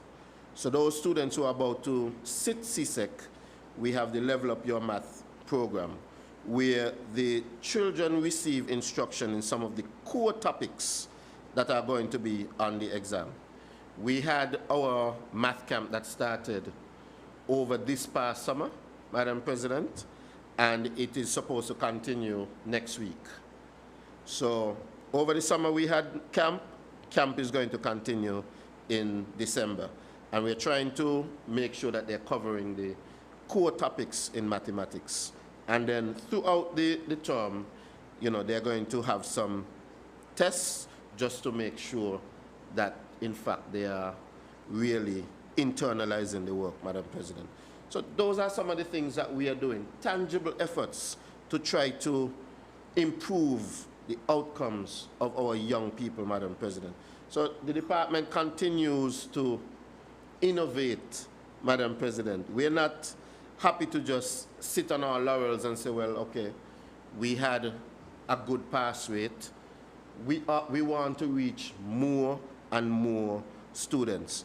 And I want to, I see Mr. Williams is there, so I want to especially single out Mr. Williams on this Level Up Your Math program. Well, both Williams, Mr. Joan Williams and Mr. John Williams, who's also working with him on that.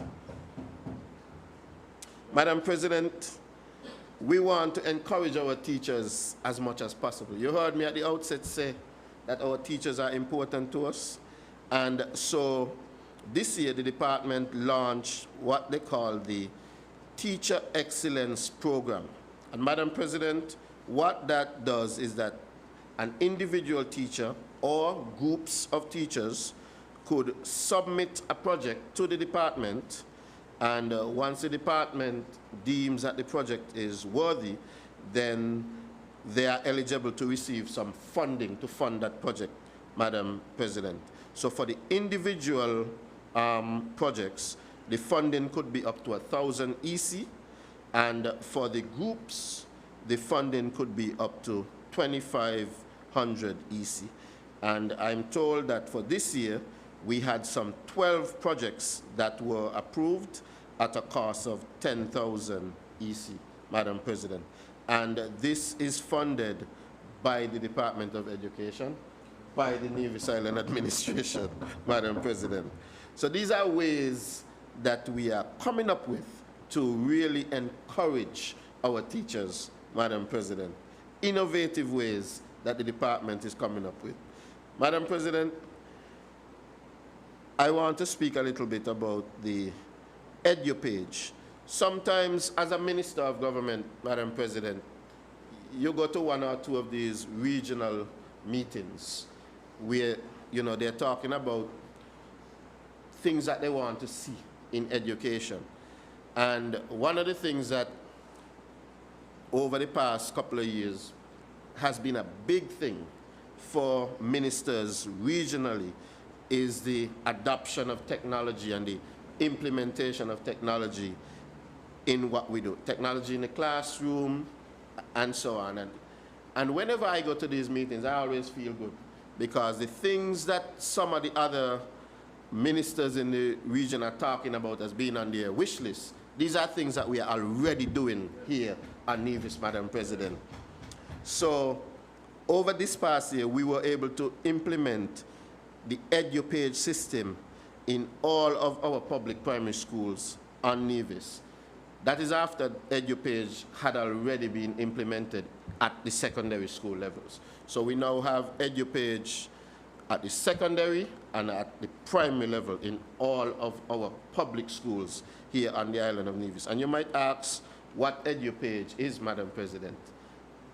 But if you have a child in primary or secondary school, you now have information on your phone. You can go into the EduPage app on your phone or on your tablet, wherever you have it, and you can see what's going on with your child. You get to see their homework assignments, you get to see their grades when they get it, so you get to be more involved. Also, it's a way for the teachers to communicate with their classroom. There's a whole lot of things you can do on EduPage. I think you can create classes on your... Mr. Williams is there, he's the expert on EduPage. I don't want to talk too much about it, but there's a lot of things that you can use the EduPage system to do. So it enhances the delivery. It enhances, Madam President, what we are able to do in terms of communication between teachers, children, in terms of the department communicating with the schools, and so on, Madam President. So when I go to these meetings and I listen to the others saying, well, these are the things that we need to do, and I know that we have already done them in Nevis, sometimes I just feel really, really good, Madam President. And so I want to say kudos to the good folks at the Department of Education for keeping us ahead of the curve, Madam President. I also want to talk a little bit about another initiative that we have here going in Nevis. That's, you know, one of those pioneering things because we like to be ahead of the curve. And that's our Mandarin classes, Madam President. In this past September, we would have seen another graduating class. The Premier would have been at the graduating ceremony, and he likes to come to the Mandarin graduating ceremonies, Madam President. And when we go there, I always marvel. I think this year we had a mother and daughter combination singing the national anthem of Taiwan in Mandarin, Madam President. So great things have been happening in Mandarin. We had quite a number of students passing various levels of the Mandarin exams. And I want to say a big thank you to Miss Chen, who has left us. She was here for a few years. She would have been the one to pioneer the 4 years? Okay. She would have been the one who would have pioneered the Mandarin classes here on Nevis. And so I want to say a big thank you to her and also to the Republic of China on Taiwan, Madam President. They have been a really, really good partner to us here on Nevis. A little later this year, we welcomed Miss Chen's replacement, who is Miss Ginger Yu. And I heard she's already settling in, and we are looking for, you know, a continuation of what was being done by Mrs. Chen. Madam President, it's not just limited to Mandarin, because we also teaching some conversational Spanish at the primary level. It's being done at the St. Thomas's Primary School and also at the Charlestown Primary School, Madam President. And the end game is that we are going to be able to put Spanish, conversational Spanish, into all of our primary schools here on the island of Nevis. So what's happening in those schools is just a pilot, but our end game is to get it into all of the primary schools here on the island of Nevis. We realize that we have a growing community of persons from the Dominican Republic, from Cuba, from other places, and English is not their native language. And so we want to ensure that our population is able to communicate, you know, not just using our native English, but using other languages, Madam President. Sticking on education, Madam President, and staying really positive. On Friday, January 10th of this year, Madam President, the Ministry of Education was the recipient of 995 desks and 845 chairs. They came into the island via the Long Point Port, Madam President. And these were a donation from the Winsong Foundation, Madam President. 995 desks and 845 chairs. Madam President, I want to say a special thank you to the Winsong Foundation. They have been a really, really good partner to us over the years. It's not, you would have seen, the Department of Education would have put out videos, would have put out pictures of these desks and chairs being placed in the classrooms all around the island of Nevis, Madam President. This was a big, big thing for us. So I think that our children are very happy. They're sitting in new desks and they're sitting in new chairs and they're sitting at new desks, Madam President. And it's all because of the generous donation of the Winsong Foundation. They have given us other things before. They gave us school buses. Madam President, I think 6 of the school buses in our fleet were donated by the Winsong Foundation, Madam President. And, you know, these school buses have been a godsend. They are all over the place. I think the latest requests that we have for school buses is to take home some of the students who are going to be preparing for the upcoming track and field season, Madam President. So these buses are on the road morning, noon, and night, as you would say. Anytime I see a school bus on the road and I send a WhatsApp message to ask, well, we're supposed to have buses on the road at this time, I get back a message to say, yes, such and such a driver is making a run to do such and such a thing, Madam President. So the buses are there, they are very well managed, and we are taking very good care of these buses. So I want to thank Winsong Foundation, Madam President. And more recently, Madam President, I think just last week, we received a shipment of 12 smart boards, Madam President. 12 smart boards. 9 of these smart boards, Madam President, were a donation from the very same Winsong Foundation. And the other 3 were purchased by the ministry, Madam President. We had a little commissioning ceremony at the Department of Education. I think that was on Thursday of last week, Madam President.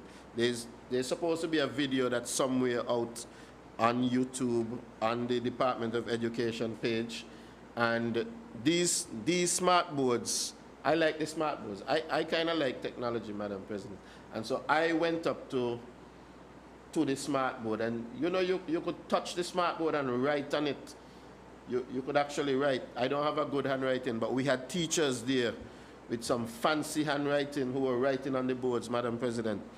And this is an opportunity for us to really enhance what we are doing in the classroom. It's an opportunity for teachers to be more interactive in the way that they're teaching. The smart boards come preloaded with certain apps on them that really enhance the learning process, Madam President. And so I was amazed when I sat there and I watched some of the things that the boards can do.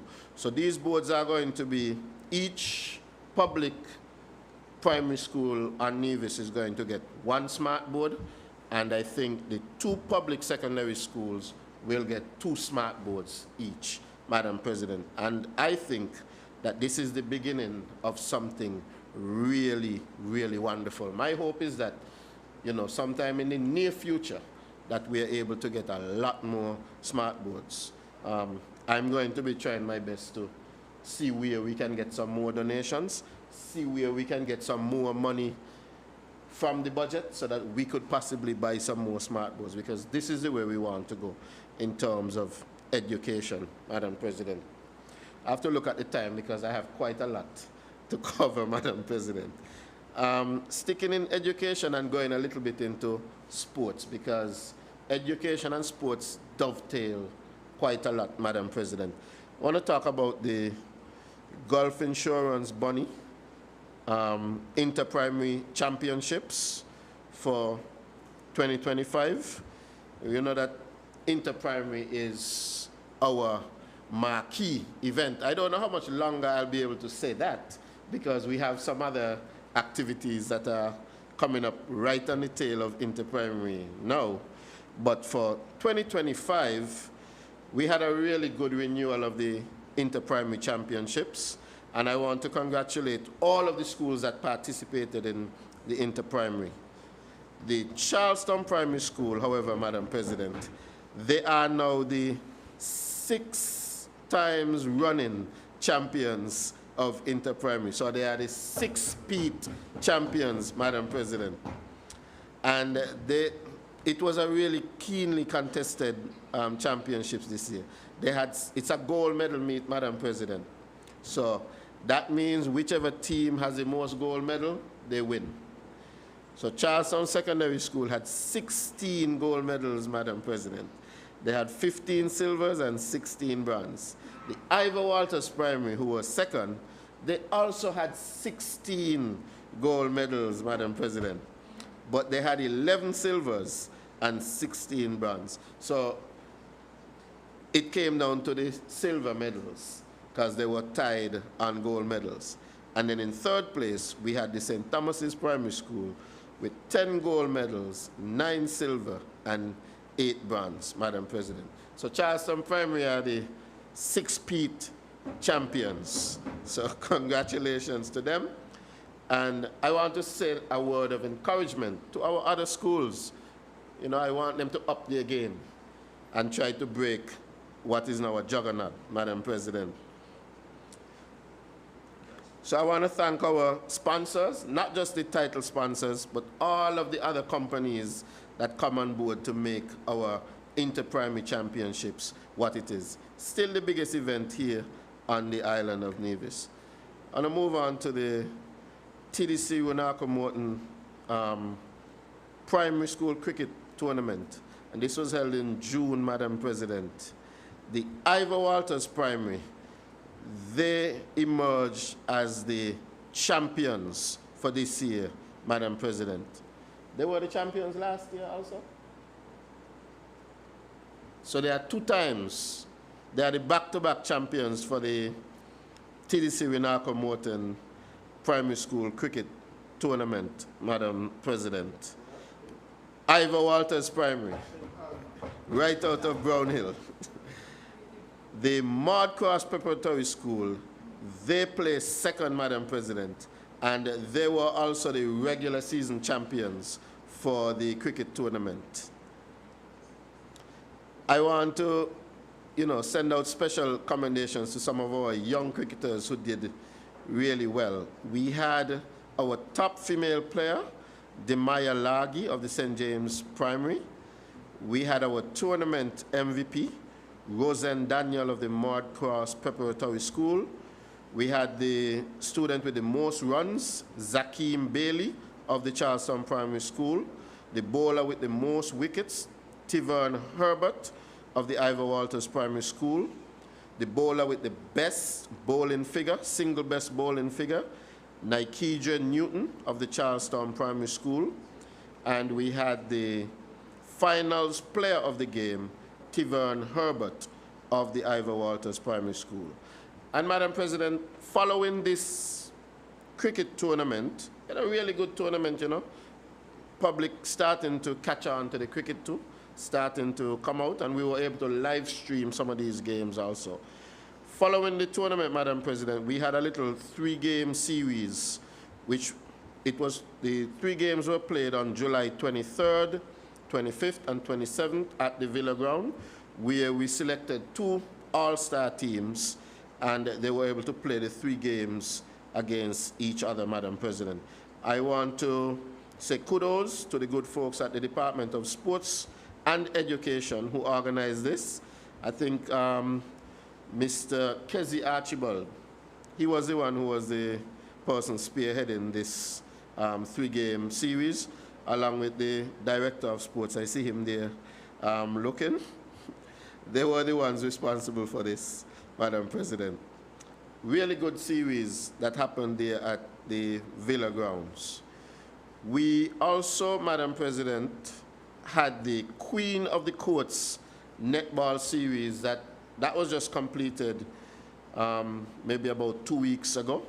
We had the girls 14 and under netball, and then the girls open netball, Charlestown Secondary playing against the Gingerland Secondary. 3 games. The Charlestown Secondary, I think, would have won overall in both sections. Really good. I went to most of the games. It's good to see netball coming back alive, especially in our schools, Madam President. And we were also having some training sessions with our primary schoolers. I think there's a really nice name for it too, but I'm not remembering the name for the sessions with the primary schoolers. And these sessions are happening on Saturdays and Thursdays, am I correct? Wednesdays and Saturdays at the Grell Stevens Netball Stadium. So, Madam President, we're really trying to do a lot to bring back, I don't want to say bring back, but to enhance sports at the school level. We also, Madam President, had our secondary schools football tournament, and that was running at the same time as the Queen of the Courts netball tournament, Madam President. I was able to go to some of the football games. We had the 14 and under category, we had the female football category, and then we had the open males football category between the Gingerland Secondary and the Charlestown Secondary. All of the games were played at the E.T. Willett Park, and I would say that the games were very competitive, Madam President. So this is something, again, that we are looking to grow. We're not 100% where we want to be yet, but things are definitely looking up, Madam President. I want to talk a little bit now about the SKNA National Bank, St. Kitts Nevis Anguilla National Bank, Nevis Primary Schools Football Championships, Madam President, for 2025. And if you see me smiling, it's because I feel good about this primary school football tournament, Madam President. For this year, we had 10 teams. All the primary schools are Nevis, Madam President. The public primary schools and the private primary schools took part, and I think it's the first time, Madam President, that every single school that took part in the tournament won at least one game. So I want to commend all of the schools, Madam President. The level of football is really on the rise, Madam President. Our final 4 teams were the Ivor Walters Primary School. They ended up placing fourth, the Charlestown Primary School, who were third, the Joycelyn Liebert Primary School, who were second overall, and they were the regular season champion. It doesn't seem like being the regular season champion is such a good thing, you know, because for the cricket, the regular season champion was second overall, and now for the football, the regular season champion is second again. And the champions, back-to-back champions, were the St. Thomas's Primary School, Madam President. So in the cricket, we have back-to-back champions, and in the football, we have back-to-back champions. And myself and the principal assistant secretary, we went over to the St. Thomas's Primary on the day after the tournament, and we were both granted our green St. Thomas's Primary School shirt, so we were honorary St. Thomas's Primary alumni on that day. Jaguars, we were honorary Jaguars on that day, Madam President. But I think it's important, Madam President, that when our students excel, that we really go out and we show them that support. So I was happy to wear the shirt. I was happy to wear my green, Madam President, on that day. I'm not going to wear any green in this house, though, you know. Not in this house, but on that day, I was happy to do it, Madam President. Madam President, this football, hold on, let me commend some of our top players during the football tournament, Madam President. So for the finals, the player of the game was Mr. Aiden Jack of the St. Thomas's Primary School. The most outstanding female player for the tournament was Ronnie Isles of the St. Thomas's Primary School. Best young and upcoming football player, Marvin Hamilton Jr. of the St. Thomas's Primary School. The Fair Play Award went to the Nevis Academy. The best goalkeeper for the tournament went to Ty J. Clark of the Joycelyn Liebert Primary School. The best defender went to Jevon Matthew of the Joycelyn Liebert Primary School. The top goal scorer with 14 goals went to Jamali Kelly of the Joycelyn Liebert Primary School. The most valuable player of the tournament went to Ezekiel Dickinson of the St. Thomas's Primary School. And then the regular season champions, of course, were the Joycelyn Liebert Primary School. But then they didn't win the finals. And you know, I was there at the final, on the final day, Madam President. And when I was walking to the park, I felt like I was at a long time ago Inter-Primary, you know, when Inter-Primary used to be at the park. There was a lot of people in the park. Last year in 2024, I thought that we had done well, and I thought that we had a lot of people. But 2025 really surpassed what happened in 2024, Madam President. And one of the good things about this, we charge some money at the gate for the, I think we were charging all throughout the season. But on the finals, you know, for the final four, the semi-final and the final, we charged some money. I think we should have charged a little bit more. But our promise from the very beginning was that the money that we collect at the gate, that we are going to share the money up for all of the schools that participated in the tournament, Madam President. So the money was not kept by the department. All of the money went back to the schools, Madam President. Because you see, the schools in having to prepare for these tournaments, sometimes you have students who, they don't have it like that.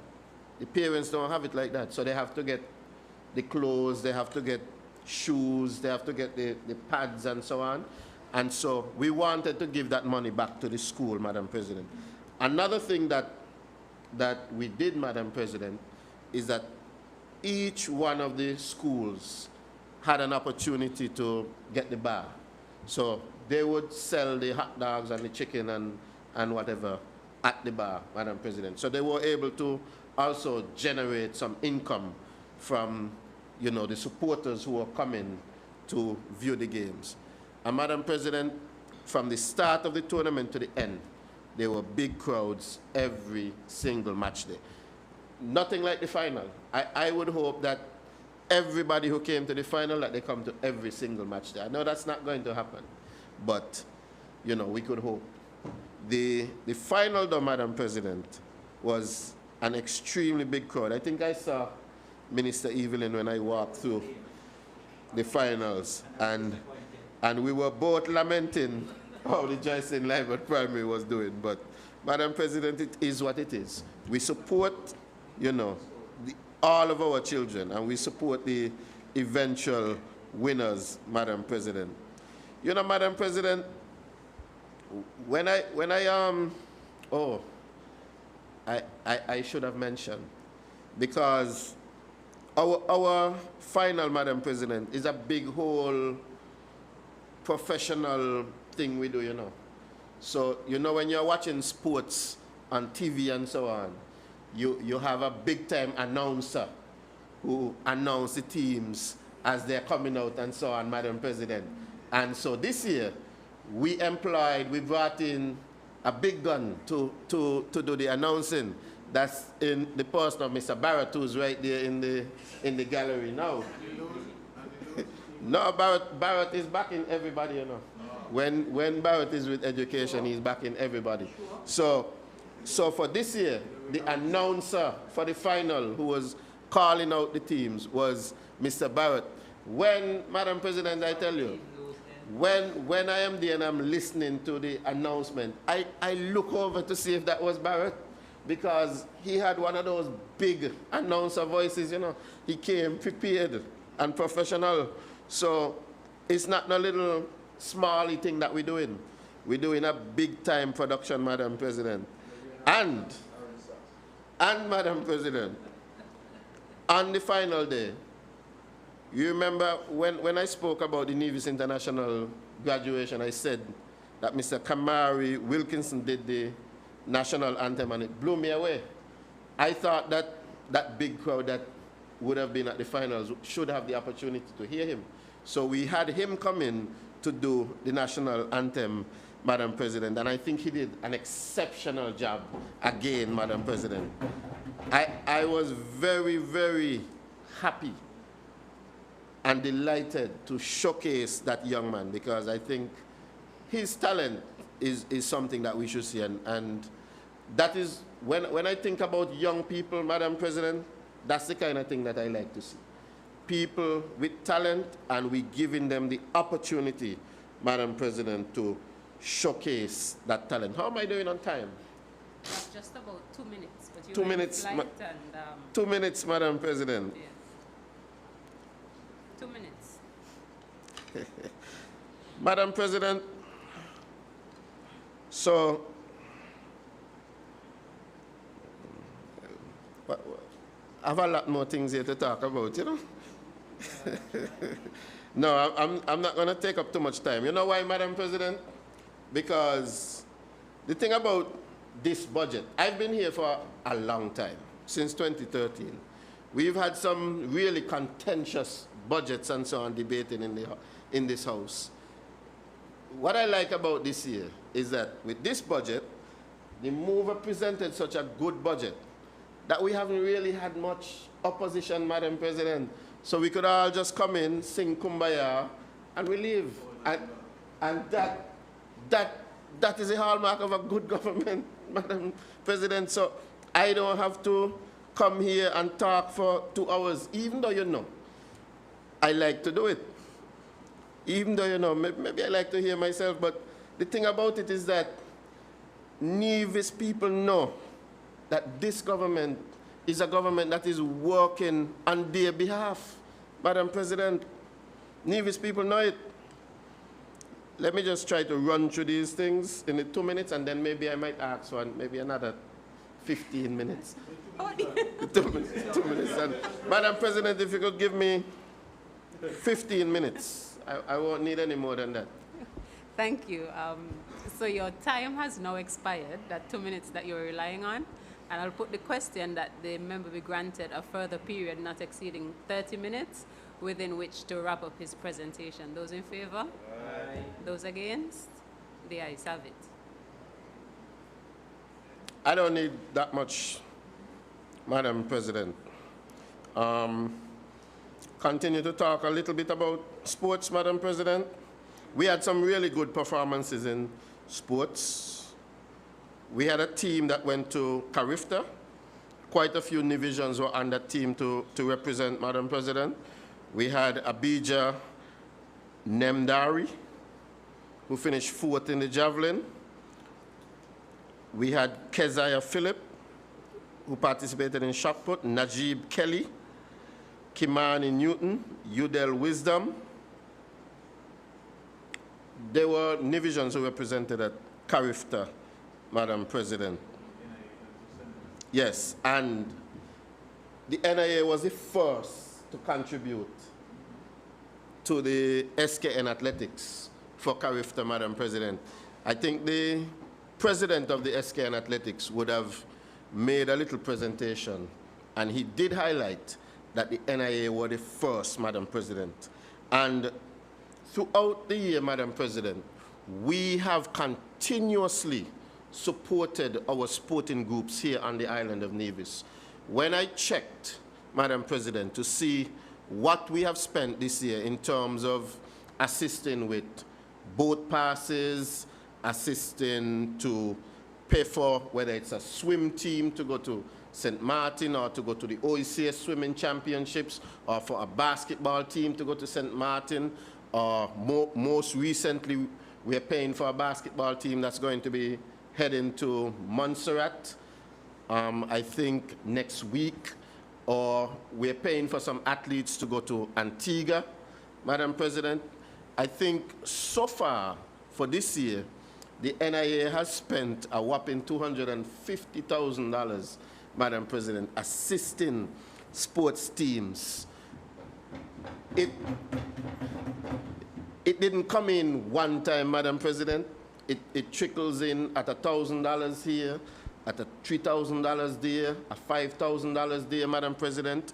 But all told, it really adds up at the end of the year, Madam President. We are supporting every single sport.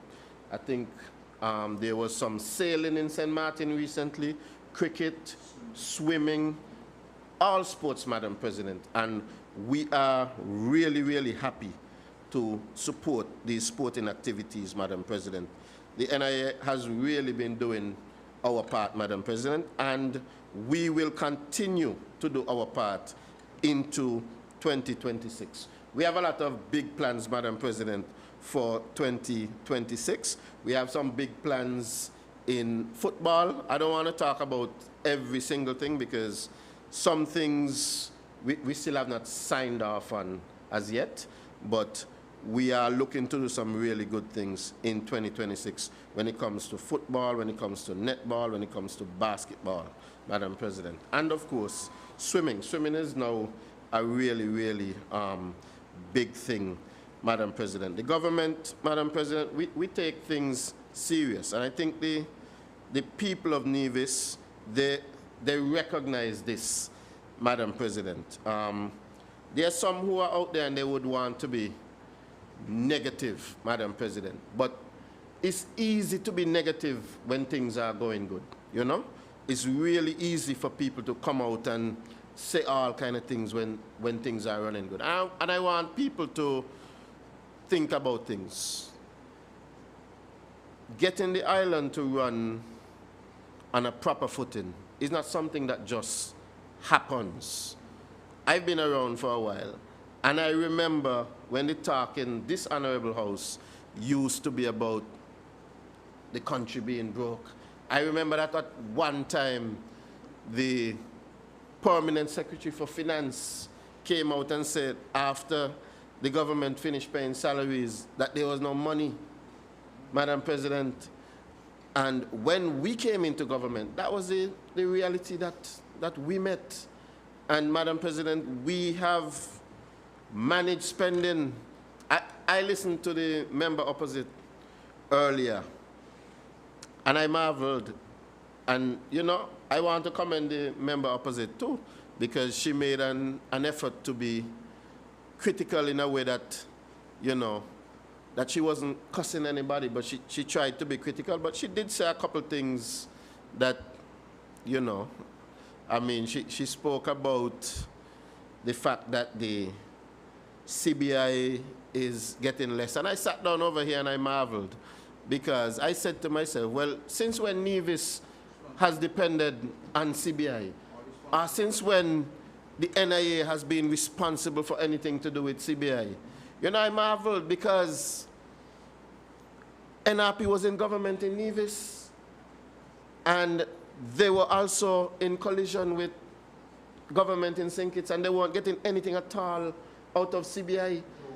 And it was us on this side, CCM, who spoke about it, and, you know, we were able to get something out of it. Maybe not the fair share that we wanted, but certainly a better share for the people of Nevis. Certainly a better share. And we, as a government, have never been heavily dependent on CBI, Madam President. When CBI was accounting for 60 and 65% of the budget over on St. Kitts, CBI has never accounted for more than maybe 20% of our budget here on the island of Nevis. So, you know, I marvel when I hear people come to the house to talk about CBI. One of the things that I heard, though, is that we are very good at managing money. And so, you know, I sat here and I smiled when I listened to it, because, Madam President, governments can want to do just about anything. I have a long wish list of things that I would want to do in education, in sports, in youth. There are things that I would want to build tomorrow if I could build them tomorrow. But I know that we are constrained by our budget, Madam President. When we look at our population, we are 13,000 people here on the island of Nevis. There's only so much that we are going to be able to do. So the thing is that we need to have leadership. Leadership that's going to make good decisions, Madam President. Leadership that's going to see what the reality is, how much money we have, and what we can do with that money, Madam President. And that's why I'm happy to be a part of this government that has good leadership at the helm, Madam President. We're not a reckless government. When you look at the island's debt stock, Madam President, and I know it by heart because I've been through it quite a lot. When nobody else was talking about debt, I was talking about debt.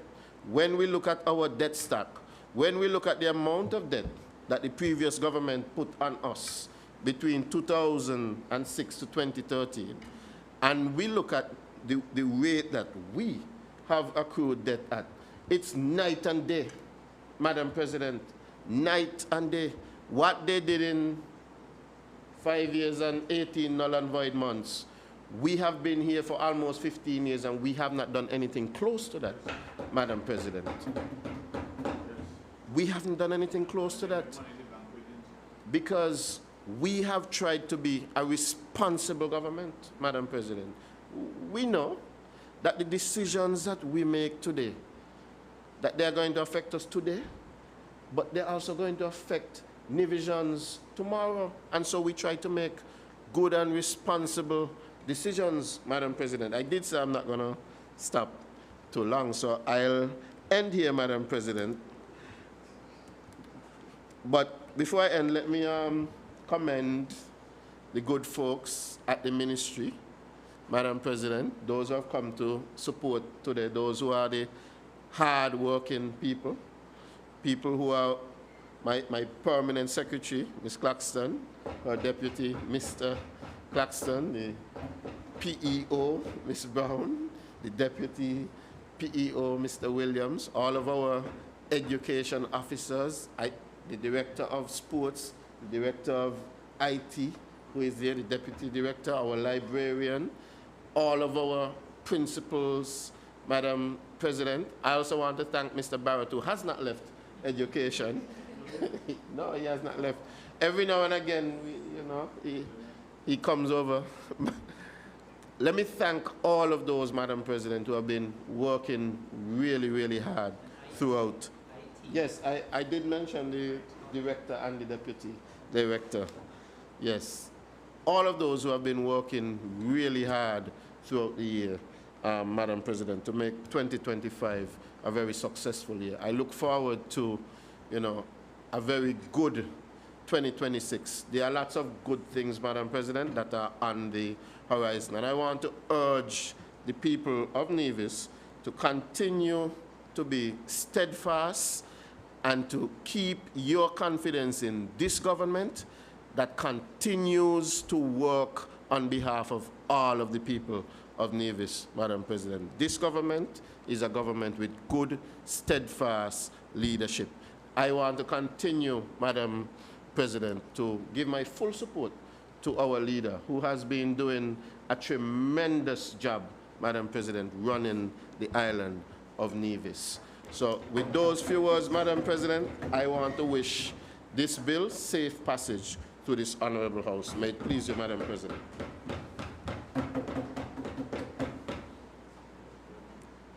Thank you, honorable member.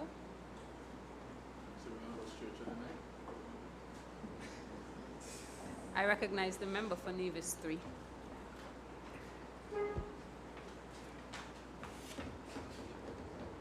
Madam President, I rise to move a motion for the adjournment of the House until 10 a.m. tomorrow. Thank you. I recognize the honorable nominated member. Madam President, I wish to second the motion. Thank you.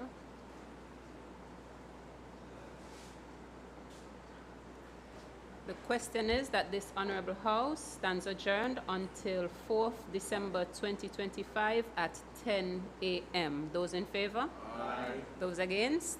The ayes have it. House stands adjourned.